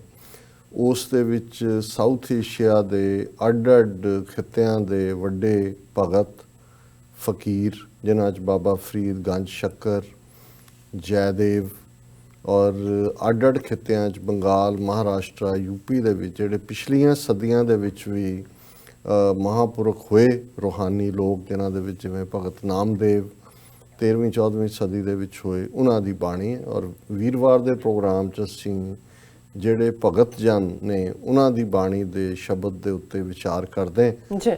ਅੱਜ ਅਸੀਂ ਭਗਤ ਬੇਣੀ ਜੀ, ਜਿਨ੍ਹਾਂ ਬਾਰੇ ਇਤਿਹਾਸਕ ਜਾਣਕਾਰੀ ਬਹੁਤ ਘੱਟ ਹੈ ਕਿ ਉਹਨਾਂ ਦਾ ਸੰਬੰਧ ਕਿਸ ਇਲਾਕੇ ਨਾਲ ਸੀ, ਪਰ ਬਹੁਤ ਵਾਰ ਜਿਹੜਾ ਗੰਗਾ ਜਮਨੀ ਤਹਿਜ਼ੀਬ ਦਾ ਏਰੀਆ ਹੈ, ਇਸ ਨਾਲ ਉਹਨਾਂ ਦਾ ਸੰਬੰਧ ਜੁੜਦਾ ਹੈ। ਔਰ ਭਗਤ ਬੇਣੀ ਜੀ ਦੇ 3 ਸ਼ਬਦ ਗੁਰੂ ਗ੍ਰੰਥ ਸਾਹਿਬ ਦੇ ਅੱਡ-ਅੱਡ ਰਾਗਾਂ ਦੇ ਵਿੱਚ ਦਰਜ ਨੇ। ਅੱਜ ਜਿਹੜਾ ਸ਼ਬਦ ਅਸੀਂ ਕਰ ਰਹੇ ਹਾਂ ਉਹ ਰਾਗ ਆਸਾ ਦੇ ਵਿੱਚ ਹੈ। ਔਰ ਕਿਉਂਕਿ ਸਾਰੀ ਗੁਰਬਾਣੀ ਨੂੰ ਜਿਹੜਾ ਇੰਸਟਰੂਮੈਂਟਸ ਦੇ ਉੱਤੇ, ਖਾਸ ਤੌਰ 'ਤੇ ਹੁਣ ਤਾਂ ਹਾਰਮੋਨੀਅਮ ਔਰ ਦੂਸਰਾ ਆ ਗਿਆ, ਲੇਕਿਨ ਸਟ੍ਰਿੰਗ ਇੰਸਟਰੂਮੈਂਟ ਸੀ ਜਿਨ੍ਹਾਂ ਦੇ ਨਾਲ ਇੱਕ ਰਾਗ ਔਰ ਇੱਕ ਜਿਹੜਾ ਕਲਾਮ ਬਾਣੀ, ਜਦੋਂ ਉਸ ਦਾ ਮੇਲ ਹੁੰਦਾ ਹੈ ਤੇ ਇੱਕ ਆਪਣੇ ਕਿਸਮ ਦੀ ਰੂਹਾਨੀਅਤ ਹੁੰਦੀ ਹੈ। ਔਰ ਇਸ ਲਈ ਈਵਨ ਹਰ ਸ਼ਬਦ ਦੇ ਉੱਤੇ, ਇਹ ਸ਼ਬਦ ਨੂੰ ਹਿਮ ਅੰਗਰੇਜ਼ੀ 'ਚ ਕਹਿੰਦੇ ਨੇ, ਉਸ ਦੇ ਉੱਤੇ ਡਾਇਰੈਕਸ਼ਨ ਹੁੰਦੀ ਹੈ ਕਿ ਇਹਨੂੰ ਇਸ ਰਾਗ ਦੇ ਵਿੱਚ ਗਾਣਾ ਔਰ ਇਸ ਤਾਲ ਦੇ ਵਿੱਚ ਉਸ ਦੇ ਨਾਲ ਹੋਏ। ਔਰ ਜਿਵੇਂ ਇਹ ਜਿਹੜਾ ਭਗਤ ਬੇਣੀ ਜੀ ਦਾ ਸ਼ਬਦ ਹੈ, ਸ਼੍ਰੀ ਰਾਗ ਬਾਣੀ ਭਗਤ ਬੇਣੀ ਜੀਉ ਕੀ, ਔਰ ਉਹਦੇ ਤੇ ਹਦਾਇਤ ਹੈ ਪਹਿਰਿਆਂ ਕੇ ਘਰ ਗਾਵਣਾ। ਹੁਣ ਪਹਿਰੇ ਇੱਕ ਅੰਦਾਜ਼ ਹੈ ਗਾਇਕੀ ਦਾ ਜਿਹੜਾ ਗੁਰੂ ਸਾਹਿਬ ਦੇ ਆਸਾ ਰਾਗ ਗੁਰੂ ਨਾਨਕ ਸਾਹਿਬ ਨੇ ਆਪਣੀ ਜਦੋਂ ਬਾਣੀ ਲਿਖੀ ਤੇ ਉਸ ਦੇ ਵਿੱਚ ਵੀ ਇਹ ਸੀ ਕਿ ਇਹ ਪਹਿਰਿਆਂ ਦੇ ਵਿੱਚ ਗਾਣਾ।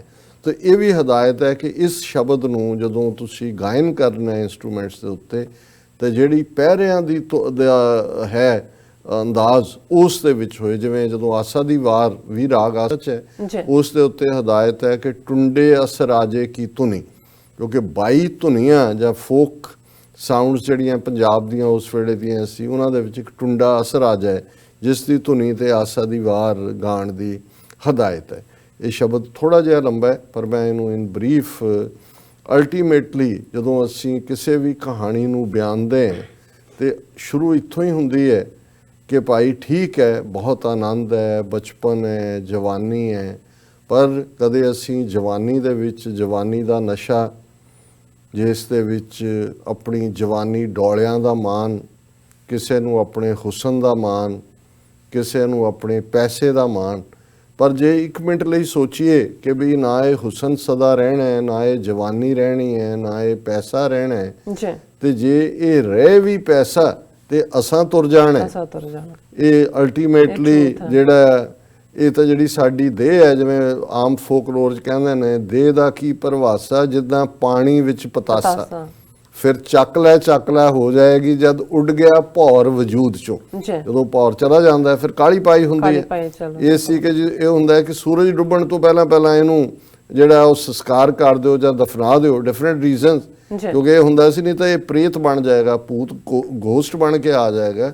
ਉਹੀ ਸਰੀਰ ਜਿਹਨੂੰ ਸਾਰੇ ਚੰਬੜੇ ਹੁੰਦੇ ਸੀ, ਚੁੰਮਦੇ ਸੀ, ਜਿਹਦੇ ਨਾਲ ਜਿਹੜਾ ਉਹ ਇੱਕ ਹਿੱਤ ਸੀ, ਉਹ ਫਿਰ ਈਵਨ ਕਿਉਂਕਿ ਜਦੋਂ ਰੂਹ ਨਿਕਲ ਜਾਂਦੀ ਹੈ ਤੇ ਅਲਟੀਮੇਟਲੀ ਉਹ ਵੀ ਜਿਹੜੀ ਦੇਹ ਹੈ ਉਹਦੇ ਚੋਂ ਵੀ ਮੁਸ਼ਕ ਆਉਂਦੀ ਹੈ, ਔਰ ਸੰਸਕਾਰ ਕਰਕੇ ਵੀ ਆ ਕੇ ਨਹਾਉਂਦੇ ਨੇ ਕਿ ਵੀ ਨਾਲ ਕੁਝ ਚੰਬੜ ਨਾ ਗਿਆ ਹੋਵੇ। ਸੋ ਇਹ ਭਗਤ ਮੇਹਣੀ ਜੀ ਦਾ ਇਹ ਸਾਰਾ ਸ਼ਬਦ ਹੀ ਜੀਵਨ ਦੀ ਸ਼ੁਰੂਆਤ ਤੋਂ ਕਰਦਾ ਕਿ ਜਦੋਂ ਬੱਚਾ ਮਾਂ ਦੇ ਉਦਰ ਦੇ ਵਿੱਚ, ਢਿੱਡ ਦੇ ਵਿੱਚ, ਯੂਟਰਸ ਦੇ ਵਿੱਚ ਹੁੰਦਾ।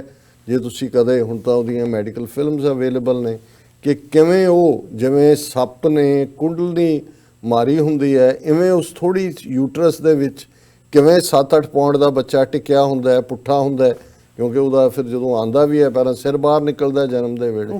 ਤਾਂ ਇੱਥੋਂ ਭਗਤ ਜੀ ਨੇ ਸ਼ੁਰੂ ਕੀਤਾ, ਜੇ ਨਰ ਗਰਭ ਕੁੰਡਲ ਜਬ ਆਛਤ ਉਰਦ ਧਿਆਨ ਲਿਵ ਲਾਗਾ, ਮਿਰਤਕ ਪਿੰਡ ਪਦ ਮਦ ਨਾ ਅਹਨਸ ਏਕ ਅਗਿਆਨ ਸੁਨਾਗਾ। ਕਿ ਵੀ ਜਦੋਂ ਤੂੰ ਮਾਂ ਦੇ ਯੂਟਰਸ ਦੇ ਵਿੱਚ, ਉਦਰ ਦੇ ਵਿੱਚ, ਉਸ ਕੁੰਡਲ ਦੇ ਵਿੱਚ ਸੀ, ਤੇਰਾ ਪੁੱਠਾ ਸੀ ਤੂੰ, ਔਰ ਉਦੋਂ ਤੂੰ ਰੱਬ ਦੇ ਨਾਲ ਕਿਤੇ ਨਾ ਕਿਤੇ ਤੂੰ ਜੁੜਿਆ ਹੋਇਆ ਸੀ, ਪਰ ਹੁਣ ਤੂੰ ਉਸ ਸਰੀਰ ਦਾ ਮਾਣ ਕਰਦਾ ਹੈ, ਹੰਕਾਰ ਕਰਦਾ ਹੈ, ਜਿਹੜਾ ਅਲਟੀਮੇਟਲੀ ਟੁੱਟ ਜਾਣਾ ਹੈ, ਖਤਮ ਹੋ ਜਾਣਾ ਹੈ, ਔਰ ਤੂੰ ਅਹਨਸ ਦਿਨ ਰਾਤ ਜਿਹੜਾ ਹੁਣ ਇਸ ਸਰੀਰ ਦੀ ਮੁਹੱਬਤ ਦੇ ਵਿੱਚ ਹੀ ਗ੍ਰਿਫਤਾਰ ਹੈ। ਤੇ ਦਿਨ ਸੰਮਲ ਕਸ਼ਟ ਮਹਾਦੁਖ ਅਬ ਚਿਤ ਅਦਕ ਪਸਾਰਿਆ, ਗਰਭ ਛੋੜ ਮ੍ਰਿਤ ਮੰਡਲ ਆਇਆ, ਤੋ ਨਰ ਹਰ ਮਨੋ ਵਿਸਾਰਿਆ।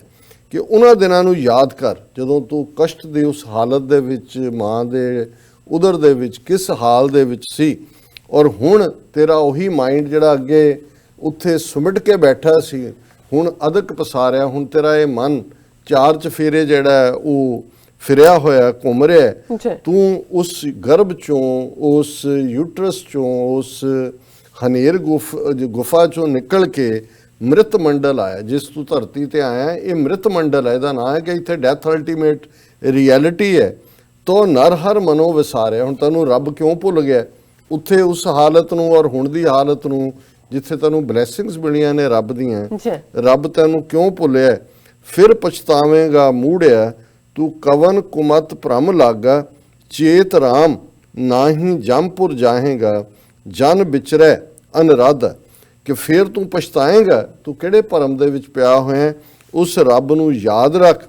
ਅਲਟੀਮੇਟ ਡੈਥ ਜੰਮਪੁਰ ਜਾਹੇਗਾ, ਉਹ ਮੌਤ ਯਕੀਨੀ ਹੈ, ਔਰ ਤੂੰ ਅਨਕੰਟਰੋਲ ਜਨ ਵਿਚਰੈ ਅਨਰਾਗਾ, ਤੂੰ ਮੈਨ ਉਹ ਜਿਹਨੂੰ ਕਹਿੰਦੇ ਨੇ ਕਿ ਸ਼ੁਤਰ ਬੇਮੁਹਾਰ ਦੀ ਤਰ੍ਹਾਂ ਜਿਹੜਾ ਤੂੰ ਵਿਚਰ ਰਿਹਾ। ਬਾਲ ਬਿਨੋਦ ਚਿੰਦ ਰਸ ਲਾਗਾ, ਖਿਨ ਖਿਨ ਮੋਹੇ ਵਿਆਪੈ, ਰਸ ਮਿਸ ਮੇਦ ਅੰਮ੍ਰਿਤ ਬਿਖ ਚਾਖੀ, ਤੋ ਪੰਚ ਪ੍ਰਗਟ ਸੰਤਾਪੈ। ਕਿ ਪਹਿਲਾਂ ਤੂੰ ਛੋਟਾ ਸੀ, ਤੂੰ ਬਾਲ ਬਿਨੋਦ, ਬੱਚਿਆਂ ਦੀਆਂ ਖੇਡਾਂ, ਔਰ ਜਿਵੇਂ ਬੱਚੇ ਨੂੰ ਮਿੱਠਾ ਬਹੁਤ ਚੰਗਾ ਲੱਗਦਾ, ਚਿੰਦ ਰਸ ਲਾਗਾ, ਖਿਨ ਖਿਨ ਮੋਹੇ, ਇਵੇਂ ਤੂੰ ਹੌਲੀ ਹੌਲੀ ਇੱਕ ਚੀਜ਼ ਤੋਂ ਦੂਸਰੀ ਚੀਜ਼ ਦੇ ਮੋਹ ਦੇ ਵਿੱਚ ਫਸਦਾ ਚਲਾ ਜਾ ਰਿਹਾ। ਔਰ ਗੁੱਡ ਔਰ ਬੈਡ ਟੇਸਟ, ਰਸ ਮਿਸ ਮੇਦ ਅੰਮ੍ਰਿਤ ਬਿਖ ਚਾਖੀ, ਤੋ ਪੰਚ ਪ੍ਰਗਟ ਸੰਤ। ਪਹਿਲਾਂ ਤੂੰ ਉਸ ਮਿੱਠੇ ਦੇ ਰਸ ਨਾਲ ਲੱਗਾ, ਫਿਰ ਹੌਲੀ ਹੌਲੀ ਪੰਜ ਪ੍ਰਗਟ ਕਾਮ ਕ੍ਰੋਧ ਲੋਭ ਮੋਹ ਹੰਕਾਰ ਨੇ ਆ ਕੇ ਤੈਨੂੰ ਘੇਰ ਰਿਹਾ। ਜਪ ਤਪ ਸੰਜਮ ਛੋੜ ਸੁਕ੍ਰਿਤ ਮਤ, ਰਾਮ ਨਾਮ ਨਾ ਅਰਾਧਿਆ, ਉਛਲਿਆ ਕਾਮ ਕਾਲ ਮਤ ਲਾਗੀ, ਤੋ ਆਨ ਸਕਤ ਗਲ ਬਾਂਧਿਆ। ਕਿ ਤੂੰ ਰੱਬ ਦੀ ਯਾਦ ਔਰ ਡਿਸਿਪਲਿਨ ਨੂੰ ਛੱਡ ਕੇ ਆਪਣੀ ਚੰਗੀ ਅਕਲ ਦੇ ਵੱਲ ਪਿੱਠ ਕਰ ਲਈ, ਰੱਬ ਨੂੰ ਯਾਦ ਨਹੀਂ ਕੀਤਾ। ਔਰ ਸਭ ਤੋਂ ਪਹਿਲਾਂ ਤੇਰੇ ਅੰਦਰ ਕਾਮ ਨੇ, ਸੈਕਸ ਨੇ, ਸੈਕਸ਼ੂਅਲ ਡਿਜ਼ਾਇਰਸ ਨੇ ਉਛਾਲਾ ਮਾਰਿਆ, ਔਰ ਤੂੰ ਆਪਣੀ ਮੱਤ ਦੇ ਉੱਤੇ ਪਰਦਾ ਪਾ ਲਿਆ, ਔਰ ਇਸ ਪਾਸੇ ਵੱਲ ਝੁਕ ਗਿਆ ਹੈ, ਉਹਨਾਂ ਕਮਜ਼ੋਰੀਆਂ ਦੇ ਵੱਲ। ਜੀ ਤਰੁਣ ਤੇਜ ਪਰ ਤ੍ਰਿਆ ਮੁਖ ਜੋ ਹੈ, ਸਰ ਅਪਸਰ ਨਾ ਪਛਾਣਿਆ, ਉਨਮਤ ਕਾਮ ਮਹਾ ਬਿਖ ਭੂਲੇ, ਪਾਪ ਪੁੰਨ ਨਾ ਪਛਾਣਿਆ। ਕਿ ਆਪਣੇ ਉਸ ਕਾਮ ਦੇ ਪੈਸ਼ਨ ਦੇ ਵਿੱਚ ਤੂੰ ਬਗਾਨੀਆਂ ਔਰਤਾਂ ਦੇ ਮੂੰਹ ਨੂੰ ਨਿਹਾਰਦਾ ਹੈ, ਉਹਨਾਂ ਦੇ ਵੱਲ ਦੇਖਦਾ ਹੈ, ਆਪਣੇ ਫੈਮਿਲੀ ਲਾਈਫ ਦੇ ਡਿਸਪਲਿਨ ਚੋਂ ਬਾਹਰ ਨਿਕਲ ਕੇ ਮਾੜੇ ਕੰਮ ਕਰਦੇ ਹੈ। ਤੈਨੂੰ ਠੀਕ ਤੇ ਗਲਤ ਦੀ ਪਛਾਣ ਨਹੀਂ ਰਹੀ, ਕਿਉਂਕਿ ਤੂੰ ਇਸ ਵੇਲੇ ਜਿਹੜੀ ਸੈਕਸ਼ੂਅਲ ਡਿਜ਼ਾਇਰ ਦੀ ਗ੍ਰਿਪ 'ਚ ਹੈ, ਔਰ ਇਹ ਜ਼ਹਿਰ ਤੈਨੂੰ ਖਾ ਰਿਹਾ ਹੈ। ਪਾਪ ਪੁੰਨ ਨਾ ਪਛਾਣਿਆ, ਠੀਕ ਤੇ ਗਲਤ ਦੀ ਪਛਾਣ ਵੀ ਤੈਨੂੰ ਮਿਟ ਗਈ। ਸੁਤ ਸੰਪਤ ਦੇਖ ਇਹੋ ਮਨ ਗਰਭਿਆ, ਰਾਮ ਹਿਰਦੈ ਤੇ ਖੋਇਆ, ਅਵਰ ਮਰਤ ਮਾਇਆ ਮਨ ਤੋਲੇ, ਤੋ ਭਗ ਮੁਖ ਜਨਮ ਵਗੋਇਆ। ਕਿ ਆਪਣਾ ਪੁੱਤਰ ਧੀਆਂ ਪ੍ਰਾਪਰਟੀ ਦੇਖ ਕੇ ਤੇਰੇ ਮਨ ਦੇ ਵਿੱਚ ਹੰਕਾਰ ਹੈ, ਰੱਬ ਤੈਨੂੰ ਭੁੱਲਿਆ ਹੋਇਆ ਹੈ। ਜਦੋਂ ਕੋਈ ਮਰ ਰਿਹਾ ਹੈ, ਤੂੰ ਉਸ ਮੌਤ ਵਾਲੀ ਥਾਂ ਤੇ ਵੀ ਬੈਠ ਕੇ ਆਪਣੇ ਮਨ ਦੇ ਵਿੱਚ ਇਹ ਦੇਖ ਰਿਹਾ ਹੈ ਕਿ ਇਹਦੇ ਚੋਂ ਵੀ ਕਿਵੇਂ ਮੁਫਾਦ ਕੱਢਿਆ ਜਾ ਸਕਦਾ ਹੈ। ਮਾਇਆ ਮਨ ਤੋਲੇ ਜੀ ਤੋ ਭਗਮੁਖ ਜਨਮ ਵਗੋਇਆ। ਤੈਨੂੰ ਇਸ ਗੱਲ ਦੀ ਸ਼ਰਮ ਹੀ ਨਹੀਂ ਹੁੰਦੀ ਕਿ ਮੇਰੇ ਸਾਹਮਣੇ ਮੇਰਾ ਕਿੰਨਾ ਕੀਮਤੀ ਜੀਵਨ, ਮੈਂ ਭਾਗਸ਼ਾਲੀ ਸੀ, ਇਸ ਜੀਵਨ ਨੂੰ ਮੈਂ ਕਿਵੇਂ ਗੁਜ਼ਾਰਾਂ। ਪੁੰਡਰ ਕੇਸ ਕੁਸਮ ਤੇ ਧੌਲੇ, ਸਪਤ ਪਤਾਲ ਕੀ ਬਾਣੀ, ਲੋਚਨ ਸ਼ਰਮੈ ਬੁੱਧ ਬਲ ਨਾਠੀ, ਤਾਂ ਕਾਮ ਪਵਸ ਮਾਦਾਣੀ। ਕਿ ਹੁਣ ਤੂੰ ਆਪਣੇ ਵਾਲ ਦੇਖ ਚਿੱਟੇ ਹੋ ਗਏ ਨੇ, ਜੀ ਔਰ ਇੰਨੇ ਚਿੱਟੇ ਜਿਵੇਂ ਕਿ ਚਮੇਲੀ ਦੇ ਫੁੱਲ ਨਾਲੋਂ ਵੀ ਜ਼ਿਆਦਾ, ਜੈਸਮੀਨ ਫਲਾਵਰ। ਪੁੰਡਰ ਕੇਸ ਕੁਸਮ ਤੇ ਧੌਲੇ, ਸਪਤ ਪਤਾਲ ਕੀ ਬਾਣੀ। ਤੇ ਆਪਣੀ ਆਵਾਜ਼ ਦੇਖ, ਇਹ ਬੁਢਾਪੇ ਵੱਲ ਹੈ ਕਿ ਵੀ ਤੇਰੀ ਆਵਾਜ਼ ਐਵੇਂ ਜਿਵੇਂ 7ਵੇਂ ਪਤਾਲ ਚੋਂ ਨਿਕਲ ਰਹੀ ਹੈ, ਫੀਬਲ ਵੌਇਸ, ਇਨਆਡੀਬਲ ਹੁੰਦੀ ਹੈ। ਔਰ ਇਹ ਹਾਲਤ ਹੁੰਦੀ ਹੈ ਜਿਉਂ ਜਿਉਂ ਅਸੀਂ ਬੁਢਾਪੇ ਵੱਲ ਜਾ ਰਹੇ ਹਾਂ। ਲੋਚਨ ਸ਼ਰਮੈ ਬੁੱਧ ਬਲ ਨਾਠੀ, ਅੱਖਾਂ 'ਚੋਂ ਹਮੇਸ਼ਾ ਪਾਣੀ ਵਗਦਾ ਹੈ, ਗਿੱਲੀਆਂ ਅੱਖਾਂ ਰਹਿੰਦੀਆਂ ਨੇ ਜਿਹੜੀਆਂ ਨੇ। ਔਰ ਬੁੱਧ ਬਲ ਨਾਠੀ, ਇੰਟੈਲੈਕਟ ਸਟਰੈਂਥ ਤੇਰਾ ਵੀ ਤੈਨੂੰ ਜਵਾਬ ਦੇ ਰਿਹਾ ਹੈ, ਯਾਦਾਸ਼ਤ ਵੀ ਖਤਮ ਹੋ ਰਹੀ ਹੈ। ਬੁੱਧ ਤਾਂ ਕਾਮ ਪਵਸ ਮਾਦਾਣੀ, ਪਰ ਤੇਰੇ ਅੰਦਰ ਜਿਹੜੀ ਸੈਕਸ਼ੂਅਲ ਡਿਜ਼ਾਇਰ ਆ ਉਹ ਨਹੀਂ ਮਰ ਰਹੀ। ਉਹ ਕਿਤੇੋਂ ਨਾ ਕਿਤੇੋਂ ਜਿਹੜਾ ਤੂੰ ਅੰਦਰ ਆਪਣੇ ਮਧਾਣੀ ਪਾਈ ਹੋਈ ਹੈ, ਉਸ ਕਿਸਮ ਦਾ ਜਿਹੜੀ ਹੈ ਤੇਰੀ ਡਰਟੀ ਸੋਚ ਹੈ। ਤਾਂ ਤੇ ਵਿਖੈ ਭਈ ਮਤ ਪਾਵਸ, ਕਾਇਆ ਕਮਲ ਕੁਮਰਾਣ, ਅਵਗਤ ਬਾਣ ਛੋੜ ਮ੍ਰਿਤ ਮੰਡਲ, ਤਉ ਪਾਛੈ ਪਛਤਾਣ। ਹੁਣ ਤੇਰਾ ਜਿਹੜਾ ਮਤ ਹੈ ਉਹ ਬਿਲਕੁਲ ਸੁੱਕ ਗਈ ਹੈ, ਉਸ ਦੇ ਵਿੱਚ ਕੋਈ ਅਕਲ ਦੀ ਗੱਲ ਨਹੀਂ ਹੈ। ਤੇਰਾ ਸਰੀਰ ਜਿਹੜਾ ਹੈ ਉਹ ਵੀ ਜਿਵੇਂ ਕਮਲ ਦਾ ਫੁੱਲ ਮੁਰਝਾ ਜਾਂਦਾ ਹੈ, ਇਵੇਂ ਤੇਰਾ ਸਰੀਰ ਵੀ ਜਿਹੜਾ ਉਹ ਮੁਰਝਾ ਗਿਆ। ਔਰ ਹੁਣ ਜਿਹੜਾ ਜ਼ਿੰਦਗੀ ਦਾ ਤੇਰਾ ਐਂਡ ਹੋਣ ਜਾ ਰਿਹਾ ਹੈ। ਅਵਗਤ ਬਾਣ ਛੋੜ ਮਿਤ ਮੰਡਲ, ਤਉ ਪਾਛੈ ਪਛਤਾਣਾ। ਹੁਣ ਤੂੰ ਪਛਤਾਏਂਗਾ ਕਿ ਮੈਂ ਜ਼ਿੰਦਗੀ ਨੂੰ ਠੀਕ ਢੰਗ ਨਾਲ ਕਿਉਂ ਨਹੀਂ ਜੀਵਿਆ। ਨਿਕਟੀ ਦੇ ਦੇਖ ਤੁਨ ਉਪਜੈ, ਮਾਨ ਕਰਤ ਨਹੀਂ ਬੂਝੈ, ਲਾਲਚ ਕਰੈ ਜੀਵਨ ਪਦ ਕਾਰਨ, ਲੋਚਨ ਕਛੂ ਨਾ ਸੂਝੈ। ਪਰ ਅਜੇ ਵੀ ਤੂੰ ਮਰਨ ਦੇ ਨੇੜੇ ਹੈ, ਪਰ ਆਪਣੇ ਪੁੱਤਰ ਪੋਤਰੇ ਦੇਖ ਕੇ ਵੀ ਜਿਹੜਾ ਛੋਟੀਆਂ ਛੋਟੀਆਂ ਉਹਨਾਂ ਨੂੰ ਤੇਰੇ ਅੰਦਰ ਫੇਰ ਇਹ ਹੰਕਾਰ ਆ ਰਿਹਾ ਹੈ, ਮਾਨ ਕਰਤ ਨਹੀਂ ਬੂਝੈ।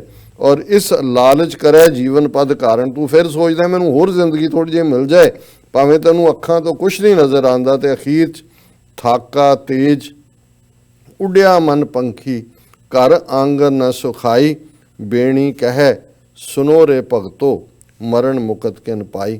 ਅਲਟੀਮੇਟਲੀ ਥਾਕਾ ਤੇਜ, ਸਰੀਰ ਦੀ ਤਾਕਤ ਖਤਮ ਹੋ ਗਈ, ਉੱਡਿਆ ਮਨ ਪੰਖੀ, ਵਜੂਦ ਚੋਂ ਭਾਰ ਉੱਡ ਗਿਆ। ਘਰ ਆਂਗਨ ਨ ਸੁਖਾਈ, ਹੁਣ ਉਹ ਘਰ ਤੇ ਉਹ ਘਰ ਦਾ ਵਿਹੜਾ ਜਿਹੜਾ ਹੈ ਉਹ ਕਿਤੇ ਨਜ਼ਰ ਨਹੀਂ ਆਉਂਦਾ, ਕੋਈ ਵੈਲਕਮ ਕਰਨ ਵਾਲਾ ਨਹੀਂ ਹੈ, ਕਿਉਂਕਿ ਉੱਡ ਗਿਆ ਭਾਰ ਵਜੂਦ ਚੋਂ। ਬੈਣੀ ਕਹਿ ਸੁਨੋ ਰੇ ਭਗਤੋ, ਭਗਤ ਬੇਣੀ ਜੀ ਕਹਿੰਦੇ ਨੇ, ਹੇ ਰੱਬ ਦੇ ਬੰਦਿਓ, ਬੰਦਗੀ ਵਾਲੇ ਲੋਕੋ ਸੁਣੋ, ਮਰਨ ਮੁਕਤ ਕਿਨ ਪਾਈ।